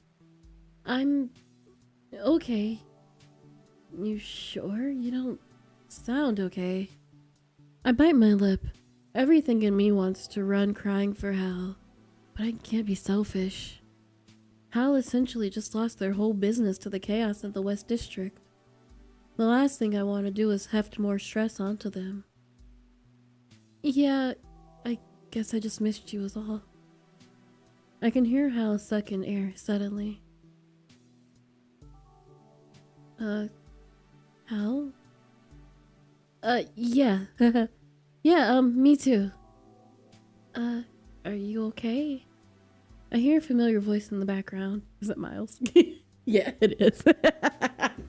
Yo, is that Sleepy? Let me say hi. Wait, your face is so red. That's so funny. Stone Cold Howl down pat. A loud smack reverberates over the speaker. Mild groans in the background. So, did you call for anything specific? No, not really. Remember how you mentioned that you think all the heroes have skeletons in their closets? Mm-hmm. The more powerful the hero, the more packed that closet's going to be. Why do you think that? If you have unlimited power, who will stop you? The government will do anything to protect their assets, after all. What do you think about Binary Star? Once again, there is a silence on the other end of the call. Please, Sleepy, listen to me closely. Run away from Binary Star. I did some asking, some digging, and nothing good can come from being around him. He will only cause you misery and chaos. Don't talk about my baby that way. You will never know peace again if you accept him. The best thing you can do is run as far and fast as you can. There's another pause on the other line. Just, please tell me you will leave tonight and run very, very far away. I was unable to answer, unsure what to do. Haley's tone left no question in severity of their request. I'll find you again when you're in a safe place. The phone call cuts off suddenly. Haley probably hung up. Ray's at home and it's already pretty late. Part of me was thankful for his absence. Despite all of the time Ray and I had spent together, I still feel as if I barely knew him. Like he could flip a switch and become a total stranger. And some part of me knew that I may never come to understand him. And that scares me. Okay, let's go for the window. I look around, the front door is too far away, and the balcony door may be too heavy for me to open. The window falls into my vision. It is already partially open. If I can leverage my body to force it open in one swoop, maybe I can get some fresh air and jump into the neighbor's balcony. Gathering my strength, I push the windowsill upwards.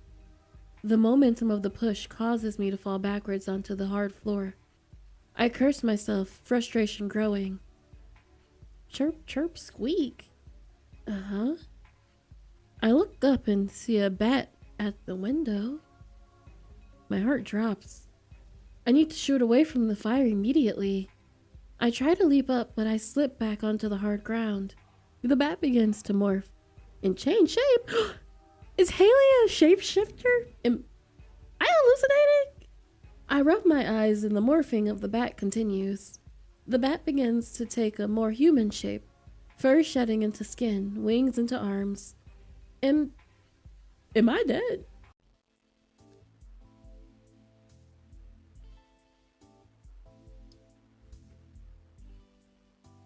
Haley is fine. They fine as hell. Oh my god. Oh my god. No, but if you don't get out of here, you might as well be very soon. The bat has formed into a very familiar figure. They sit across my window frame, cool and composed despite the chaos surrounding us. Their green hair sways in the wind. Despite the bat ears, a very familiar sparkle in their eyes make it impossible to not recognize them. How? Haley smiles. They sport a cat suit and a mask. A suit like that isn't cheap. It looks even custom made. And was Haley just a bat? Sleepy, are you okay? Why are you? What are you? It's dangerous, you have to. My brain malfunctions and Haley laughs. I think the smoke is getting to your head. Let me get you out of here, and then I promise I'll explain everything. Haley hops through the window. They make their way over to the balcony door. Cover your face. I do as I'm told in one smooth I want to see the kick animation. I bet it was so good. The smooth kick, Haley shatters the glass. God, you're so cool. Say.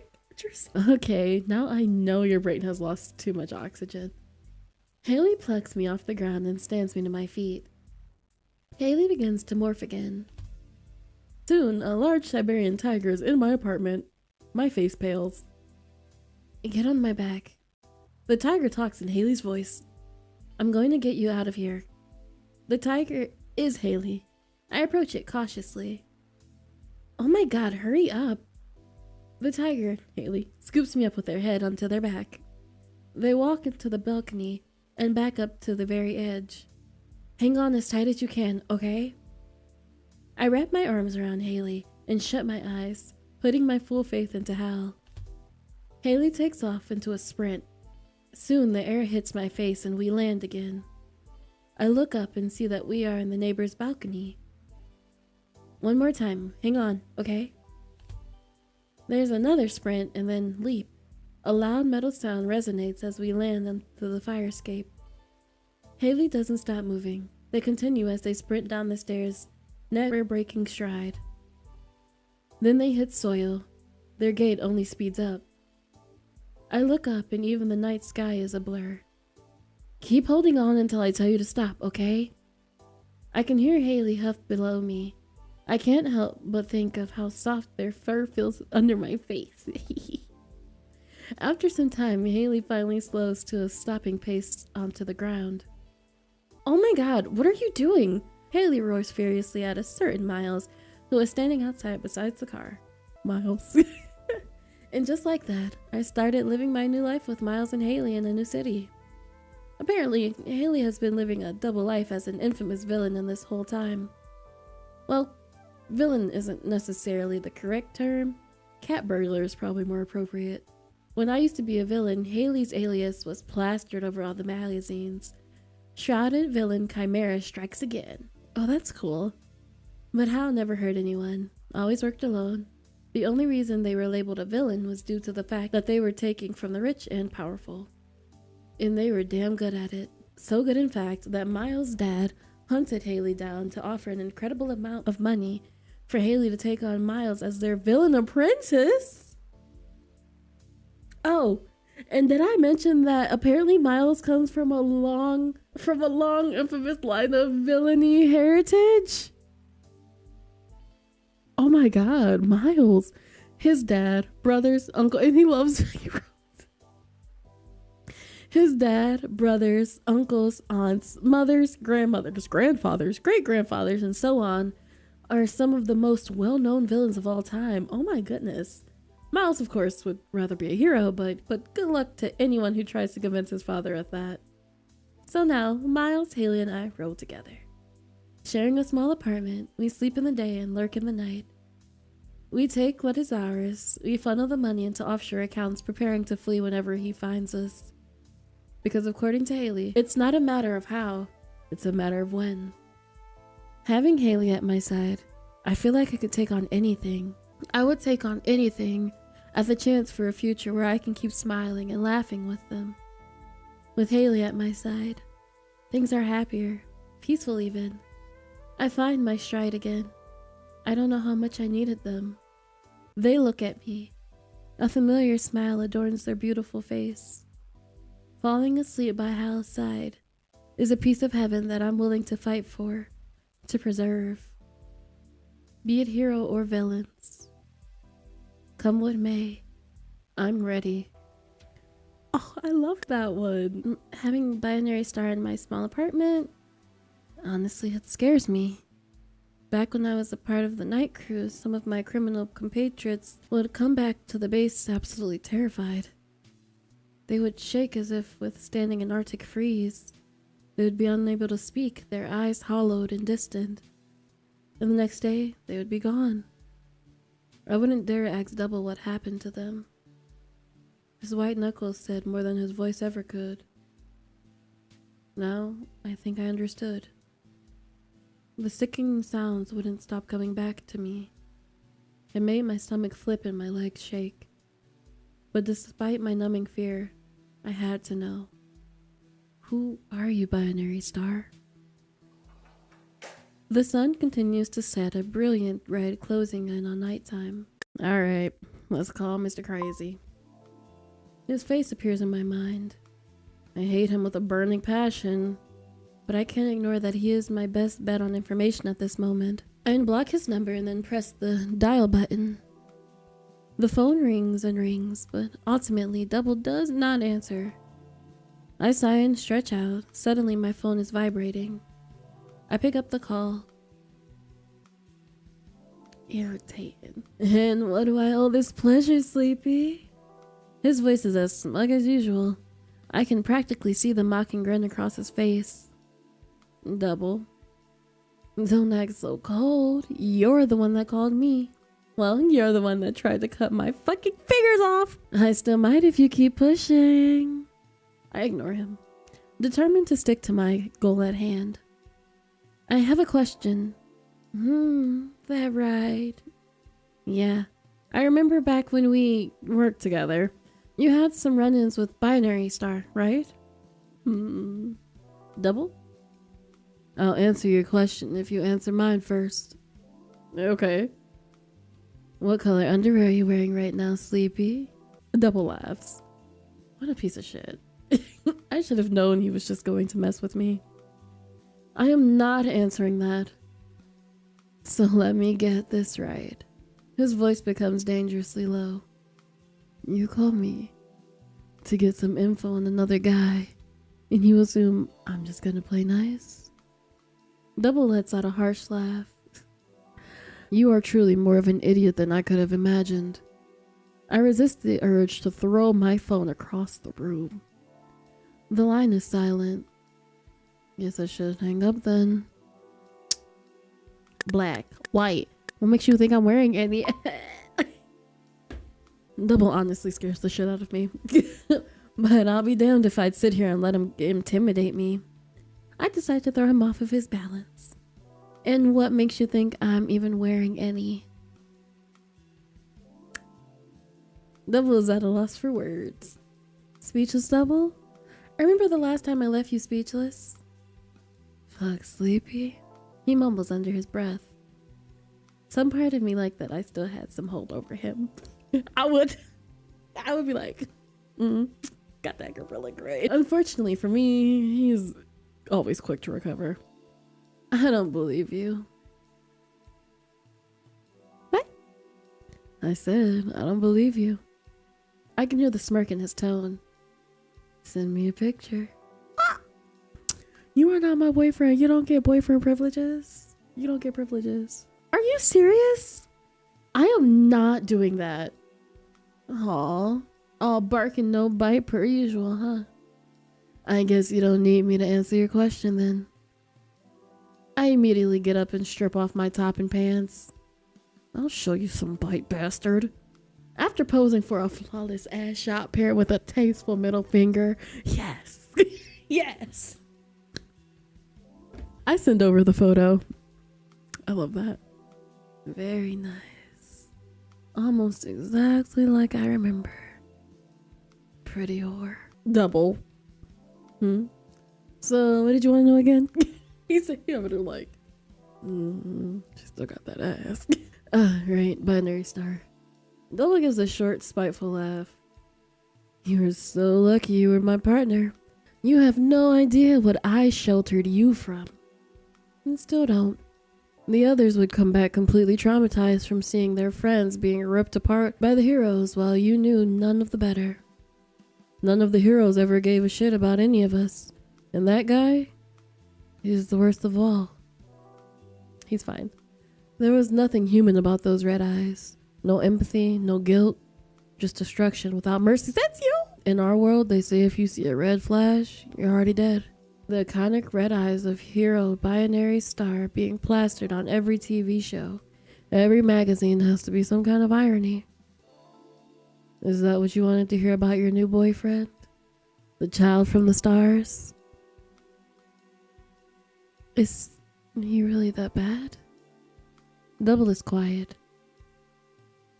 I liked you, Sleepy. You were always a feisty little shit. The others always told me I was too soft on you. Too sweet on you. Fuck. Something foreign tensed Double's tone, an uncharacteristic hint of emotion breaking through. Sleepy, you should think hard and make a decision. Do you want to live at the whims of a cruel, unforgiving creature? Was he the cruel, unforgiving creature? Or would you rather die? Oh, he's the cruel, unforgiving. Okay, he knows. Your window to make a decision is closing. Soon it will be made for you.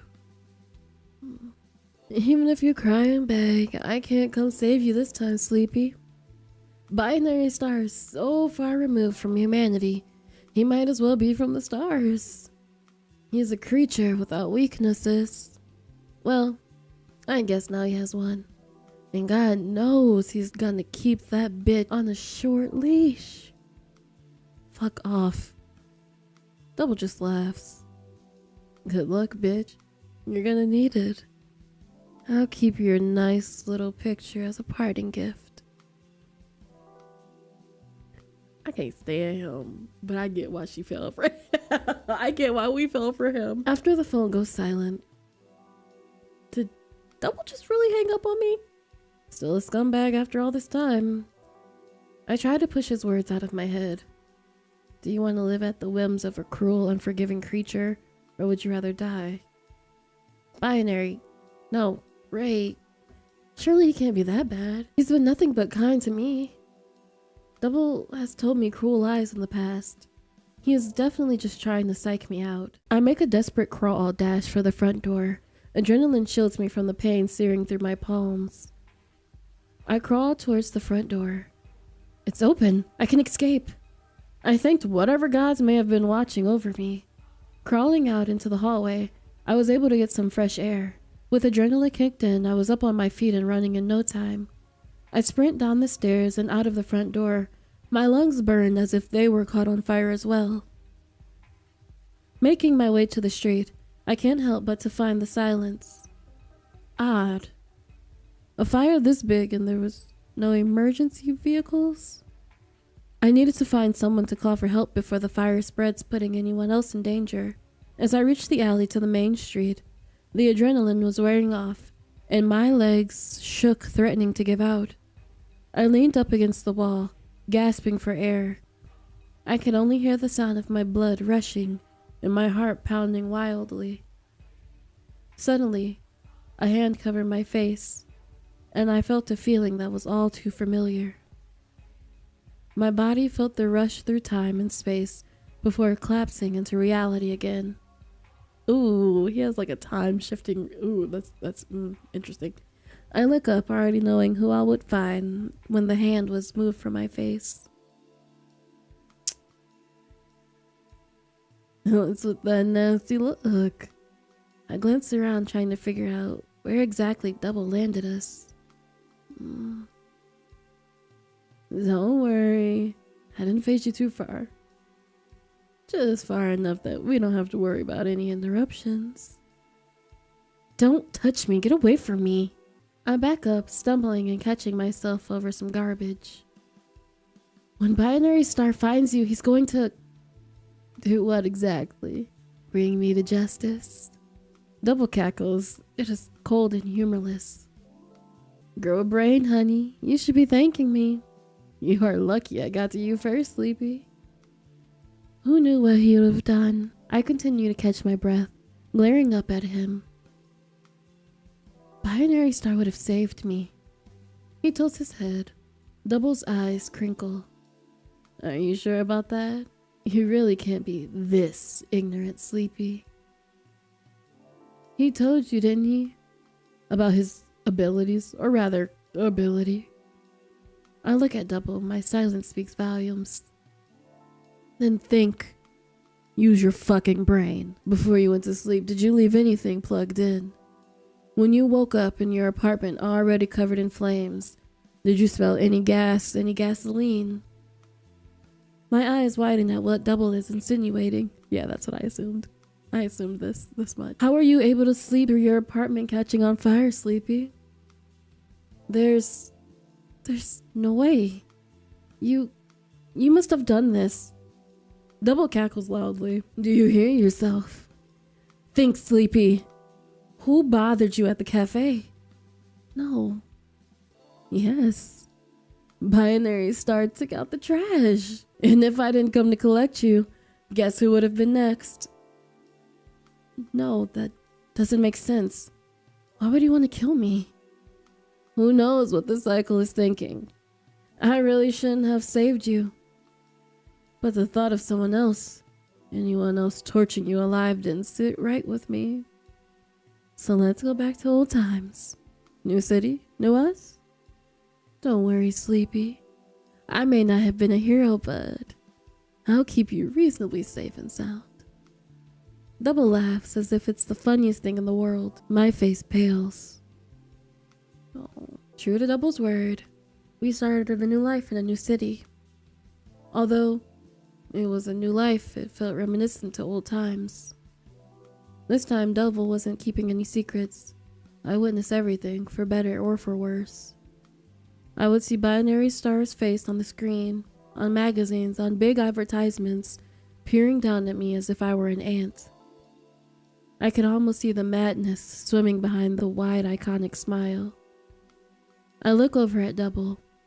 He cut a piece of flesh off of a hero's arm. The hero screams, peering at me with pleading eyes. Double looks back at me, smiling wide, blood-splattered face. Was trading one madness for another worth it? It was a question that swam in the depths of my chest, that crawled up my throat like bile every time Double smiled at me. I was too afraid to answer. Double approaches me, wiping the blood off of his hands with a towel. He smiles. Let's get out of here, Sleepy. The others will take care of the rest. I glance at the screaming man, now flesh being extracted. I glance back at Double, foolishly asking, is he going to be okay? A fake smile stretches across Double's face. His jaws tighten. I can tell he is upset. A paper-thin smile. Double asks, why? Do you care what happens to him? To a hero? I grab Double's hand, responding, no, I don't. Let's just go. Double smiles, leaning down, placing his lips on my forehead. I can feel the blood smear where he kisses, our liturgical smearing of ashes. We are the same, yet so different. Double doesn't hide anything from me anymore. He expects the same in return. As we walk amongst the city streets, I don't dare look upon the oppressive stare of Binary Star. He glares down at me, accusations behind his wild smile. I refuse to look even as those red eyes dissolve into the night. After all, in Double and I's world, there is only room for us, and only us. Oh, Pooh. The abusive relationship ending. Oh my god. Okay, so we got all the endings. We did everything. It is like bittersweet. It's bittersweet. So let's go ahead and let's get all of the after stories. I'm gonna start from least favorite to most favorite. So Ray is going last. I'm that kind of person. I like to save my favorite nummies for last. Let's start with Double, because this one's gonna hurt my feelings. I stare at the familiar wall, its creases and marks unchanged. The couch I sit on feels no different from the one that I used to own. The living room even smells slightly of fresh flowers and wood. It's uncanny, as if I had been transported back in time. As if nothing has changed. But in reality, entirely too much had changed. The door clicks open. I don't even have to turn my head. I already know who it is. Not even welcome home. He calls from the threshold as he enters. Welcome home. I mumble in response, devoid of all enthusiasm. Double doesn't say anything. Instead, he continues to the kitchen, placing some things down. I stare at the wall. He walks over slowly. How was your day? Ooh, we got options. Hold on. Glare at him. I glare at him, refusing to answer. He smiles wide, enjoying my mirth. Oh, don't be like that. Double walks over towards me. You really look like you want to hit me, you know? He reaches out his hand, brushing it against my cheek, I move my face away, but his hand follows. It's okay being upset, but you shouldn't carry that anger with you. It's unhealthy. Irritating. He moves his hand, brushing a finger over my lip. I snap, biting him hard. The psycho doesn't even flinch. He just pulls his hand back and stares at the bite mark curiously. He looks back at me, his eyes dark. Previous humor gone. That's not good. Double steps away and I return to staring at the same far wall. Double crosses my vision. He walks up to the standing lamp. In one swift motion, Double pushes the lamp onto the floor, shattering the glass shade. He casually stomps on the bulb that remained intact, breaking it too. Slowly, he picks up a large shard of glass. He turns towards me, walking over slowly. He approaches closer, and I try to scramble away. But the heavy chain attached to a thick metal clamp around my neck keeps me imprisoned to a 3 feet radius of the couch.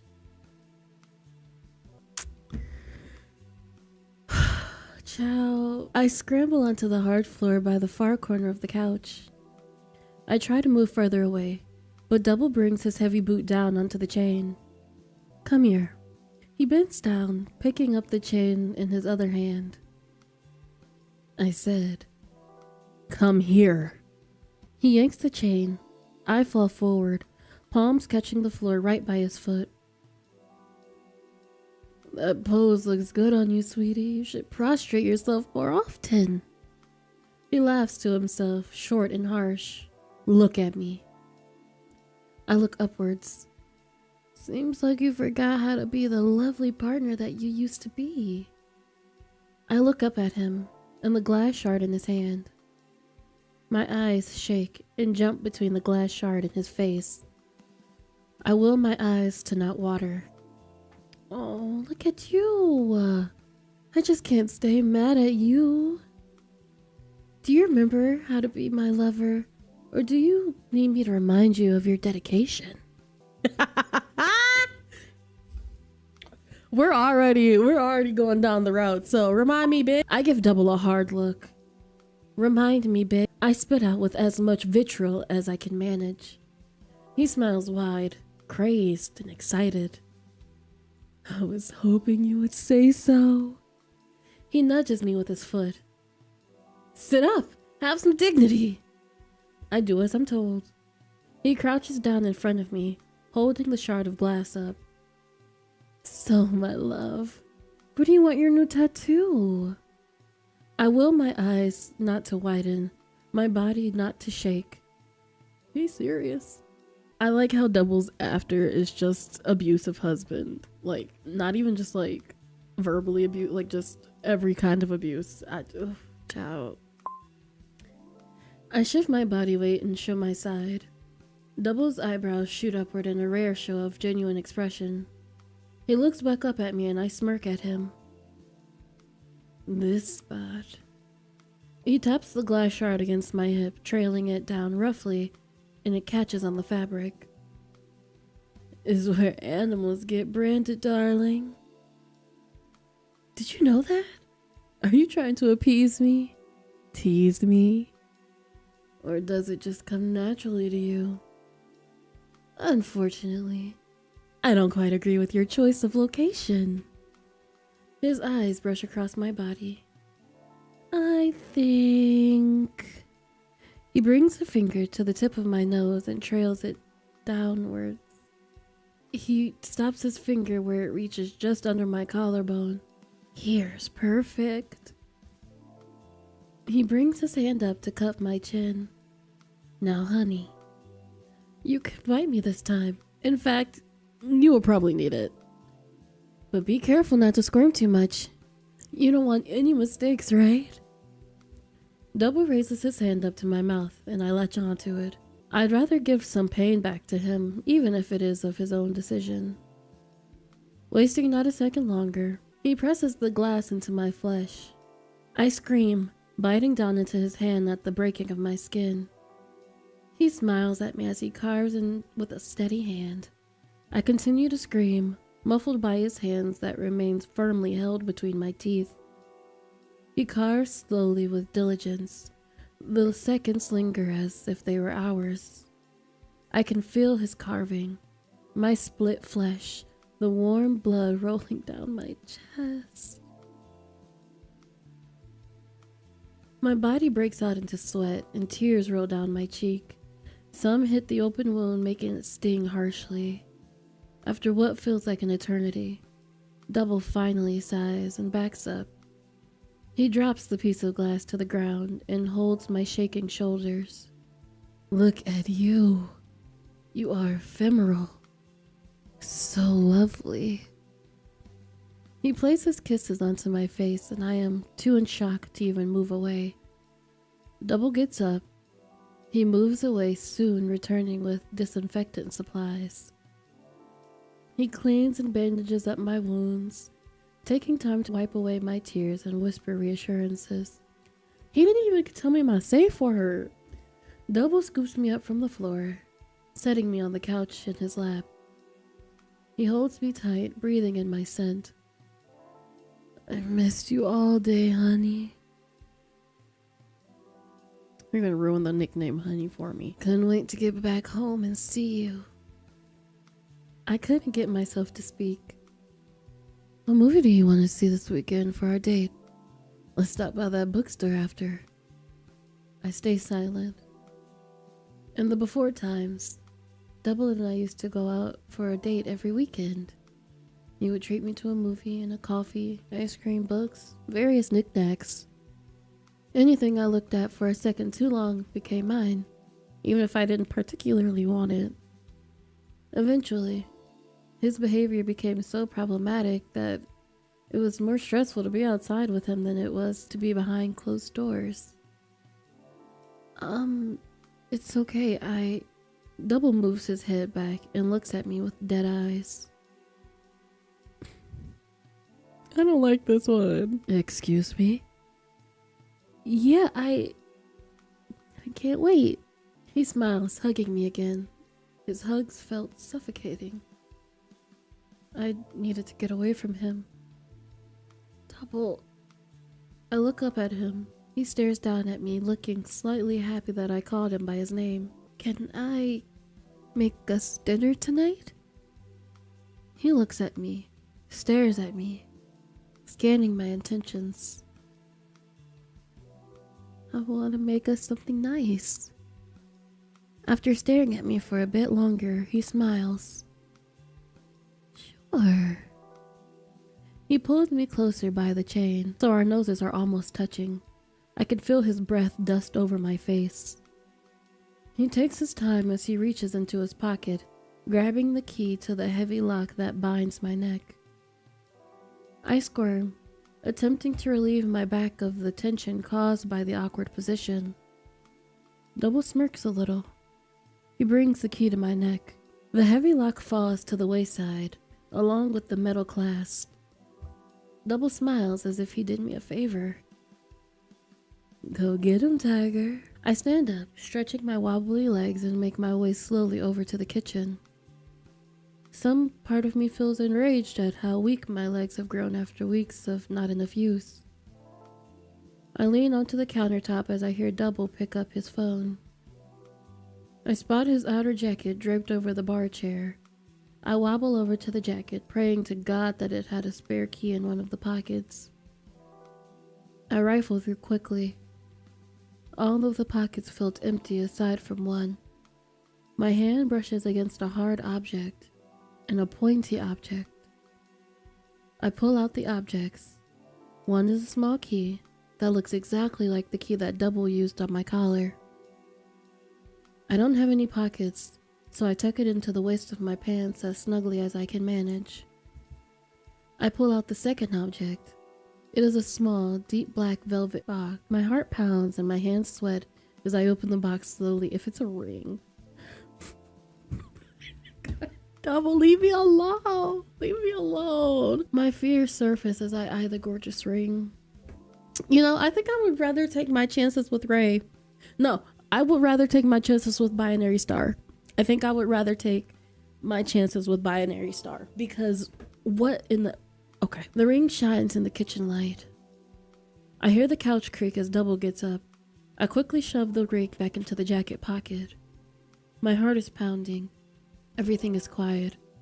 I open the cupboard and close it. Double takes another phone call. I look at his jacket pocket again. Is he really? My palms sweat. My chest pounds. I start to feel nauseous. I avert my gaze, looking around the kitchen instead. My eyes land on a large knife.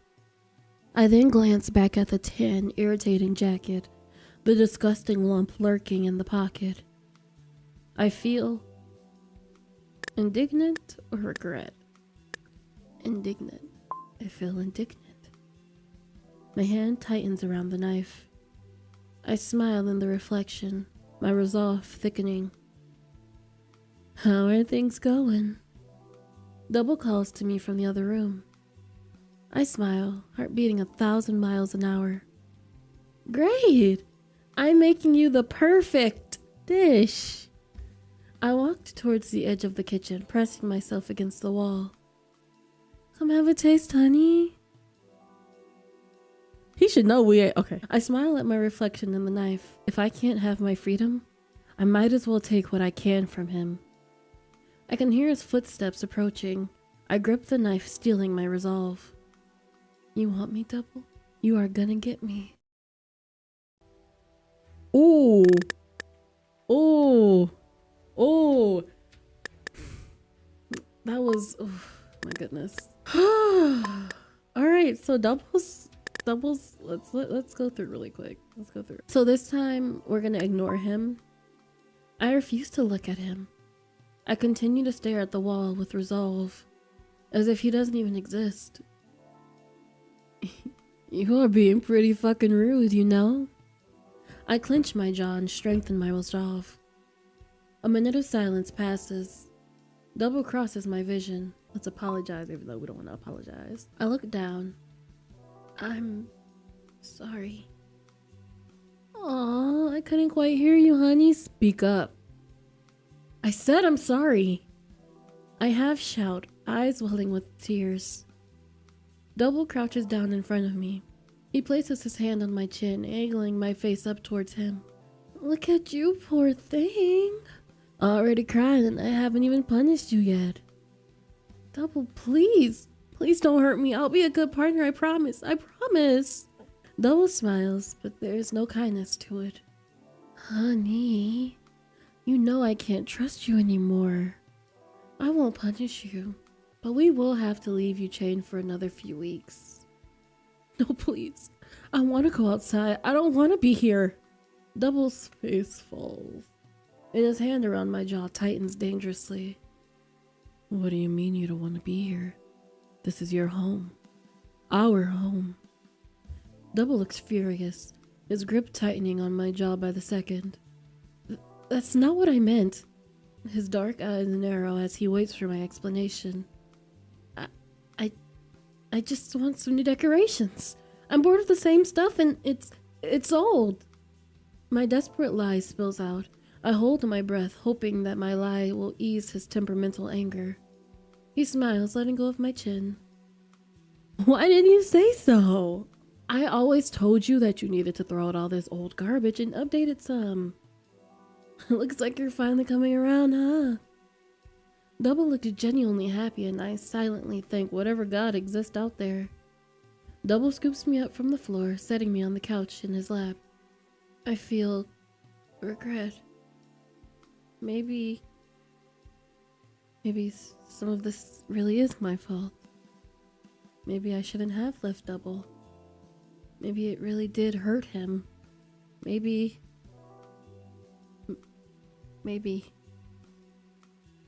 I can't bear to look at myself in the reflection any longer. I toss the knife away and collapse onto the ground, my resolve crumbling. I sob and sob and sob. Double, upon hearing the clatter, teleports over. I can't even hear his words over my own agony.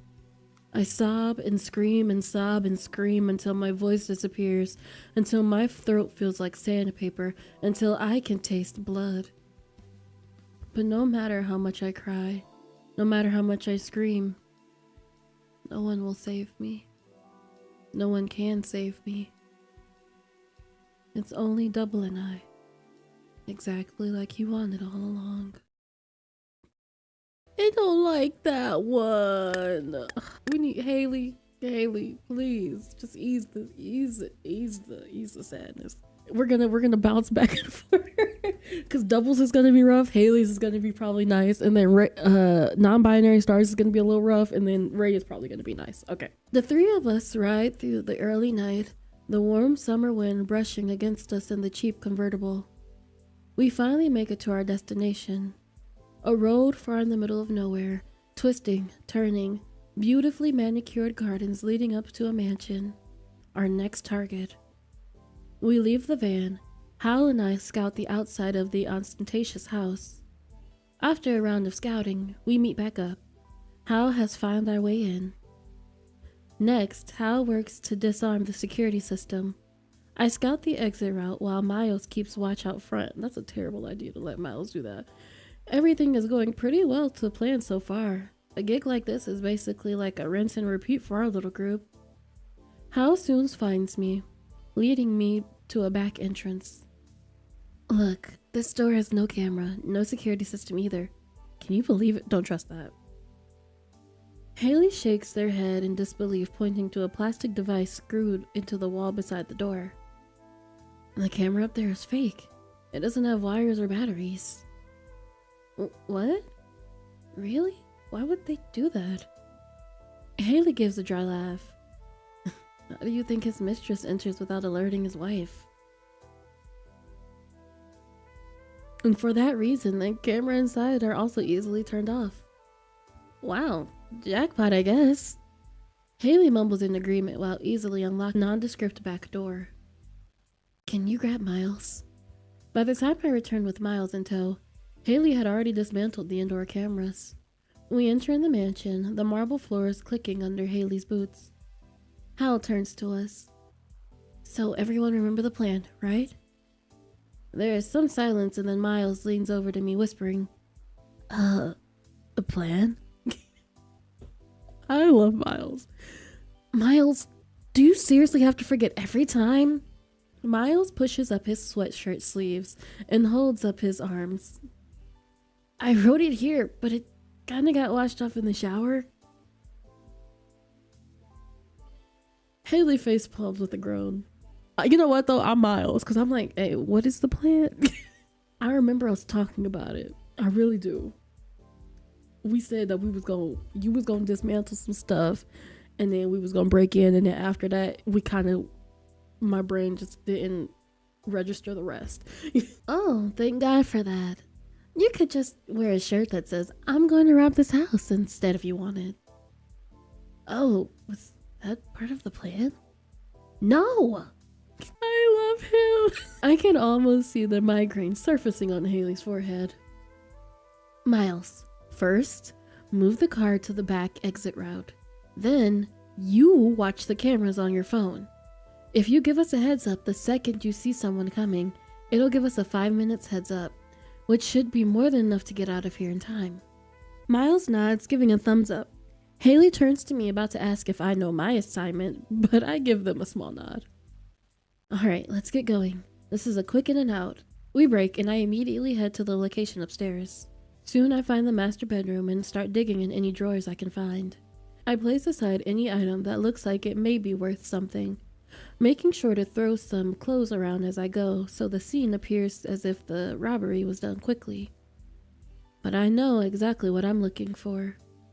I easily sift through the nightstands and then make my way towards the closet next. I open the closet and blanch at the incredible amount of stuff. Books, clothes, pictures, perfumes, jewelry, boxes. The value in this closet alone could have estimated $1 million easily. After stretching my neck a bit, I get to work. I start pulling out fabric, jewelry, digging through boxes. Wow, that's a lot of shit. I near jump out of my damn skin at the sound of Hal's voice. Fuck, Hal? Are you a ghost or something? Yes. Oh, sorry. I didn't mean to sneak up on you there. Did you already get the files? Yep, I didn't even have to force my way in or take the drive. The password was literally his mistress's birthday. 34 years younger than him, by the way. Ew. Gross. Haley nods in agreement. You need any help? I could use some, yeah. Haley jumps in on my search, throwing valuables in my growing pile, taking extra care to search through the boxes. A couple minutes go by as we search and sift through in silence. Oh my god, look at this shit. I glance up and Haley is sporting the most ridiculous hat I have ever seen. Puke green, fur trimmed, satin, and diamond encrusted. Take it with y'all. I laugh at the absurd hat. So out of place on Haley's head. Okay, now that is a damn war crime. I turn around, grabbing a piece of clothing from the ground. But is it as bad as this? I put on an ostentatious silver jacket made in a shiny material that would confound scientists across the globe. The shoulder pads let out obnoxious squeaks as I pose like a model for Haley. Haley's laugh bubbles over. Personally, it's not high fashion enough for me yet, darling. Haley purses their lips snootily in an exaggerated, joking expression. Now, if you add some of these, we can talk. Haley holds up a pair of sunglasses for me to take.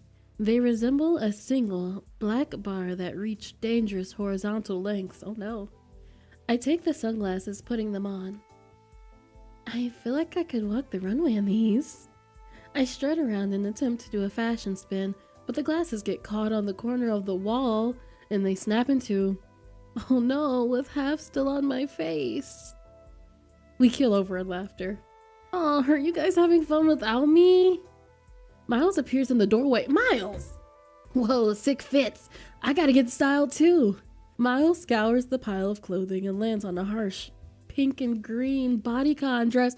Miles, put it on. He smiles deviously, fitting it narrowly over his jeans and sweatshirt. Oh my god. Do I look pretty? You are the prettiest in the whole world.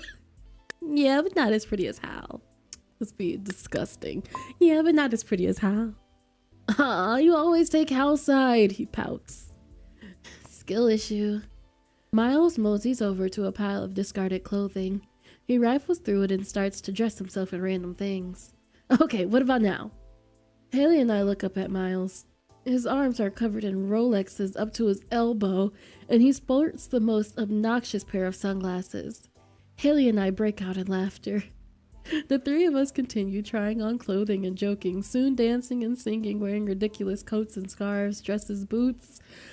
What about the thing we were supposed to be getting? Haley spins me while we dance together. I lose my footing, tripping over a dress and maybe a necklace. A large painting topples over as I bump into it, knocking it off the wall. Underneath the painting is a safe. We all stare, shocked. Hey guys, I think we found it. They look at the safe. That's definitely it. How much you want to bet it's the same password? The mistress's birthday? You wouldn't. That would be so... No. Dumb. Haley opens the safe, smiling confidently at me. They take out the document, sifting through them. This is it. We got him. Let's pack it up and... A light flashes into the house from the driveway. Miles? When was the last time you checked the cameras? Miles holds up his phone. The screen is black.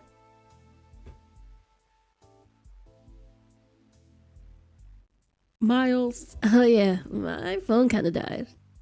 Fuck, we gotta go now. I gather up what I can of the valuables and we break into a sprint down the hallway, then the stairs. The light approaches, bouncing in the walls, illuminating us. A string of curses spill from my lips as my legs carry me as fast as they can through the long hallways. As we finally make it to the back door, I hear the lock click on the front door. Haley's already has the car started as I hop in the back of the convertible. We peel out of the back exit as the light turns on in the house, my heart beating 100 miles an hour. Where's Miles? We hit the road, with speed heading north into the night. We did it. Oh, thank God we did it. We did it. Hell yeah. Woo! Where's Miles? is Miles in the car. We celebrate and shout, driving into the night. After a few hours, we begin to slow as we drive through a small town. Let's get some food and bowling. Bowling? Haley pulls up to a large building labeled in neon lights as 24-hour bowling and diner. My treat tonight. Haley swivels their head, looking at both Miles and I. Okay, so Miles is in the car. That would have been hilarious if we left Miles. You guys aren't tired yet, right? Bowling! I love bowling! I hate bowling. I hate bowling. I hate bowling. I actually hate bowling. Miles gives a small whoop and eagerly jogs towards the building. Bowling it is then. Haley strips the catsuit, changing into their usual fit. We walk into the bowling and diner combo. Surprisingly, it is quite busy. The usual patrons and workers seem to know Haley fondly, offering them free food and lanes. Haley turns them down, insisting on paying for our group. We walk up to the lane that has a small table in the back. I ordered us a bit of everything. Haley gets up and stretches. So, who's ready to get beat? Haley then types their name into the digital scoreboard. Miles hops up, also typing his name into the scoreboard. I follow, typing my name into the scoreboard as well. We start to bowl. Halfway through the game, our food arrives to the table and we take a quick break to eat. I didn't realize how hungry I had gotten. Miles takes out his phone and snaps a picture of his arm covered in Rolexes in front of the pancakes. Miles, you aren't posting that on the internet, right? Nah, Dad was wondering how lessons were going. Miles, don't. Oh, Dad said he's gonna give you a bonus. Never mind then, carry on. I chew on some food thoughtfully. Miles, your dad really wants you to become a villain, huh? Yeah, he says it's in our blood, but I'm like, that's your dream, Dad, not mine.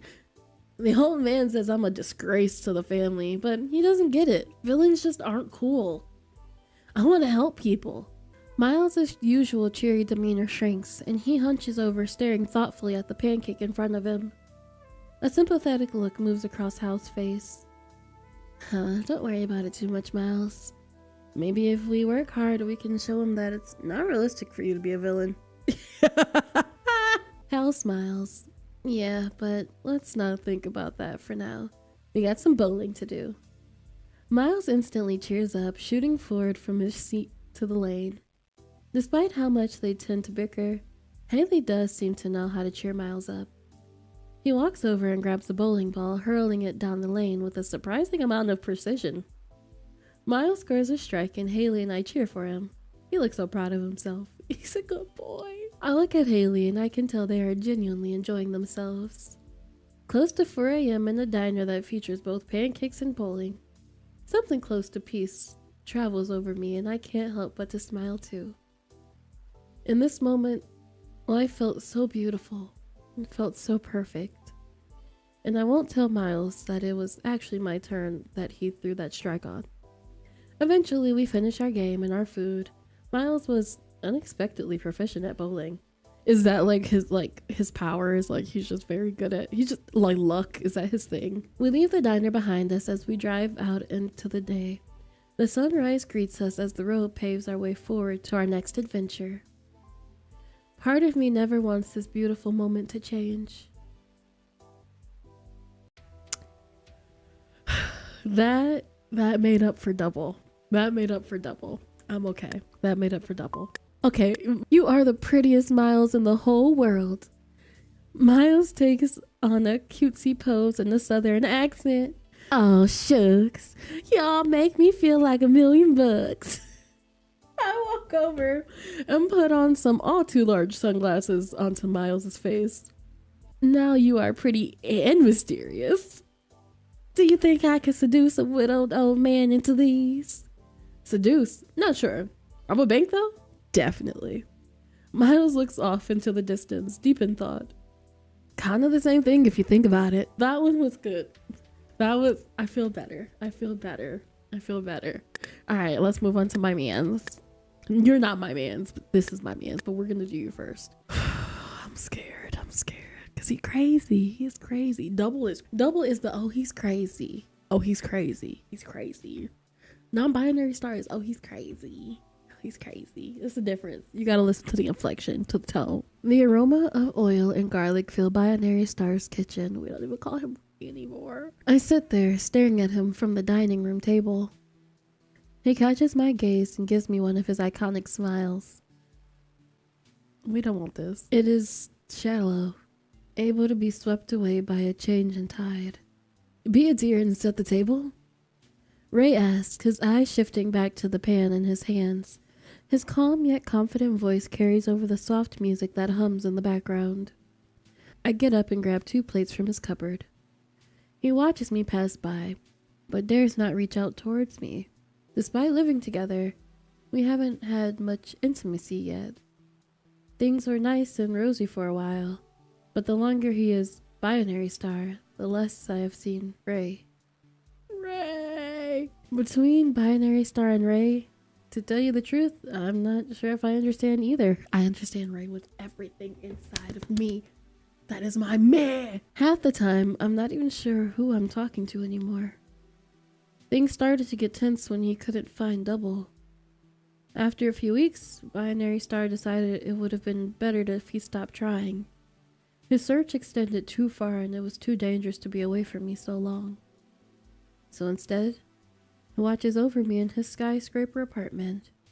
Every now and then, Ray disappears for a couple of days. Sometimes hurt, other times not. I recently noticed the number of abilities he has must be increasing. It's not good. His mental state seems changing too. When he doesn't notice me looking, his facial expression seems truly empty, devoid of anything that resembles a human. It worries me.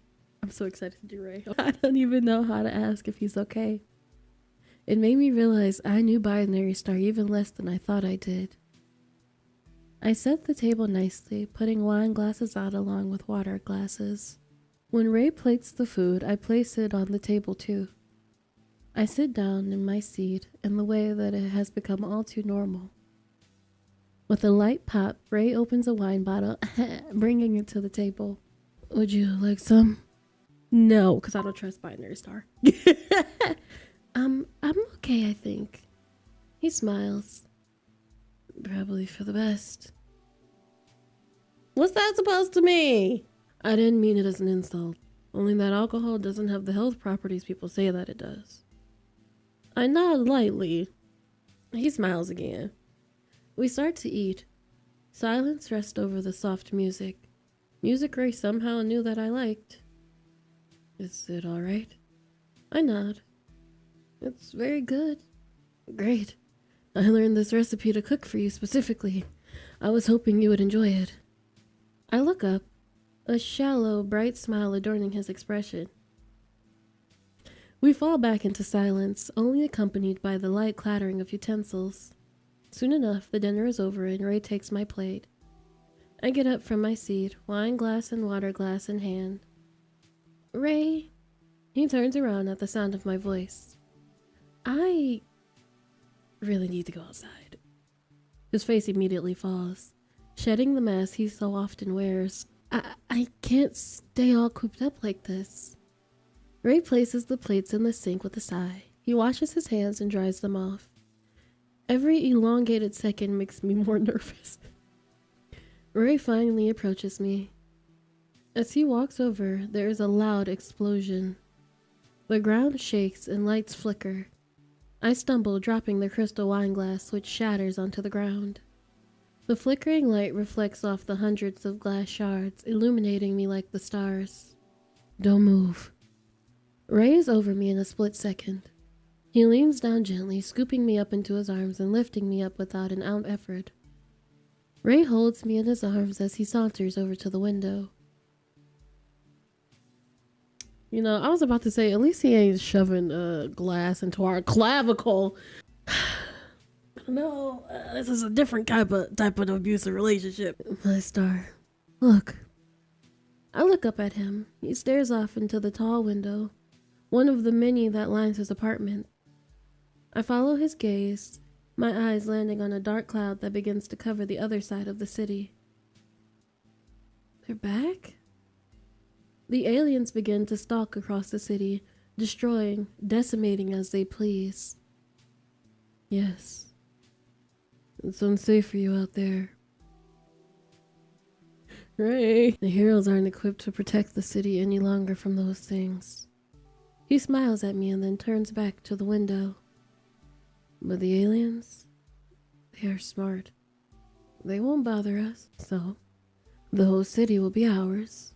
We will never have to worry about double coming after you again. I press my finger against the window. The aliens move underneath it, flames and smoke trailing behind. Ray, you didn't. Ray, you did it, baby, you didn't. What happened to the other heroes? Ray looks down at me. He gives a sad smile. They couldn't keep up with the demand. The aliens got smarter, but the heroes didn't, and I devoured each and every one of them. Between the aliens and villains, heroes just started to drop like flies. It's a harsh world out there. I watch as more aliens move across the horizon, the glass chill on my fingertip. As I watch a tower in the distance topple and crumble, it makes me feel sad. I'm sad. It makes me feel sad. This beautiful city destroyed for what? People suffering for what?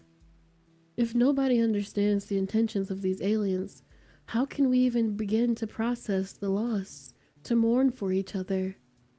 I bite my lip to keep the tears from spilling over. Ray places a kiss on my head, his warmth lingering. Everything will be okay, I promise. Don't be sad. You should be happy, my shining star. What is he talking about? Why would I be happy? What is he talking about? It's painful now, but it will be good for us in the end. I watch someone running for their life only to be picked up like a toy. How will this ever be good for us? For anyone? You won't have to worry about double anymore. I look at the carnage below. It's not worth it. Ray looks at me, his jaw sets ever so slightly. How could my safety be worth this? Hundreds of lives, thousands. The other heroes may not be able to do anything. But you could stop it, Ray. You could save them. Ray sets me on my feet. Gives me a hard look, studying my face. No. What? What do you mean? Like, you can't, or do you not want to? I have everything I could ever want right here. If this opportunity makes life better for us, I'd be a fool to stop it. Your safety is what is most important. Over the lives of thousands of people? That doesn't make sense. It makes perfect sense. Okay, so I let the world burn. It's different. It's different if he actually likes me. He's just doing this because of like his own like little obsession in his own brain, like his last like grasp at humanity. So it's not sexy right now. If it was Ray doing it though, not binary star. Blech. Ray, it can't be just us. What if we have kids?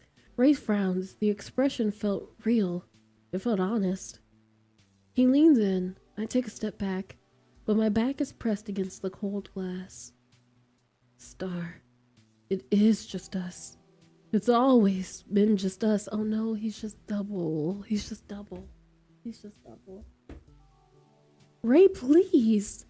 My pleas fall on deaf ears. He turns to walk away, but part of me knows I have one more chance. What if it's ooh, that one sounds a little rough. So I'm gonna just say, please save them. Ray, please save them. I collapse onto my knees. Sobs rack my body. Ray pauses. He turns around, looking at my pitiful state. As I sob, Ray slowly approaches me. He crouches down and wipes away my tears. Please, Ray, please. I sob like a broken record. A carousel of conflicted expressions drift across my face. Ray wipes away my tears, placing kisses on my cheeks, lips, and nose. Just don't think about it, Star. It'll be easier that way. I can't just not think about it. Ooh, this is hitting a little too close to home in the state of this world that we are in right now. So many people will die because of me. I can't live like that. I can't go on living knowing that. Well, I won't let you die either. Then what am I supposed to do, Ray? Tell me. If this happens, if people die like that, I can't forgive myself. I will curse myself and spiral into despair. I look up at him, glaring fiercely. And I will begin to hate you too. Ooh. Ray smiles softly. I already hate myself. Then hate me. Hate me like it's your last connection to sanity. You can curse me, hit me, ignore me until you've had your fill. I'll take all of it. Your hate, anger, sadness. I'll take it all. Every damn day if it means that you will be safe and alive by my side. Jesus Christ. I bury my face in my hands, the feeling of defeat washing over me. Ray reaches out, and I grasp him. I curse him and curse him and curse him while hugging him tightly, sobbing, screaming, crying into his shirt. Even as the cause of my pain, he is the only one I can reach out to for comfort. Part of me wondered if he intended that all along, or if he just happened to end up here. Oh, he's foul for that. Okay, let's try my sentence. Let's say yes. I nod lightly, and Ray gives a tasteful pour into my glass. I watch, mesmerized by the dark red liquid as it lightly ebbs against the crystal. Ray pours himself some and sets it on the table. We start to eat. Would the aliens just stop after taking over the city? Ray gives me a measured look, then he smiles. It's hard to say. My guess would be no, but who knows? I watch as more aliens move across the horizon, the glass chill on my fingertips. As I watch a tower in the distance topple and crumble, it makes me feel scared. Makes me feel scared. These terrifying beasts lurk and kill. We have no real idea how many of them there are. What they plan to do. Ray holds me a bit tighter. Don't worry. I'll protect you until my last breath. They won't be able to touch a hair on your head. It's painful now, but it'll be good for us in the end. I watch someone running for their life, only to be picked up like a toy. I'm scared to say it. What if it's not just us? What if it's not just us? Ray pauses. He turns around slowly. That's what's coming. What? What if there can be someone else too? Are we asking for a baby? Hold on. Ray walks over slowly. Are you saying, yeah, are we saying what we think we saying? Are you saying what I think you're saying? I don't want to raise our oh, not us pulling the baby card. Not us pulling the baby trap card. Oh my god. I don't want to raise our family in an alien-infested, destroyed city. Ray's eyes widen. He searches my face, my mind, trying to determine if this is my attempt at humor in our family. Ray approaches closer. He places his hand on my face, cupping it lightly. Our family. Binary Star places a deep kiss onto my lips. I can feel his hands shake slightly. He pulls back, breathless. I don't think I've been happier in my whole life than in this moment. I want our kids to have friends, neighbors, companions in the same city they grew up in. Kids with a s. Ray said, further starts saying s. You plural? Okay. He kisses me again, pulling back, and there is so much love in his eyes that it threatens to knock me off my feet. Okay, so I guess this one isn't that bad. This part's not that bad. I just can't say no to you, Star. Ray kisses me again, lifting me up, pressing my back against the glass. What you about to do, Daddy? Ray! I push him back a bit, and he obliges, leaning back, looking down with the heat swirling behind his eyes. Can you please go save them first? He looks at me intensely, unmoving, unconvinced. He said, not before. I knew that was gonna happen. Sleepy, please. Let me taste you a bit first. I'll take care of it right after. His hand grips my thigh as he leans in closer to my neck. Ray! His lips trail my neck, nibbling and licking as they move their way north towards my ear. Ray, later, please? He leans back again as I cover my neck against any future attacks. He stares blankly. Right when you get back, I promise. After a few seconds, Ray lets out a deep sigh. Fine, I'll go. He lowers my feet to the ground and backs up. Ray begins to saunter off. I can tell by his walk that he is dreading getting back into the suit. I know. Wait, Ray, you forgot something. Ray turns around confused. I bound towards him, placing a kiss on his cheek. I whisper to him, "Thank you, Ray. You are my hero." His face heats up, a light pink, and he can't hide a small, genuine smile. Okay. So I know he's a little crazy. He's a little crazy in this one, but like, it's not double crazy. Double was just double trouble, double bad ending. We wasn't coming back. But this one, we're gonna have babies, and you know, if I keep promising him more and more, if we just stay barefoot and pregnant, we can save the world. Who knew that you would save the world through Punani Dasani one day? In this autobiography. Go get some sleep, Star. I'll see you when I get back. Ray leaves the condo and I collapse onto the couch. A whirlwind of emotions fly through me. I just promised this man a baby. Eventually, enough time passes that Ray is likely not in enough vicinity to hear my thoughts. Honestly, the stuff about family was a last-ditch effort. The only thing I could think of at the time. Part of me wasn't even sure I wanted kids. The larger part of me wasn't sure if I wanted kids with Ray himself. That's not me talking, because I want some with Ray, but not binary star. It was the best I could do at the time to convince him.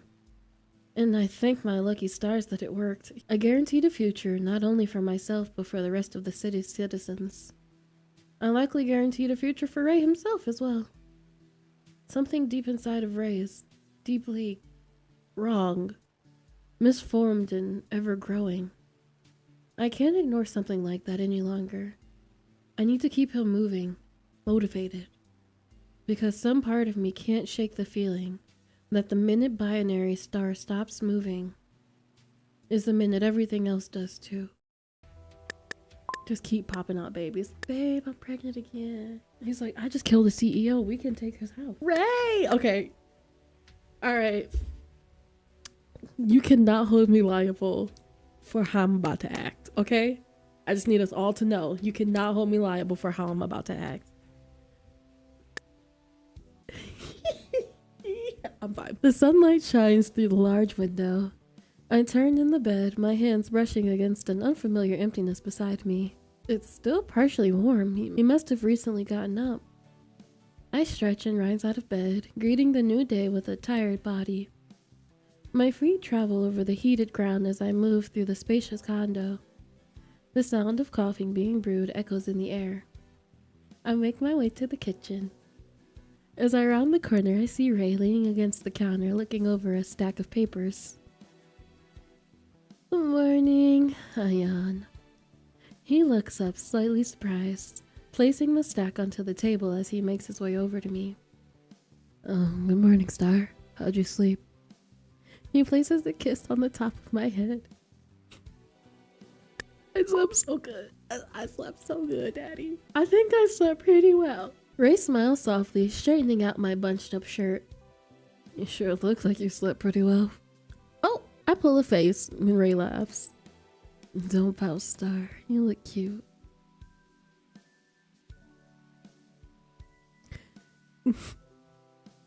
You were so peaceful.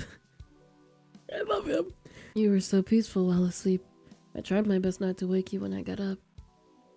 Ew, you were staring at me while I was sleeping? You creep. I tease him back. A flash of annoyance drifts across Ray's expression. I keep taunting me and I'll take you right back to the bed, he warns coolly. I shut my mouth and sit down on one of the kitchen seats. This is the energy that I need. Do you want any coffee? Ray asks while picking up a mug. No, I like tea. No, thank you.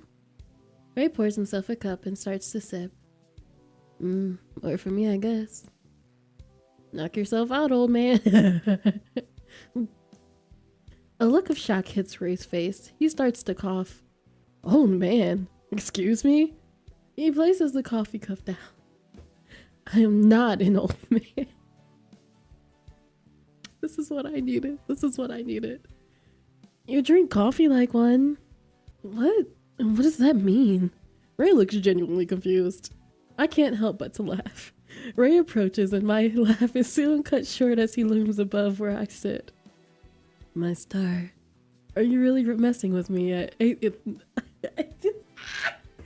I want to scream. My star, are you really messing with me at 8:30 in the morning? I bet my eyes, attempting to look innocent. Ray lets out a groan, rubbing his eyes while walking back to the counter. I should have started drinking coffee earlier if I knew you were gonna come out of the bed goddamn swinging. You're a fucking menace.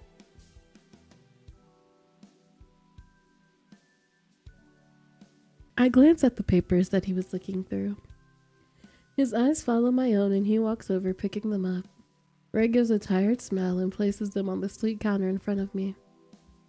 Some rental properties? I shift through the stack of apartments. A good portion of them are pretty solid finds. You said the last ones were too expensive, so I tried to find something a bit more reasonable for you. I continue to flip through them. You didn't have to find all of these for me, I say, feeling a little guilty. I glance up at Ray. He smiles at me in an embarrassed way, probably realizing he might have overdone it a tad. Well, you said being here was temporary and you wanted your own place. But of course, you are more than welcome to stay here.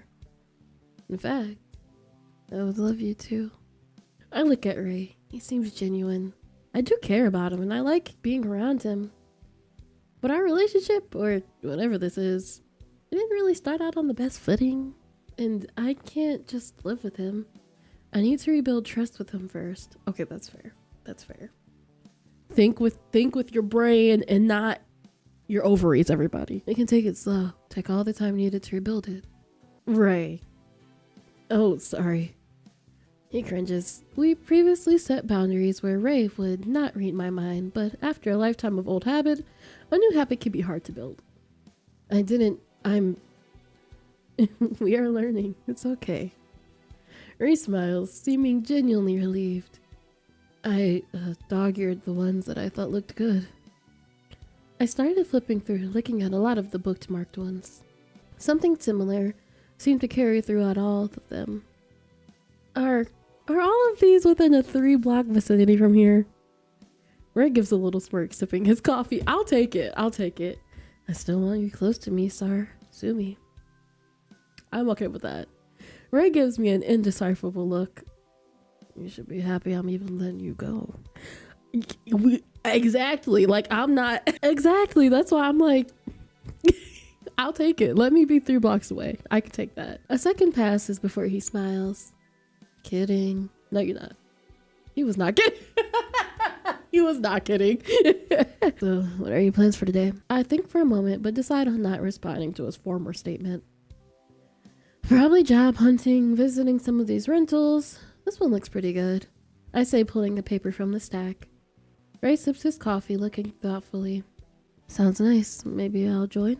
I don't remember inviting you, and don't you have work? Ray sets down his coffee. He brushes his hand through his hairs. Not really feeling it today. Ray, you protect the whole city. What do you mean you're not feeling like? They can deal with me skipping a day. They can. They can. Take a break, baby. Matter of fact, over here. Come take a break. If the city can't protect itself for a single day, it doesn't deserve to have the peace that it does. He is growing. Didn't that supervillain Vandal announce that he was going to attack the city today? Roy sipped some coffee, waving his hand dismissively. Not my problem, he stated dismissively. I'm okay with that. Plus, I'm depressed. The object of my love and affections is moving out. Roy gives a sad expression. I can't. I visualized a pouting Ray and I didn't like that in my brain. It was just something that I can't deal with him doing the... Ray gives a sad expression that was obviously forced. I think I might have to lay in bed and watch sitcoms all day. He's really playing it up. You hate sitcoms. Nature documentaries, then. Depressed people don't watch nature documentaries. Oh, so first you break my heart and now you put me in a box? You are so ruthless, Star. I'm okay, I'm not screaming. Ray cracks a smile, unable to keep a straight face. You are so insufferable. I learned from the best brat around. He gives me a cocky wink. Listen, I will gladly have this man's babies. I will gladly stay barefoot and pregnant so he stays sane. I will do it. I will do it. I don't care what tricks I gotta do. I will spin on it like a sit and spin. Ray starts to rinse his mug. Ray, are you really not going to protect the city? Ray doesn't answer and just places his mug in the dishwasher. I get up and approach the tired-looking blonde man. Ray, please? No. You know what? I'm not mad at him for having these boundaries. He's putting his body, his mental health, and like just everything else on the line 24/7. There are other heroes. There are literal other heroes. I'm sure we can create a system where we can create a system. Y'all don't need him 24/7. Weaponize incompetency so you can have the people who are the best. Listen, I will defend my mans to the end of the day. Ray sighs, his shoulders slumping. Fine, but I need to steal some energy from you first. What? Ray turns around and wraps me in a tight hug. His arms and chest surround me like a cocoon. His soft flutter plush against my face. His hot breath brushes against my ear, making goosebumps rise on my skin. My face heats up and I start to squirm. Continues to hold me. I can feel his calm, steady heartbeat. Something in me knew he was holding on to me, as if I was his last thread to this world. Stay with us, Ray. Don't disappear. He breathes me in and exhales, grounding himself to humanity. A minute or so passes, and finally Ray pulls back. Okay, sorry. I feel energized again. I'll go to work now. Sorry for worrying you, Star. Kiss this man. Kiss this man goodbye. I look at the tired man leaned over the sink. His pale hair slips over his shoulders as he works. The dull shine sparkles in the sun that peeks through the window. Despite his past, despite his perceived failures, despite his agony, hatred, contempt, he was fighting still. Fighting against the hardest competitor, himself. I love this depressed man. He turns to finish the rest of the dishes. Ray, I call to him. He turns slightly to look at me. I take the opportunity to cup his face, bringing his lips to mine. I kiss him deeply, with so much care. At first his eyes are wide, shocked. He then deepens the kiss, dropping whatever he was holding to wrap his arms around me, to press himself into me more desperately than before. I correct my arms, wrapping them around his neck. He walks me backwards a bit as he pushes into me, threading the kiss ever deeper. I finally break away, looking up at him, breathless. How is that for some energy? I smirk at him. His eyes stare at me with molten heat.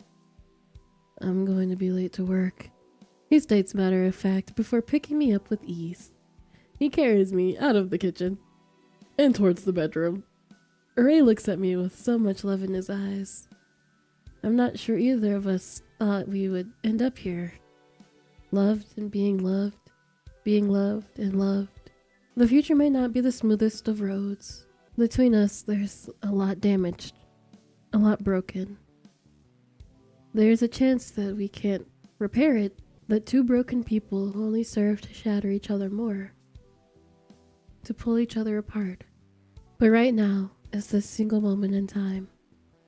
I needed Ray, and Ray needed me. As if it was foreseen in the stars, we met. We collided. The gravitational pull keeping us in a preordained dance. We orbit each other. I love that. I love that. I think I had a nightmare. I think I had a nightmare.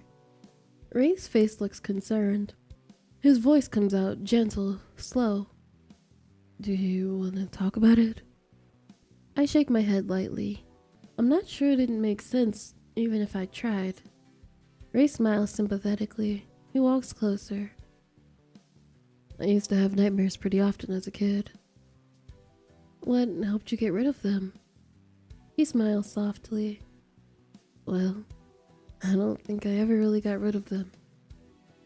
After a while, you just get used to them.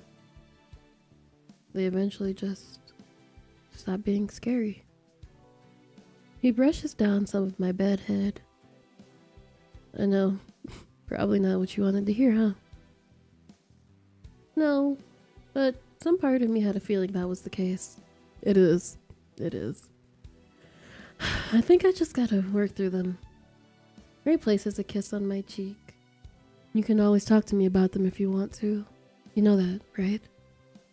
I bite my lip and nod. Ray smiles. Good. Do your best today. Ray looks at me curiously. You can do it. I give a small fist bump, getting embarrassed as I try to cheer on Ray. Ray covers his face, turning away. I knew he was trying his hardest not to laugh at me.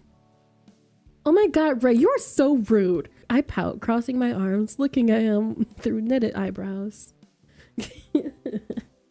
Ray laughs genuinely, his eyes creasing and eyebrows pressing upwards. My pout softens as I realize I'd never actually seen him laugh genuinely before. He reaches over and rustles my hair. You are just too goddamn cute. You know that? What am I gonna do with you, Star? I was just trying to cheer you on. I mumble, looking away, face red. Ray puts his hands up in defeat, smiling. I know. I'm sorry. I didn't mean to laugh, really. I promise I won't laugh next time. I look at him skeptically. I swear it. Fine. He approaches me, cupping my face. Ray smiles at me warmly. Please cheer me on again, Star. He mumbles to me in a soft voice, leaning down and placing a tender kiss on my cheek. My face heats up once again. Fine. Ray looks at me with so much love in his eyes. Okay. I am feeling a lot of things right now. I'm feeling a lot of things. Let me First of all, let's start with the game itself. Man, this game was so good. It's hard for me to stare at a computer so long, be in these lights forever. My throat goes, everything, right? I did not want to stop recording. I didn't want to stop playing it. So like it hooks you very well. It tells the story with such like I'm aghast. I'm shook. I am shooketh.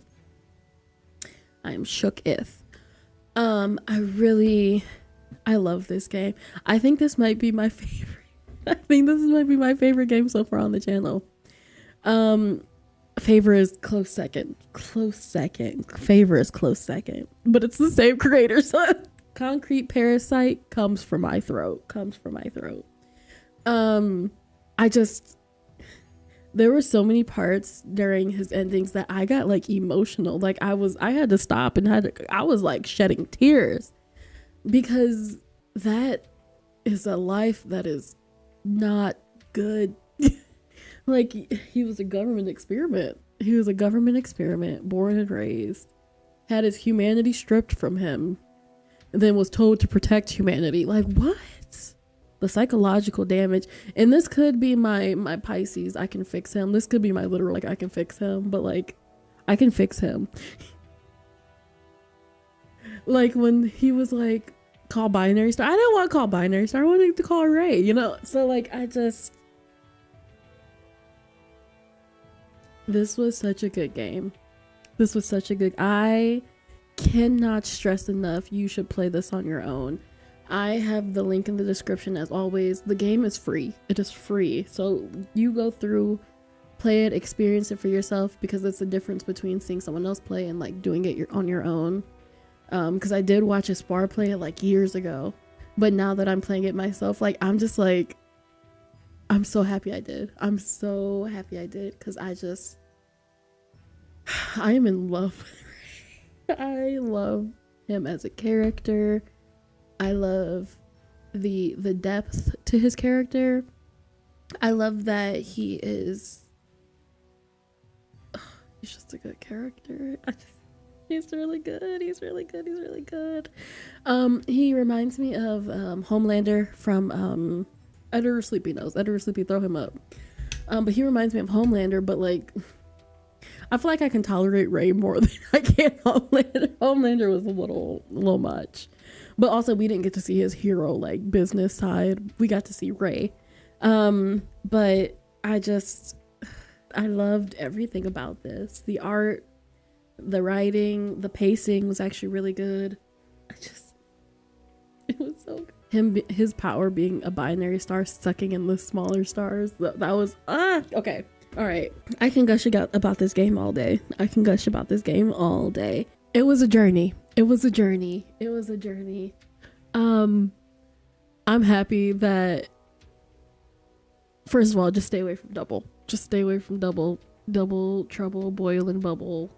Stay away from double. That his happy ending was either getting stabbed or breaking down. One or the other. Haley's happy ending was, I love that. It was all so good. But the happy ending with Ray,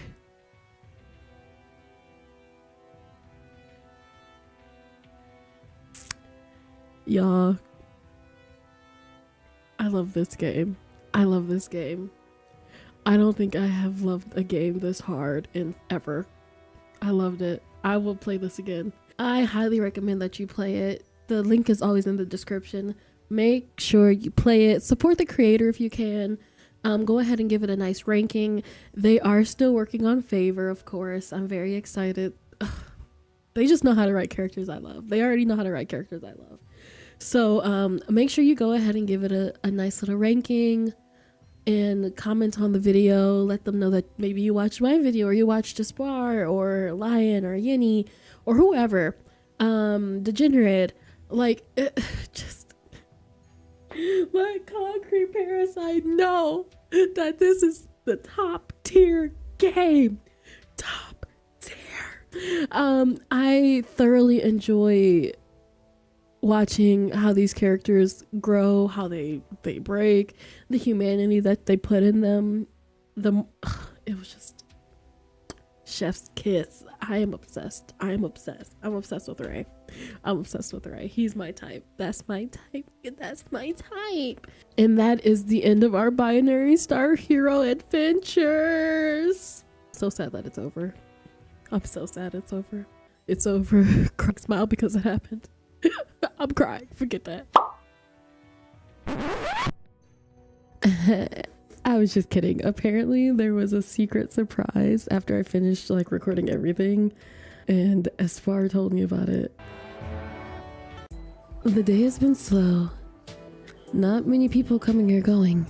I can't help but to space out. My eyes blur as I fight to keep focus and stay alert. Maybe I can use some coffee myself. My eyes trace the subtle grooves and crevices of the countertop as I space out. Hello? Can I, order a coffee? You can't see my face, but I'm screaming right now. I'm screaming. I glance upwards, my eyes meeting the strange customer's form. They smile, their mouth full of sharp teeth. They sport some sharp horns and a peculiar tail. No one told you it's rude to stare?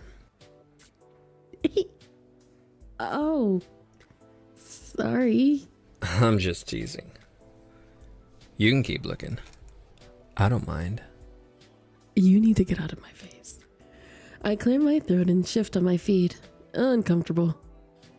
His sharp teeth gleam in the light. So what would you recommend here? Oh, well, it depends what you are feeling. What do you think I'm craving?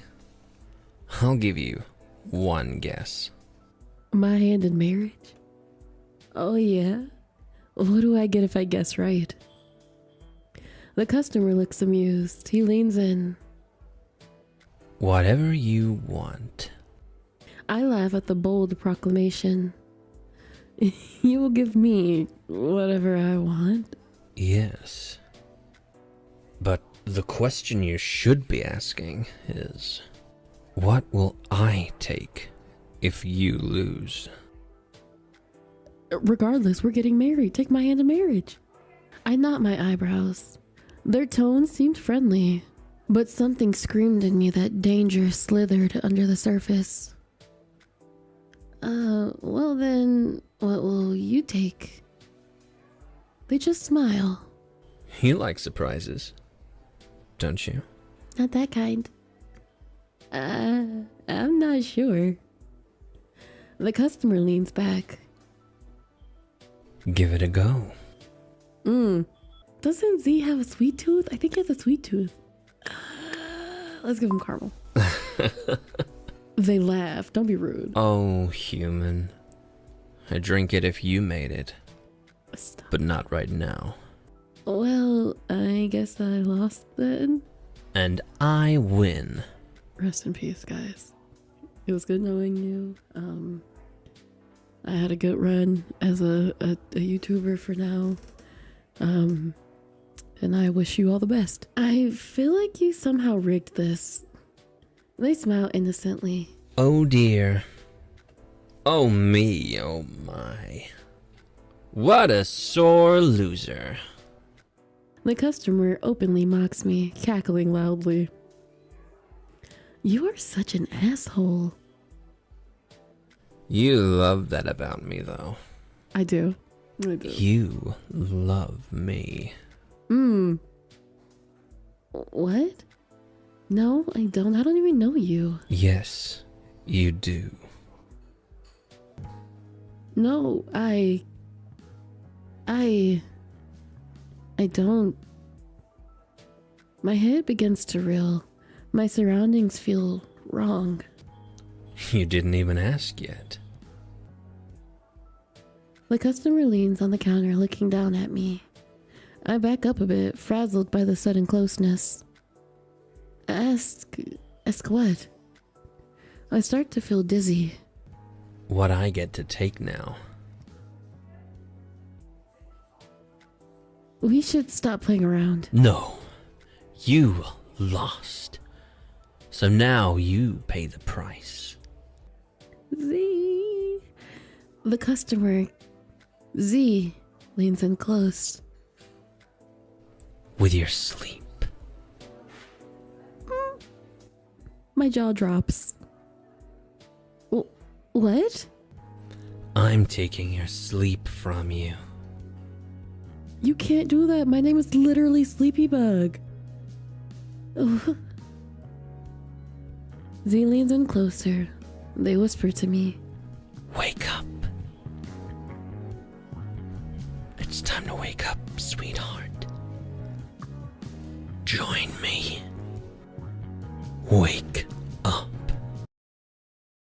Thank you so much for spending time with me. I love seeing your face. I love having you here. I love being oh so sleepy and oh so cozy.